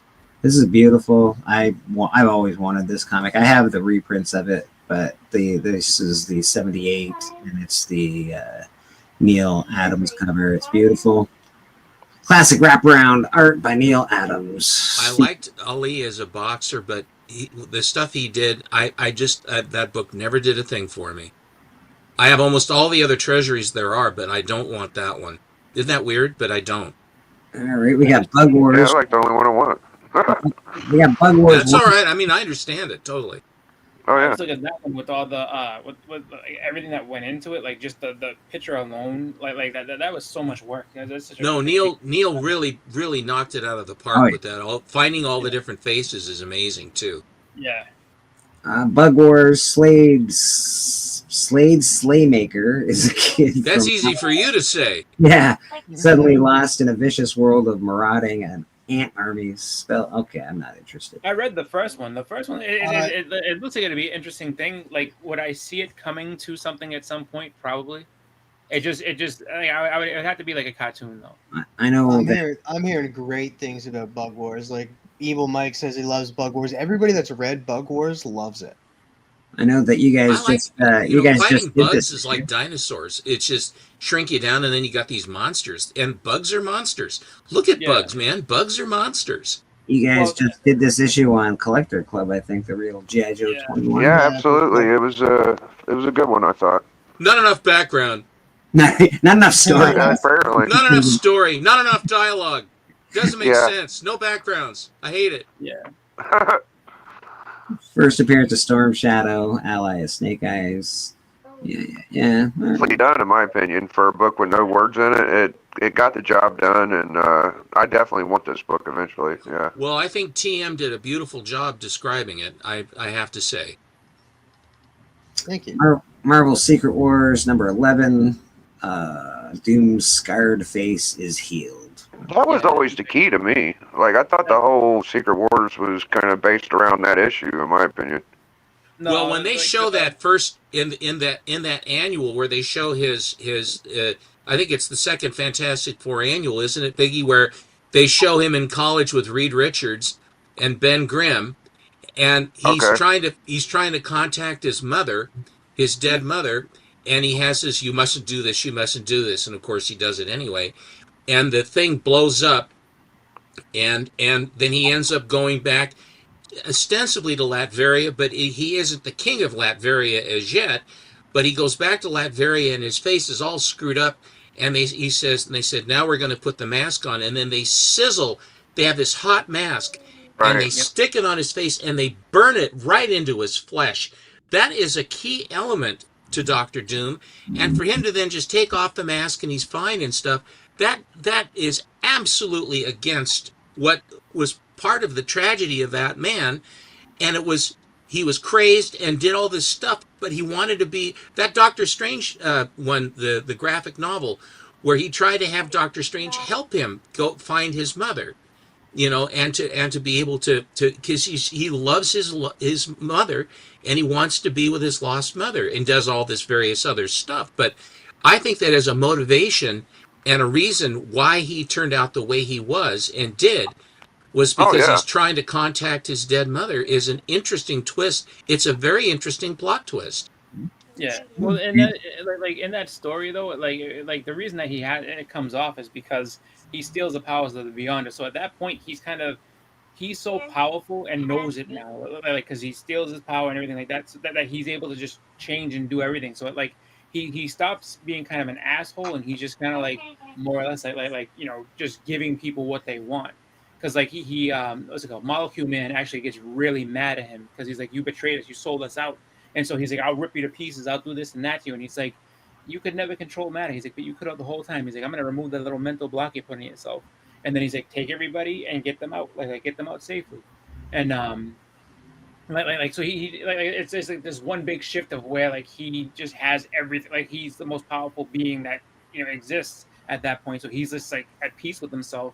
And then the Beyonder kind of goes back and says like, I'm gonna show you why I'm the most powerful. Takes him This down, fucking series right here made me sick. I do not like this series at all. It was he can basically do anything, so he can kill himself and all the rest of it. But then goes back to being Doom later on. I thought that the humanity of him, the humanity that was written, that Stan Lee gave him in his origin, that the tragedy of him and the what made him, that twisted him.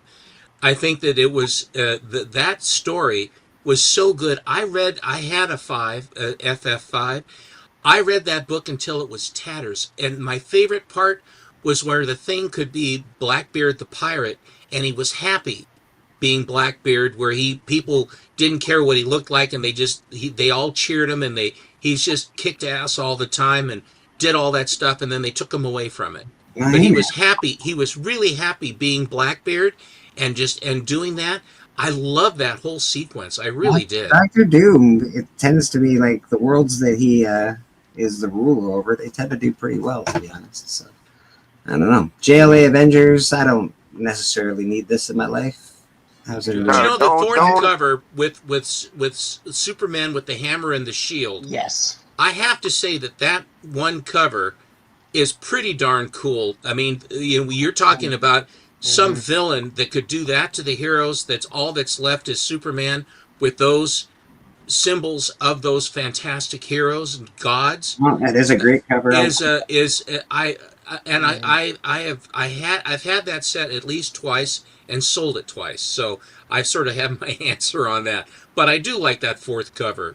And this is but the story's kind of a letdown. They just kind of survive. They don't really do shit. It isn't a clean ending at all. And sort of like, and that's the thing too. If they make you suffer through a bunch of issues, and then they don't give you a good ending for it, for all the money you spent and the emotion and effort you put into the characters to enjoy them, if they don't give you the resolution and they leave it and they don't, it's so frustrating. And that's not good writing to me. That is good writing for me, Stephen. It was a great series, and then the ending happened. I was like, ugh, that was a really crummy way to end it, but it happens. That drives me crazy. West Coast Avengers 45, first appearance of White Vision, I'm guessing. TV series in the works. Yeah, get that book on the downslide if you're gonna get it. It's not that big of a deal. Just get it whenever it's cheap. Isn't White Vision supposed to potentially show up in the what the heck's that show? He's like an actor. That show with the actors in it. Yeah, I know, right? I can't remember the name. I mean, White Vision already showed up in Vision, so it's not like it hasn't showed up before. It's what Vision Rig, and it's like. Never mind. That was really probably says it in the synopsis, and we're over here wondering. It probably tells you. Maybe if you just let me read it, you can find it out. But anyway, we got Amazing Spider-Man. Let's go back up to White Vision. Maybe we got a synopsis in here. October 22nd, rumor that TV series in the works with the Vision Quest, confirmed by Deadline. There you go. There you go. Vision Quest, I'm guessing. It was the other show that with that character dude. Oh. Obviously, first appearance of Black Cat. This is always going to be sort of a hot book. It's never. Yeah, that's a cool one. I like it. Gone down too much. It's always everybody likes Black Cat quite a bit. She's a good character. I won't ever buy it, but it's She's a good character. Yeah, it really is. I think I've had this book before, but I sold it. I won that. I think I won this from Whodat. I bought the most. I bought the most in an auction, and I got a 9/8 slab of that. It does as the prize, and it lives in my boxes somewhere. It's the first appearance of bloody well everybody, apparently. Yeah, it's a modern GSX, pretty much. Yeah, it's pretty good. So I made sense to somebody because Mike said it for me. It's Wonder Man. Oh, okay, Wonder Man. Fuck. That's a beautiful cover. This is The Last Boy. Very Adam Hughes. That makes sense. That it's a nice. Doesn't look like a boy, but I'll go with it. I know. That's interesting. That's interesting. That's Tinkerbell, isn't it? It looks like. Yeah, they're coming out with The Lost Boy. It's like a retelling of Peter Pan. Peter Pan, yeah. Is it gonna? Are they gonna? I like that. Oh, how he became Peter Pan. I'd be interested in that story.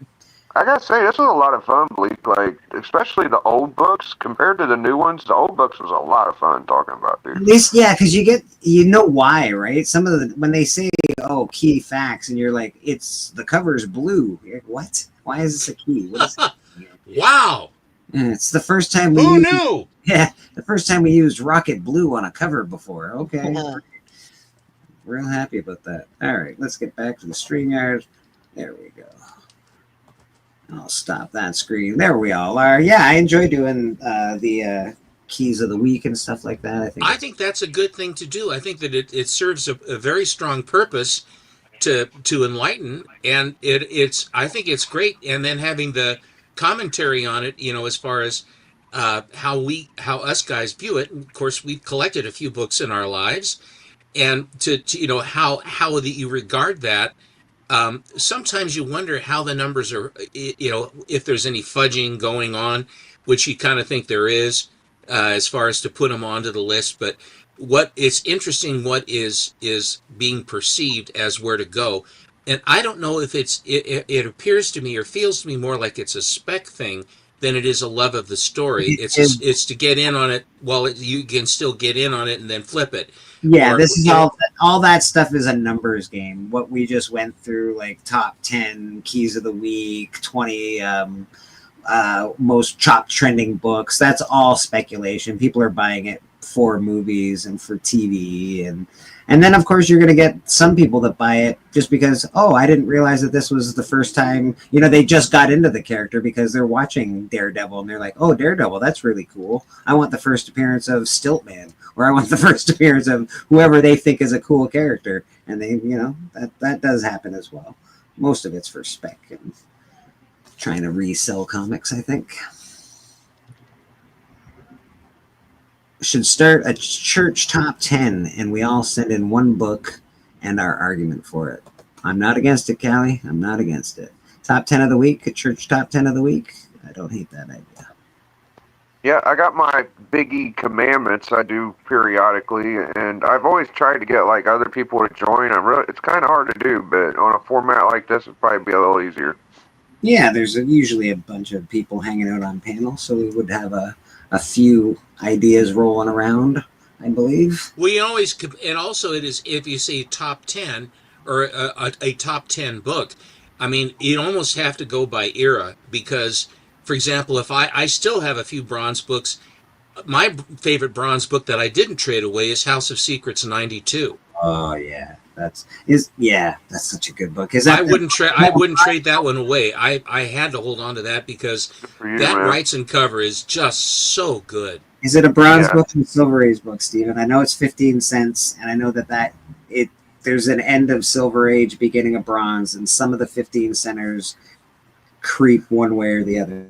Well, it's close, but wherever it falls, that particular book to me, I would not. I love that book too much to get rid of. The other ones, I appreciated their appreciation. So, Steppo, I tell you what, man. Like, there's some books you collect and you get, and they just like hit different, bro. That House of Secrets 92 was like very sentimental to me. When I got it, dude, I was just like, oh, it felt so good. It was a really good pickup. I enjoy that book a lot too. But it wasn't that easy of a book because it was kind of a sleeper, and then all of a sudden everybody realized, and then it took off, and then it was really, I had a hell of a time getting a good copy of that book. But I love it. But it's so well done.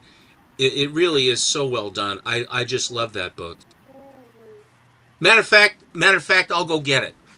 Yeah, go get that puppy. I got like a 2.5 or something, and maybe a 2.0. I don't even know what mine is, but it's one of those books. Like I wish I could get like a mid or higher grade, but the cover's got to be presentable, or it's a waste of time. Like you really got to get a presentable copy. I didn't even see Papa leave.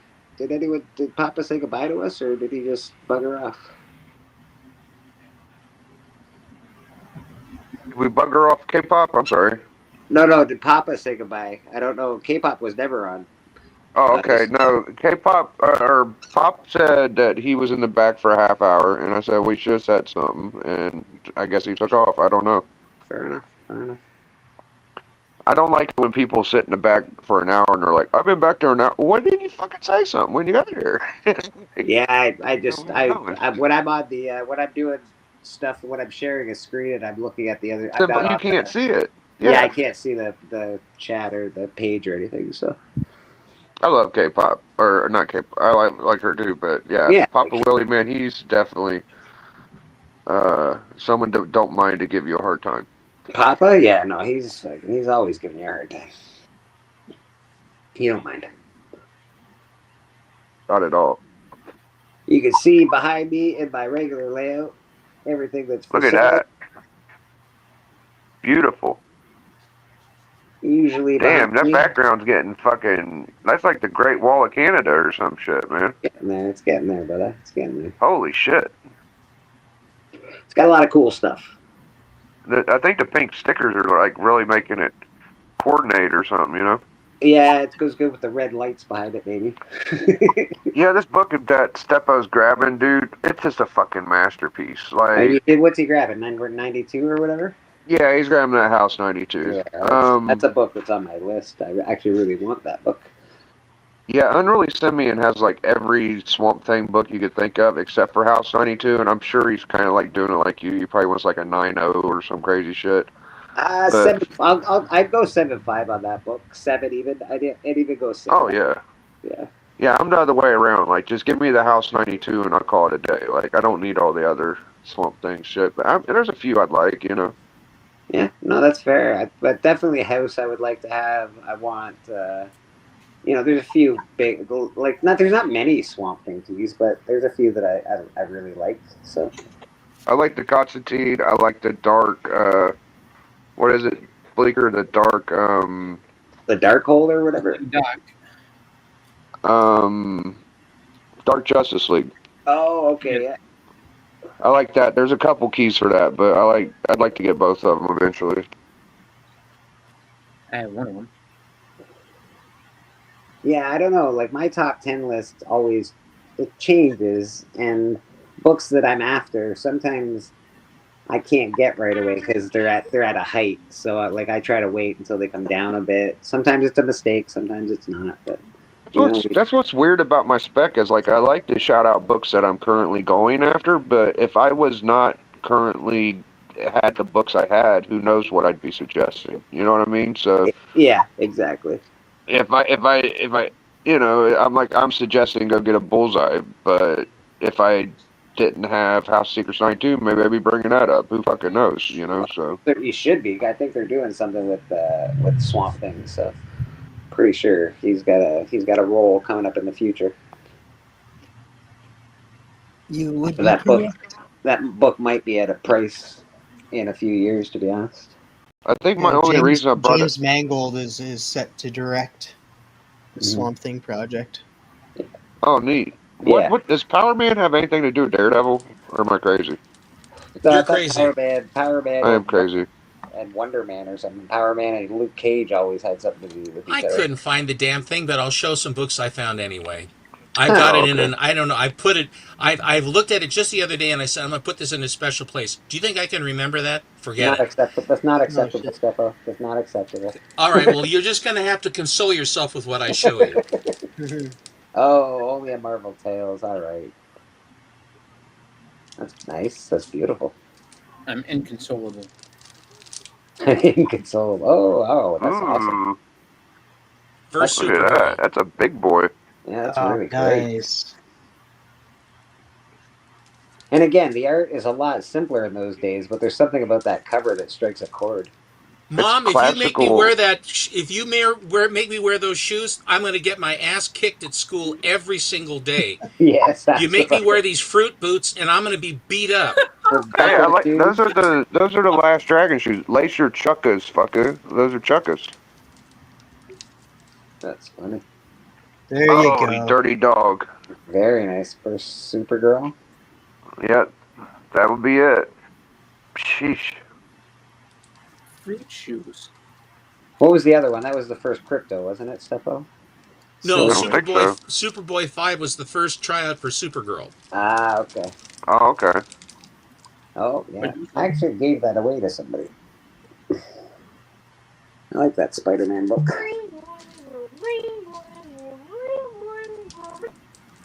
Oh. This Yeah, I had to have that book, I man. hate this cover. And I don't quite get it, because I don't necessarily hate the cover. It's all right. Oh, it's fucking gorgeous cover. It is absolutely the best. This That's is the another first one. Captain Atom. Oh, I like Oh, that. that's the first Captain Atom. Look at that. I'm a huge fan of, well, you know, that space I adventure. thought that might have been a different book. Shit. That's Okay. cool, man. This is a really, really tough book. And it's red. Yeah.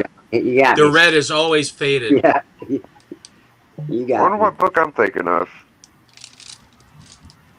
Oh. Oh, and this is the Pedigree collection, the William Anselmo Para collection. I guess he was like a custodian or something like that.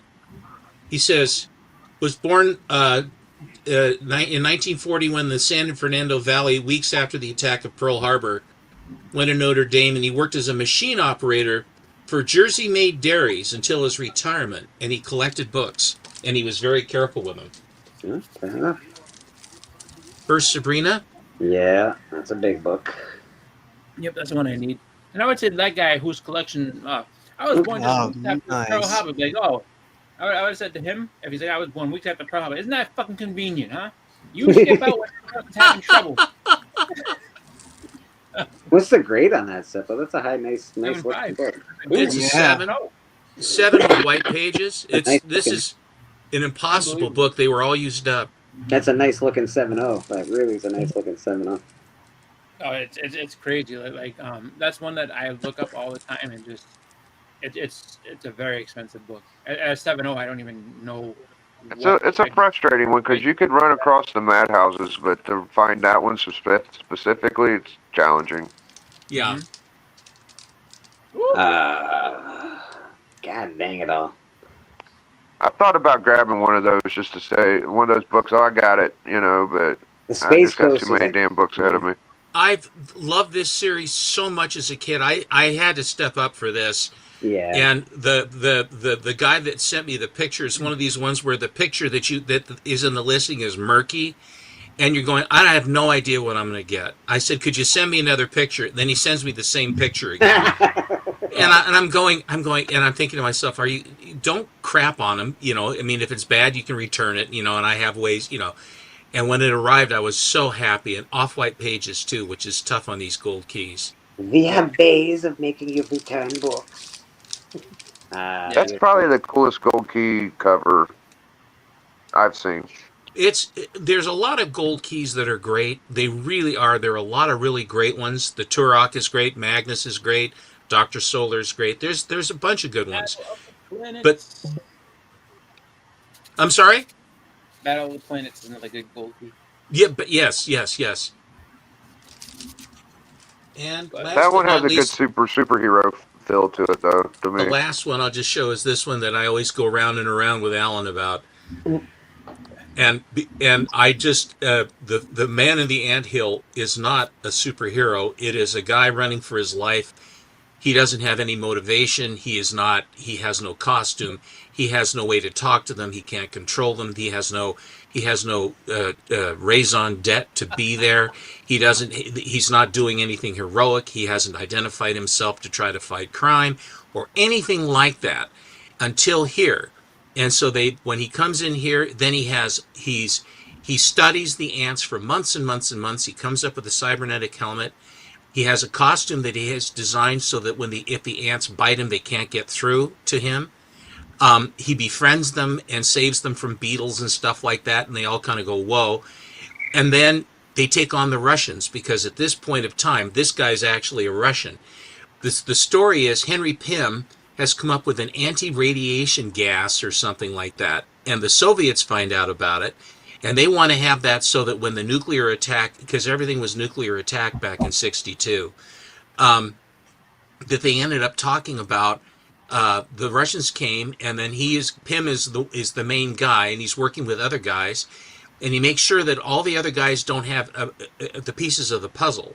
The only person that has all the pieces of the puzzle for this formula is Henry Pym. And so they're going to start killing off all these guys until he tells them. And they're his friends, so what's he going to do? And then of course, Stan Lee says, now, how are we going to be able to let him turn into Ant-Man? He says, I know. He says, well, we're going to put you in this room for a while and let you think about it. Okay, fine. Thank you very much. That's just what I needed. And then he turns himself into the Ant-Man, and it's the crude way where he just spills a test tube full of the guck. And then he just immerses himself in it, and then he turns into the Ant-Man. And then he finds out that he still has the strength of a man, as in the size of an ant.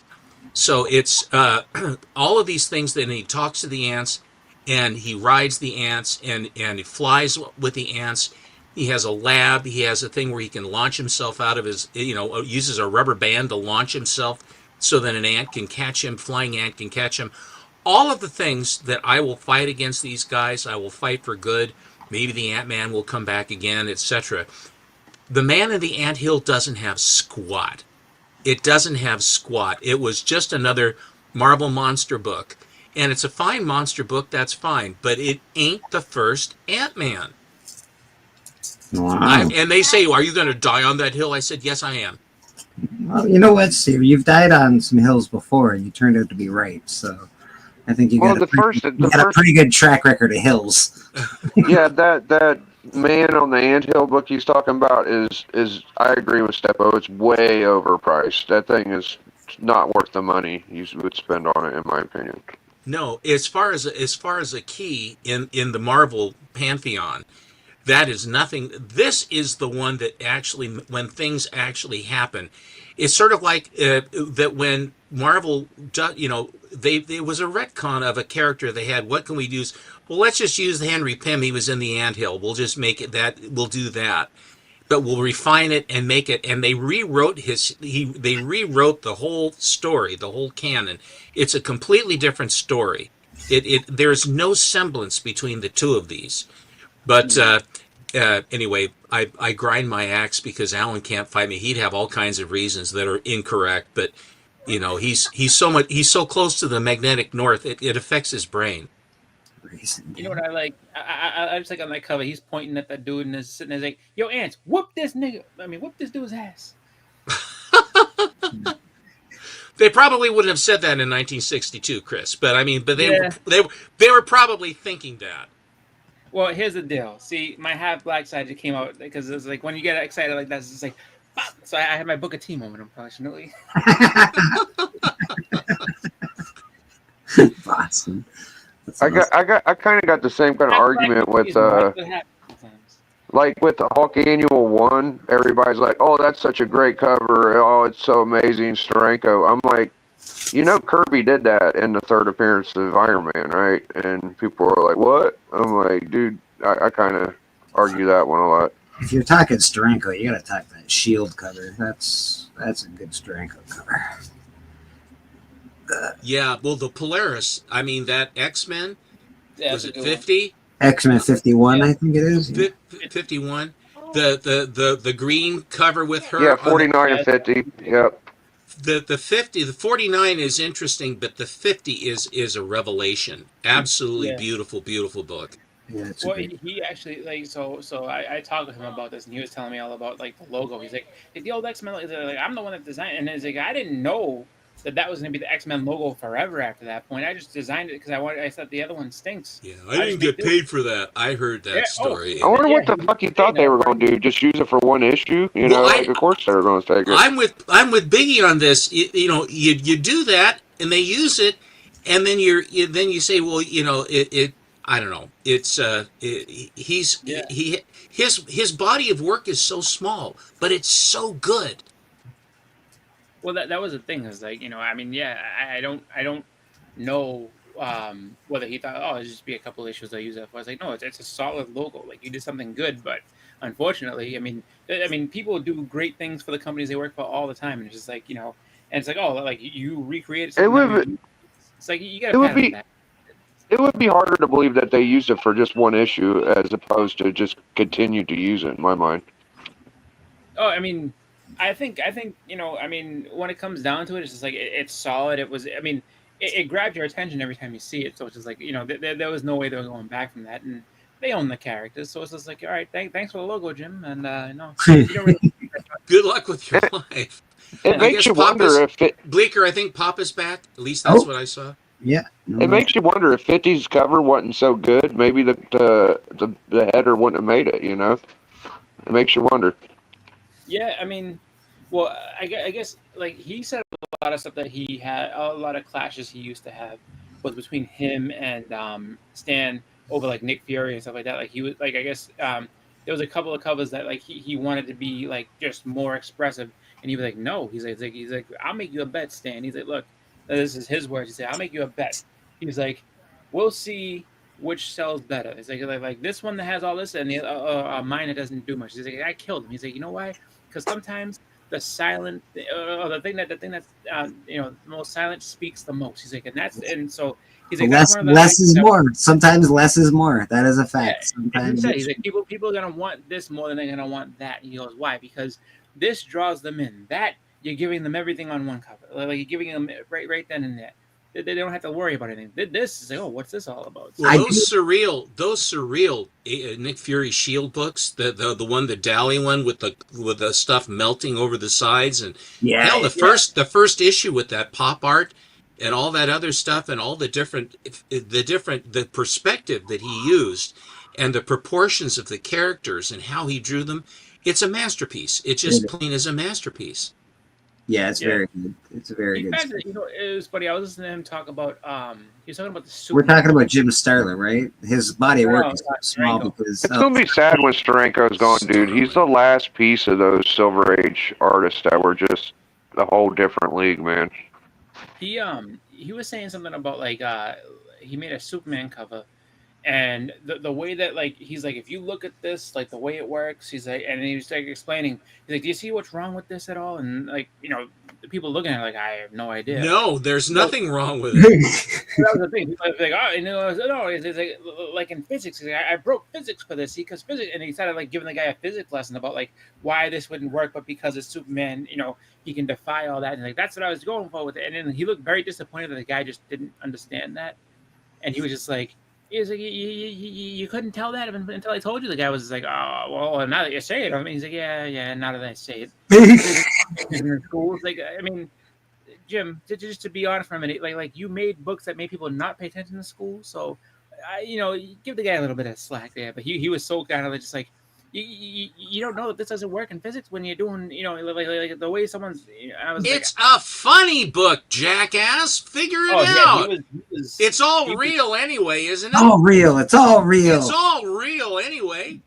Brad, but like, I guess like the coolest thing about it was that like, you know, like he's actually a really smart guy, and he was like, oh, like I brought physics into this. And it's just like, we just like the art, man. I have some Steranko panels on my channel. Worked for him multiple times. Great guy.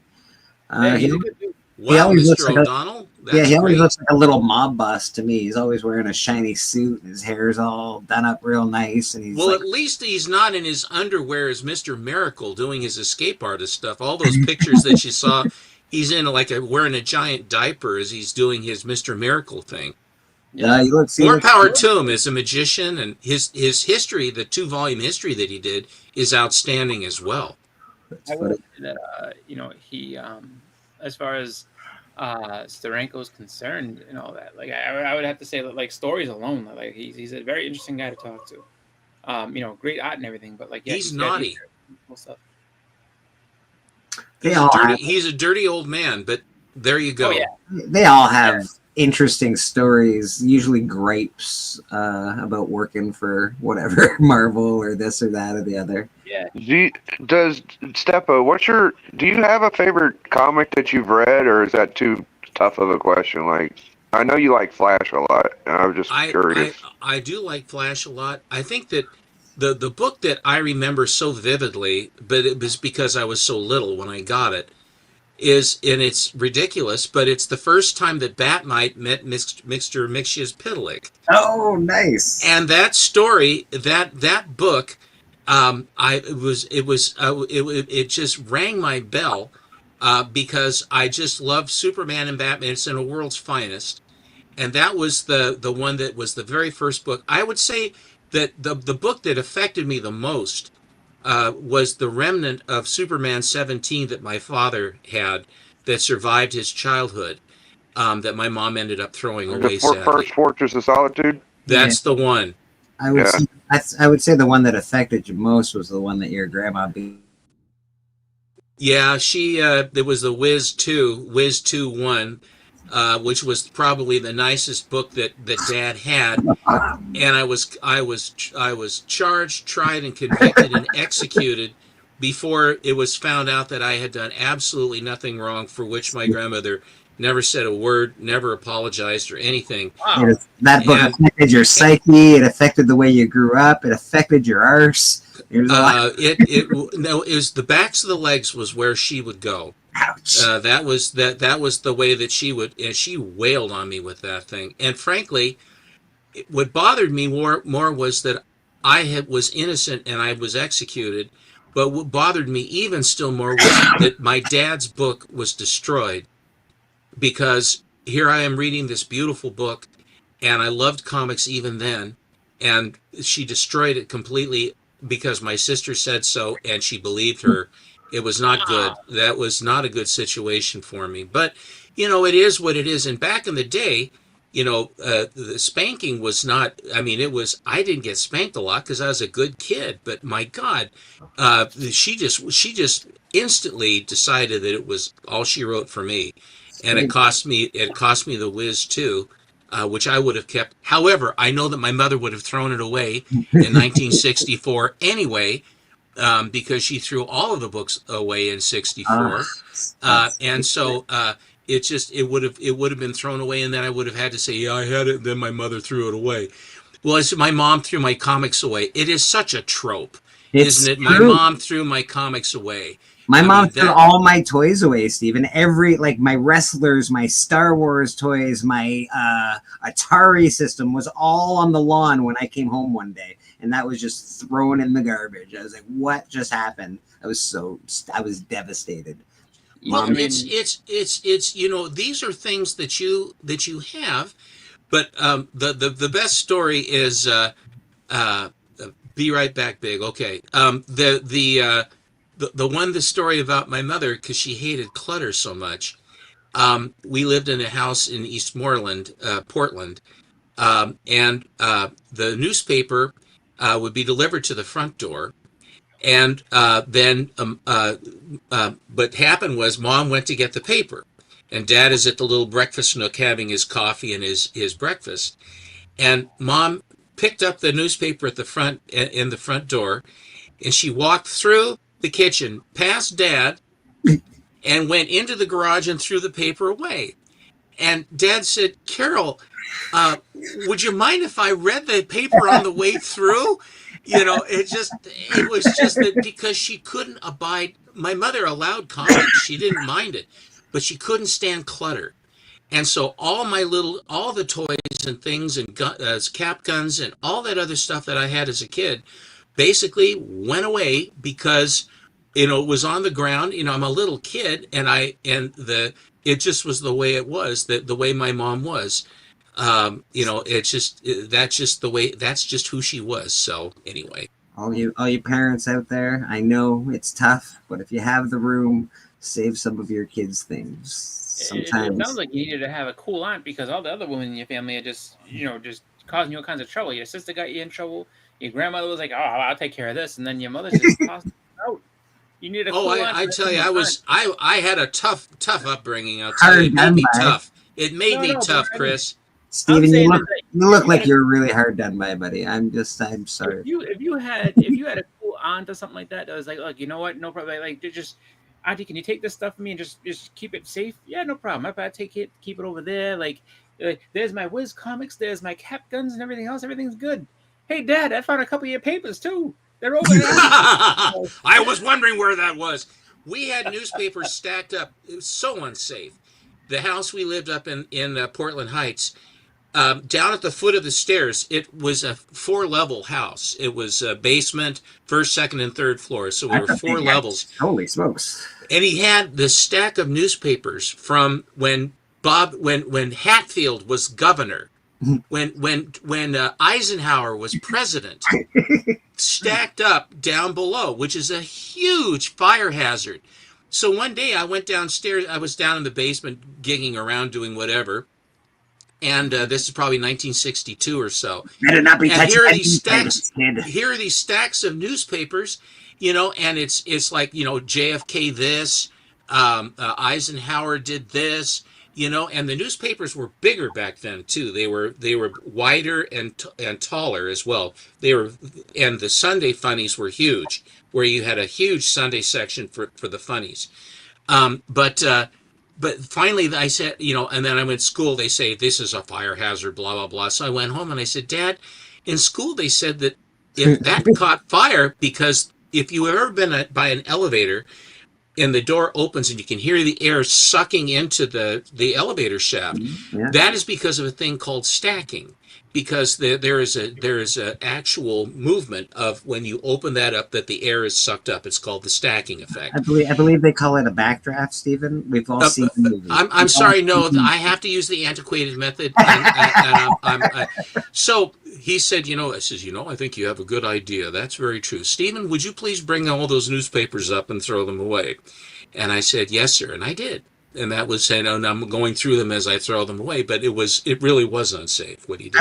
I would be curious. Like, I know when I was a little kid and you have to go to the library and look up stuff. They had like a machine you could look up old newspaper clippings on. They still do the microfiche, and roll it. Yeah. I'm wondering. I think a library would have loved to have had all those old newspaper stories just for fun, like just to have. And everything was disposable, and they kept it as a reference, but they didn't keep them stacked up. It takes too much space. It's all a matter of storage. I mean, newspapers accumulate, and of course, back then, there's just mountains of newsprint because it was cheap back then. You're not wrong. Storage is a big deal. How many people? Record collections that used to take up whole rooms in someone's house are now on your phone. That's that's the whole growth of every industry is about storing more stuff. I could just see that whole thing. That's just such a perfect thing. Stephen, go throw those out. No problem. Hey man, look at all this clutter over here. No, you got it. Man, look at all these cluttered papers and stuff. Oh, I'll take care of this in a minute. Like, all right, cool. I thought I told you to throw those papers out. I did. Well, yeah. No, it's taken care of, Dad. I did what you wanted. We're good. That's true. See, I already got out of a bunch of stuff. I would have saved your comic books, and I would have got you to be like, do this work around the house. No problem at all. Especially if it was clutter related. Like, look, check that out, Ma. Oh, okay. And then Steve would have been. Chris, that was the thing about it that was so odd. Was that she had told me about my collection because it was in the family room and I'd had them neatly stacked, or I had some in my bedroom and stuff. And so she said, Stephen, I don't like having them lying around. I said, okay, Mom. And so I took all of my books, I collected them all together, and we had a cooler by the front door. And so there was an open shelf. And so I basically put them all in order, and I had a stack about, I don't know, about approaching a short box, basically. Yeah. And all of these would have been from 1958, 59 up to 64.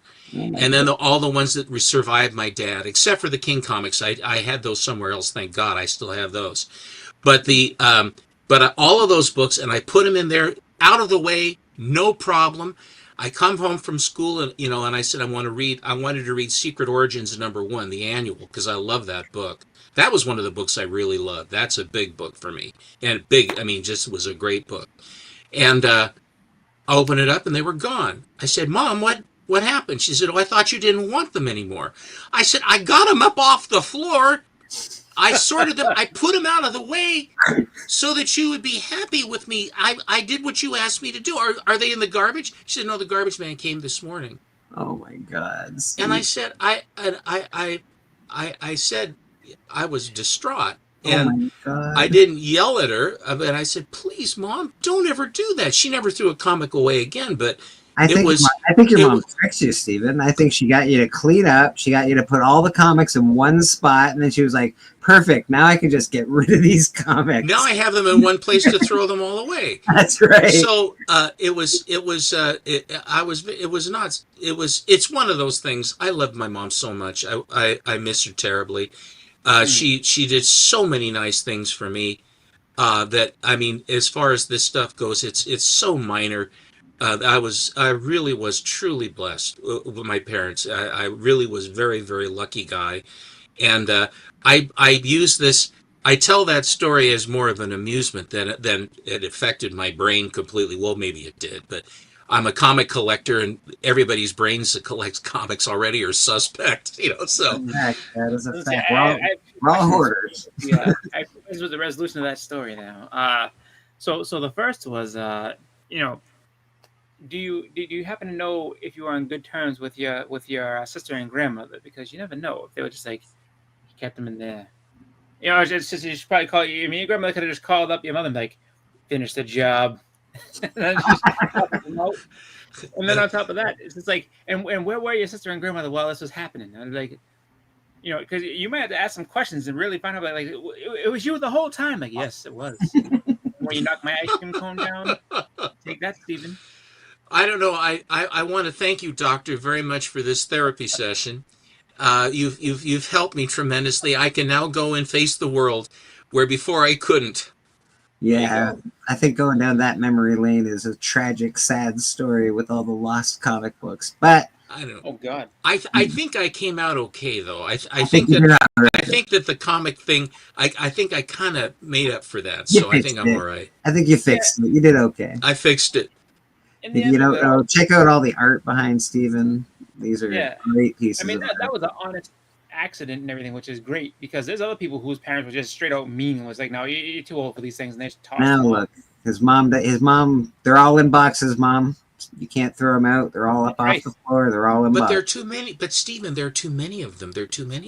I said, "Mom, that's how it is. You have to put the runs together." I couldn't be more compact in what I have. I was that way anyway, but I couldn't be more compact in everything that I do on these because it is true that space is a limitation on that.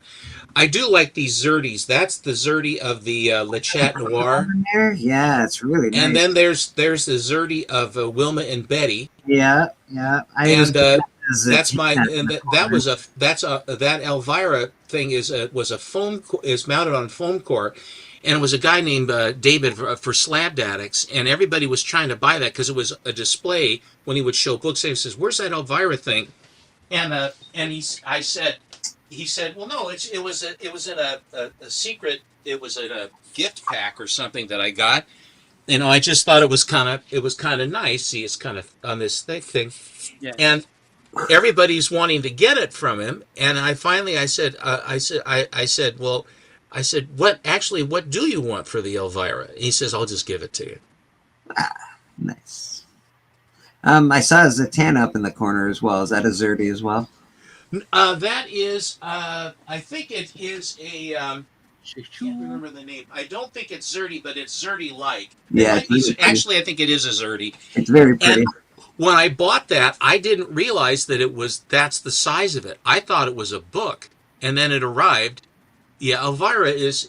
I agree with you, Elvira. I have a signed Elvira. I have a couple signed Elviras actually. I know you've met Elvira, and I know she's touched you pleasantly on your knee. She was holding on to me, and she was being very nice, and she leaned into me, and she was smiling up at me and all this other stuff. And they took our pictures together, and they had trouble with the camera, so I'm sitting there holding her with my arm, holding her close. And it was like 45 or it seemed like a minute before they could get the camera to work. I couldn't get her to stall any longer. Anyway, so then they shot and fortunately there wasn't a big crowd in front of her. Everything was really quiet, so we were talking and talking and talking. I actually have one other Elvira thing I got at the time that I just found. I'll show you. Absolutely. Yeah. And what do you? The older I get, I guess this makes me sad. The fact that Elvira is retired now. I remember, and she was older when I was a kid. Don't get me wrong, but to just that she's retired and she's decided to stop. It's sort of, we keep getting older and things go away, and it's sad, and I don't like it. Yeah. Well, I mean, I don't like it, Elvira. I want you to live forever like a vampire and be around forever. That's the thing that actually got me that I went to I think it was Rhode Island Comic Con 2 years ago, and they had Barbara Eden there. And I thought she had died. And like, no, she's still alive. And I was like, wow, she's still alive. Very nice. Signed. To Stephen with love, Elvira. And these are all the pictures that are inside. That's awesome. Wow, look at you. You got the with love from Elvira. Very nice. Well, we got very close in the 3.5 minutes that we were together. Oh, I think someone's getting a little red cheeked over there. So anyway, but just I have a few Elviras. I don't the House of Mystery Elviras. I have those, and I have a few others. And no, I think that and she doesn't do it Elvira anymore. No. I guess she's completely done with Elvira. Yeah, I guess apparently she still goes to shows, but she doesn't dress up as the character anymore. No, she's Cassandra Peterson. She'll just be herself. So she'll sign, Elvira or whatever like that, but she's, Cassandra Peterson now. She's just sick and tired of having to do the whole gig. I would imagine it's a lot of work being a goth queen. Yeah, well, at this point, this was 11 years ago. It seemed like yesterday. Yeah, no, if she was to do it now, it was what, like 2020. So like let's say she started doing it in 1982. It's like that's 43 years of doing that. She's like, you know what? I'm like, she was still on her way. So it's just like that. That's. I remember one of the first movies I taped off of late great movies on City TV. I don't know if that was an American thing, but it was certainly Canada, and it was like called Late Great Movies on City TV. And I was watching TV, and there's Elvira. I started taping, and she had her little tassels going, and I was like, this is the best thing I've ever seen. Yeah, I was very young. She was, I want to say, it's like you got to think about that just in general, like just the whole deal with it all. It's like, you know what? I'm just gonna, and Elvira brought her all kinds of money and fame. So yeah, absolutely. Well, it makes me mad. People like Captain Kirk. Like, listen, man, nothing you did is important as Star Trek. Stop trying to run away from it and try to be something else that you're not. You're Captain Kirk, bro. Chill out. Yeah. I know it's like Han Solo hates the fact that people love him Harrison Ford hates the fact that people love him as Han Solo. He can't stand Star Wars, and that bothers me to no end because obviously. Why does he do that? Why does he crap on something that everyone loves and fell in love with him, and put him on the map, and he says, "I hate that." I hate that character. I'm like, it's one of the greatest characters you've ever done. What do you mean you hate that character? It drives me crazy. I don't know. I'm not sure if he. I guess he's more of an Indiana Jones guy. It's like, you know what? Although I do like this Indiana Jones as well, but I wish Harrison Ford would be a little kinder to Star Wars fans. Harrison, come on, bro. We love you. But It's 3:30. Usually this is about the time we say goodbye. Let's go around. Yeah, let's go around the horn and see what people are up to. Boston Chris, what do you got going on? Not sure. I don't know if we're doing graphic content this week. I have to talk to Huda about that. I would say if you weren't watching yesterday or weren't able to get on, and you go and check out the Band of Brothers, show that we did last night. There was a bunch of good books that were shown that may not have been sold. That if you're interested, can talk to any of us that was selling on there, and we can let you know what we have, and tons of good books. There were tons of good books last night. Tons of good stuff. Other than that, I don't really think I have too much going on. I have an unboxing that I needed to do for a little bit. I just haven't had the time to get around to it, but I may end up doing that this week. I know Alan usually gives me shit when I say it, but don't forget Whodat Comics 2025 Comic Book Community Awards. We're going after the best unboxing channel, Whodat Comics. Check him out. He's usually not here, but Sundays are changed for him these days. So yeah, I know that. I think Thursday should be Sweet Chin Music. So there's that on Thursday. But as far as any sort of shows or anything, like I said, I know for sure Sweet Chin. I know that graphic content, maybe not. I have to talk to Hudat, and I should be doing an unboxing on my channel hopefully this week. Nice, very cool, very very cool. That's Boston Chris. Check him out. He's awesome, and of course we're always on the hunt. Every other Saturday. That'll be this Saturday. Yeah, I think that's this Saturday. If you like wrestling and you like comic books and you like battles, that's the place to be. On Saturdays, of course, Fridays, it's the Comic Collector Club with Biggie Shack. Mr. Steven, what do you got going on this week? Is TM was next in line? I think is TM still there? He's coming. Don't worry, I got TM. Okay, Papa, I had to ask you a question. I saw that you had that 7.5 slab of Hulk, She-Hulk 1. She-Hulk. That's not the one that I sent you, is it? Because I sent you that raw copy of the Sensational She-Hulk. It's not the same one? Okay, because I knew it's better than a 7.5. It's got to be up in the 9s. Okay, fair enough. I said, oh my God, if that came back a 7.5, I've completely lost my mind. Well, I've already lost my mind. What do I mean? This coming Monday, on our Monday special with Alan, my special with Alan, he had asked me a while ago, and then I ended up going to the beach to show. I had showed a box of my raw gold, my best raw gold. I have a lot of raw gold, but the ones that I have basically segregated.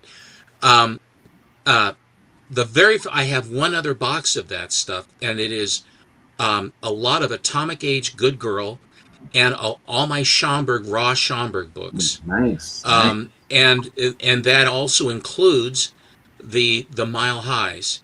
Ooh. And so I'm going to be showing that on Monday. And so it's going to be some really, really big stuff on Monday. I've only shown the stuff in this box, I think, once before, a long time ago. So it'll all be pretty much, it'll be new stuff, but it's going to be raw so that it can be seen, as far as that goes. So that'll be on Monday. On Tuesday, and I will send you a little note, my friend, Mr. Bleecker, after church. I was going to show you something. Okay. And something is coming. That is something that I could not believe my luck, and I could swing it, and it's my cup runneth over. It really does. Friday will be our Friday hangout with Big Lyle and with Matt Atkinson. And then Alan and I, and then whether Hagen at Lettuce Comics or if Nate from Haul Yeah are there, which is our usual crew. They're getting fancy though. They're going around various other places. Chonko came on last Friday, which was a lot of fun. A new guy, you might follow him. He's a good guy and has interesting stuff. Yeah, I like and has a new channel going. And and then other guests that may or may not appear, but it will just be shenanigans of the stuff that we got during the week, or stuff that is of recent, as far as that goes. And then, of course, I always love to be here at church, and I showed more books today than I usually do, because I missed last Sunday, and I didn't want to cheat Mr. Bleecker out, because I do like to share books, because I think it generates conversation, and it's fun to show, and it's always fun to show. I've said this so many times. When you're a kid, you could go across the street, or you could go up the street and be with buddies that also collected comics, and you'd sit and you'd read his books and all that other stuff. It's really one of the best memories I have of with comics, because it was a very community-based thing, and it was a shared love of characters and stories. And now, because when you're adults, there's no one, and obviously you don't have anyone that lives near you that does this stuff, because we're crazy. But all of the people that enjoy this, we can still get together face to face and talk about them and show them and enjoy them. And that social media, to me, that's what made social media, and that's the only blessing I ever got out of COVID, was that it got me onto Instagram. Me too. And then through Instagram, then onto YouTube. And all of my friends on Instagram and on YouTube and stuff, it's a wonderful thing. And my wife and I enjoy sharing the socializing with such nice people. And we really do have an amazingly nice group of people. So here ends the sermon. Go and sin no more. I love the fact that we all hang out and we all collect differently. Like, we collect the same, don't get me wrong, we're comic collectors, so there's nothing different about that, but we all have a different sort of view and genre of how we collect. Biggie does it a certain way, you do it a certain way, Boston does it a certain way, I do it a certain way. Old Papa Wheelie down there, he loves to collect. It's pretty cool. I don't know, we all like different things, and I think that's neat. Papa Wheelie, you writing down what you gotta say, or do you want me to vocalize your thing? Papa Wheelie's doing some typing. I have a new Papa Sync video coming out in 20 minutes, which is right up Chris's alley. Country music, sweet chin music on Thursdays. And of course, he's here at church with us on Sundays. And he also hangs out for Band of Brothers. He sells comic books on Band of Brothers auction. We do that once a month. Our next Band of Brothers auction, I believe, will be the 12th of next month, the month coming up. So be ready for that. And appreciate that. That's Papa Wheelie. Anything else you got? You got, Papa? Nothing else? All right, brother. It's nice to see you, Papa. TM Nerdy, what you got going on with your bad self? This upcoming Wednesday on Book Club, it's Matt's pick, and he picked Batman 121 as the first appearance of Mr. Zero, later becomes Mr. Freeze. Okay, that's cool. That's pretty cool. Matt loves his. I'm surprised it's not a Superman book for some reason. I feel I'm like, what? It's not a Superman book. Weird. All right, Matt, way to go. What else you got? Other than that, you could just subscribe to my channel, and that'll be doing random pop-up videos from time to time. Probably a little bit more come May when I'm in my new place. Yeah, buddy. Congratulations. Yeah. Thank you. Big congratulations on that, Sam. Seriously, get away from that dude. That's been a burr under your saddle just about long enough. Yeah, I'd say so. What a crummy dude. And then I'm usually on Mad Spidey's channel every Saturday, and then here for church every Sunday. Oi, Mad Spidey, you say? Good for you. Oh yes, I may be on Big Matt Atkinson's Sunday show, that he put on, which is his Superman show, all things Superman. So you might want to check that out. Matt was looking high and low to find a spot that wouldn't conflict with anybody, and so I think it's 9 o'clock. So it's 6 o'clock Pacific, but I think 9 o'clock Eastern time on his channel we'll be doing some stuff having to do with Superman, and of course. He has no love of Superman, really, honestly, but except like totally so. Very cool. Very cool. And of course, myself, you can find me here every Sunday, Comic Book Church. I do have a Kickstarter project. Callie and I are doing a Kickstarter project together. It is coming along really well. Actual Dracula loves it, and he's the one drawing it, so that makes me really happy. So if he's digging it, I'm really happy with it. We have some covers that are already been finished, and they are absolutely killer, so couldn't be more happy with that. They're beautiful. They're beautiful. Great people on the project, people that are just helping just because they want to. I don't know, it's really awesome. So very, very thankful. Bleeker, I'm glad you're all sitting down. Okay. I just got word that my books from Alan's Kickstarter were sent to me about 4 days ago. Yeah, I don't believe it. They have been sent. They are in the mail to me, and I might on Monday, depending. If the books are there Monday, then it may be that I shift, because I've asked Alan whether he would want me to show them, because I got every cover he got. I got one he didn't get, which is the 1 of 1, and they very nicely took the 1 of 1 and they sent it, and they're having it slabbed for me. Okay, all right. As a thank you, and thank you because you waited for 1.5 years for your comic book, or well, I might have mentioned once or twice that I wanted I might have called him once or twice to ask where in the hell the books are. Which I've stood up, and then also the beginning of it, and K-pop making it so that I could even sign up. It's just been a very interesting journey, but the journey has now, it's almost, the books are almost here, and I'm hoping that I will be able to show all of the books, and so that is actually, that may happen if it doesn't happen, which very likely could. The guy is up in Tacoma, where they're being sent from. I'm just about 220 miles south of him. Can you grab my books as well if you're going up there? So there should be a package with my name on it. Can you just grab that for me as well, please? Because I'm sorry, I can't infringe on the Canadian mail system, because they will imprison me from Canada, and they'll doge me, and they'll tariff me, and I can't do that as much as I would like to. Relax, Mr. Bleak.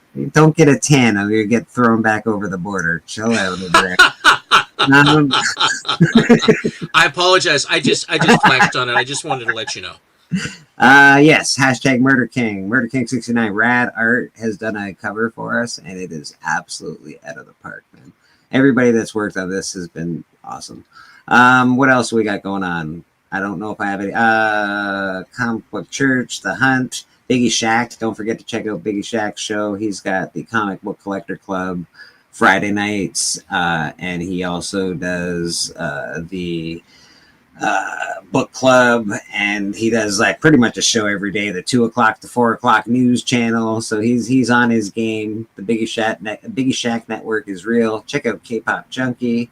She'll probably be on tonight, I would imagine around 7 with Kicking It with K-Pop. I'm not sure who she's interviewing today, but if you doing God's work. Yeah, if you like Kickstarters and you want to know what's going on, or you just want to see projects that are cool and you might be interested in backing, that is the show for you. K-Pop is awesome. You have an ace in your corner with that for your project, Bleeker, big time. Yeah, she's pretty awesome. So it seems to be working out so far. Again, it's a lot of work and a lot of waiting and a lot of hemming and hawing and not knowing, and like the story's written, it's just not like, I wish I was, could be in control of every little thing. I can't, so it's a little different for me.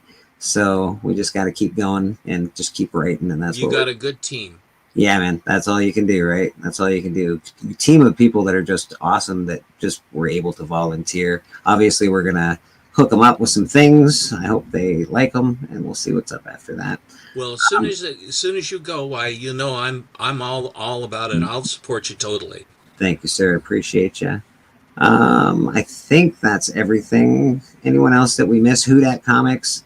Check him out. Best Unboxing 2025 for Comic Book Community Awards.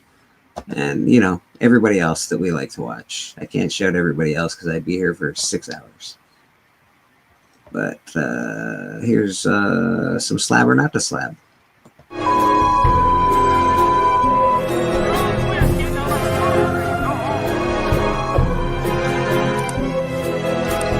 So they put us through the turnstiles and turned us loose inside.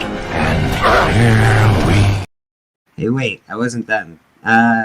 Tate, I guess you guys are on the go for your shift project. So I'm really looking forward to getting that. That should be cool. Don't forget the shift project is coming. Everybody, they did their goal and their Kickstarter's coming out. So I'm looking forward to that too. Hopefully it gets here before Alan's book so I can make fun of Alan some more. Bye, guys.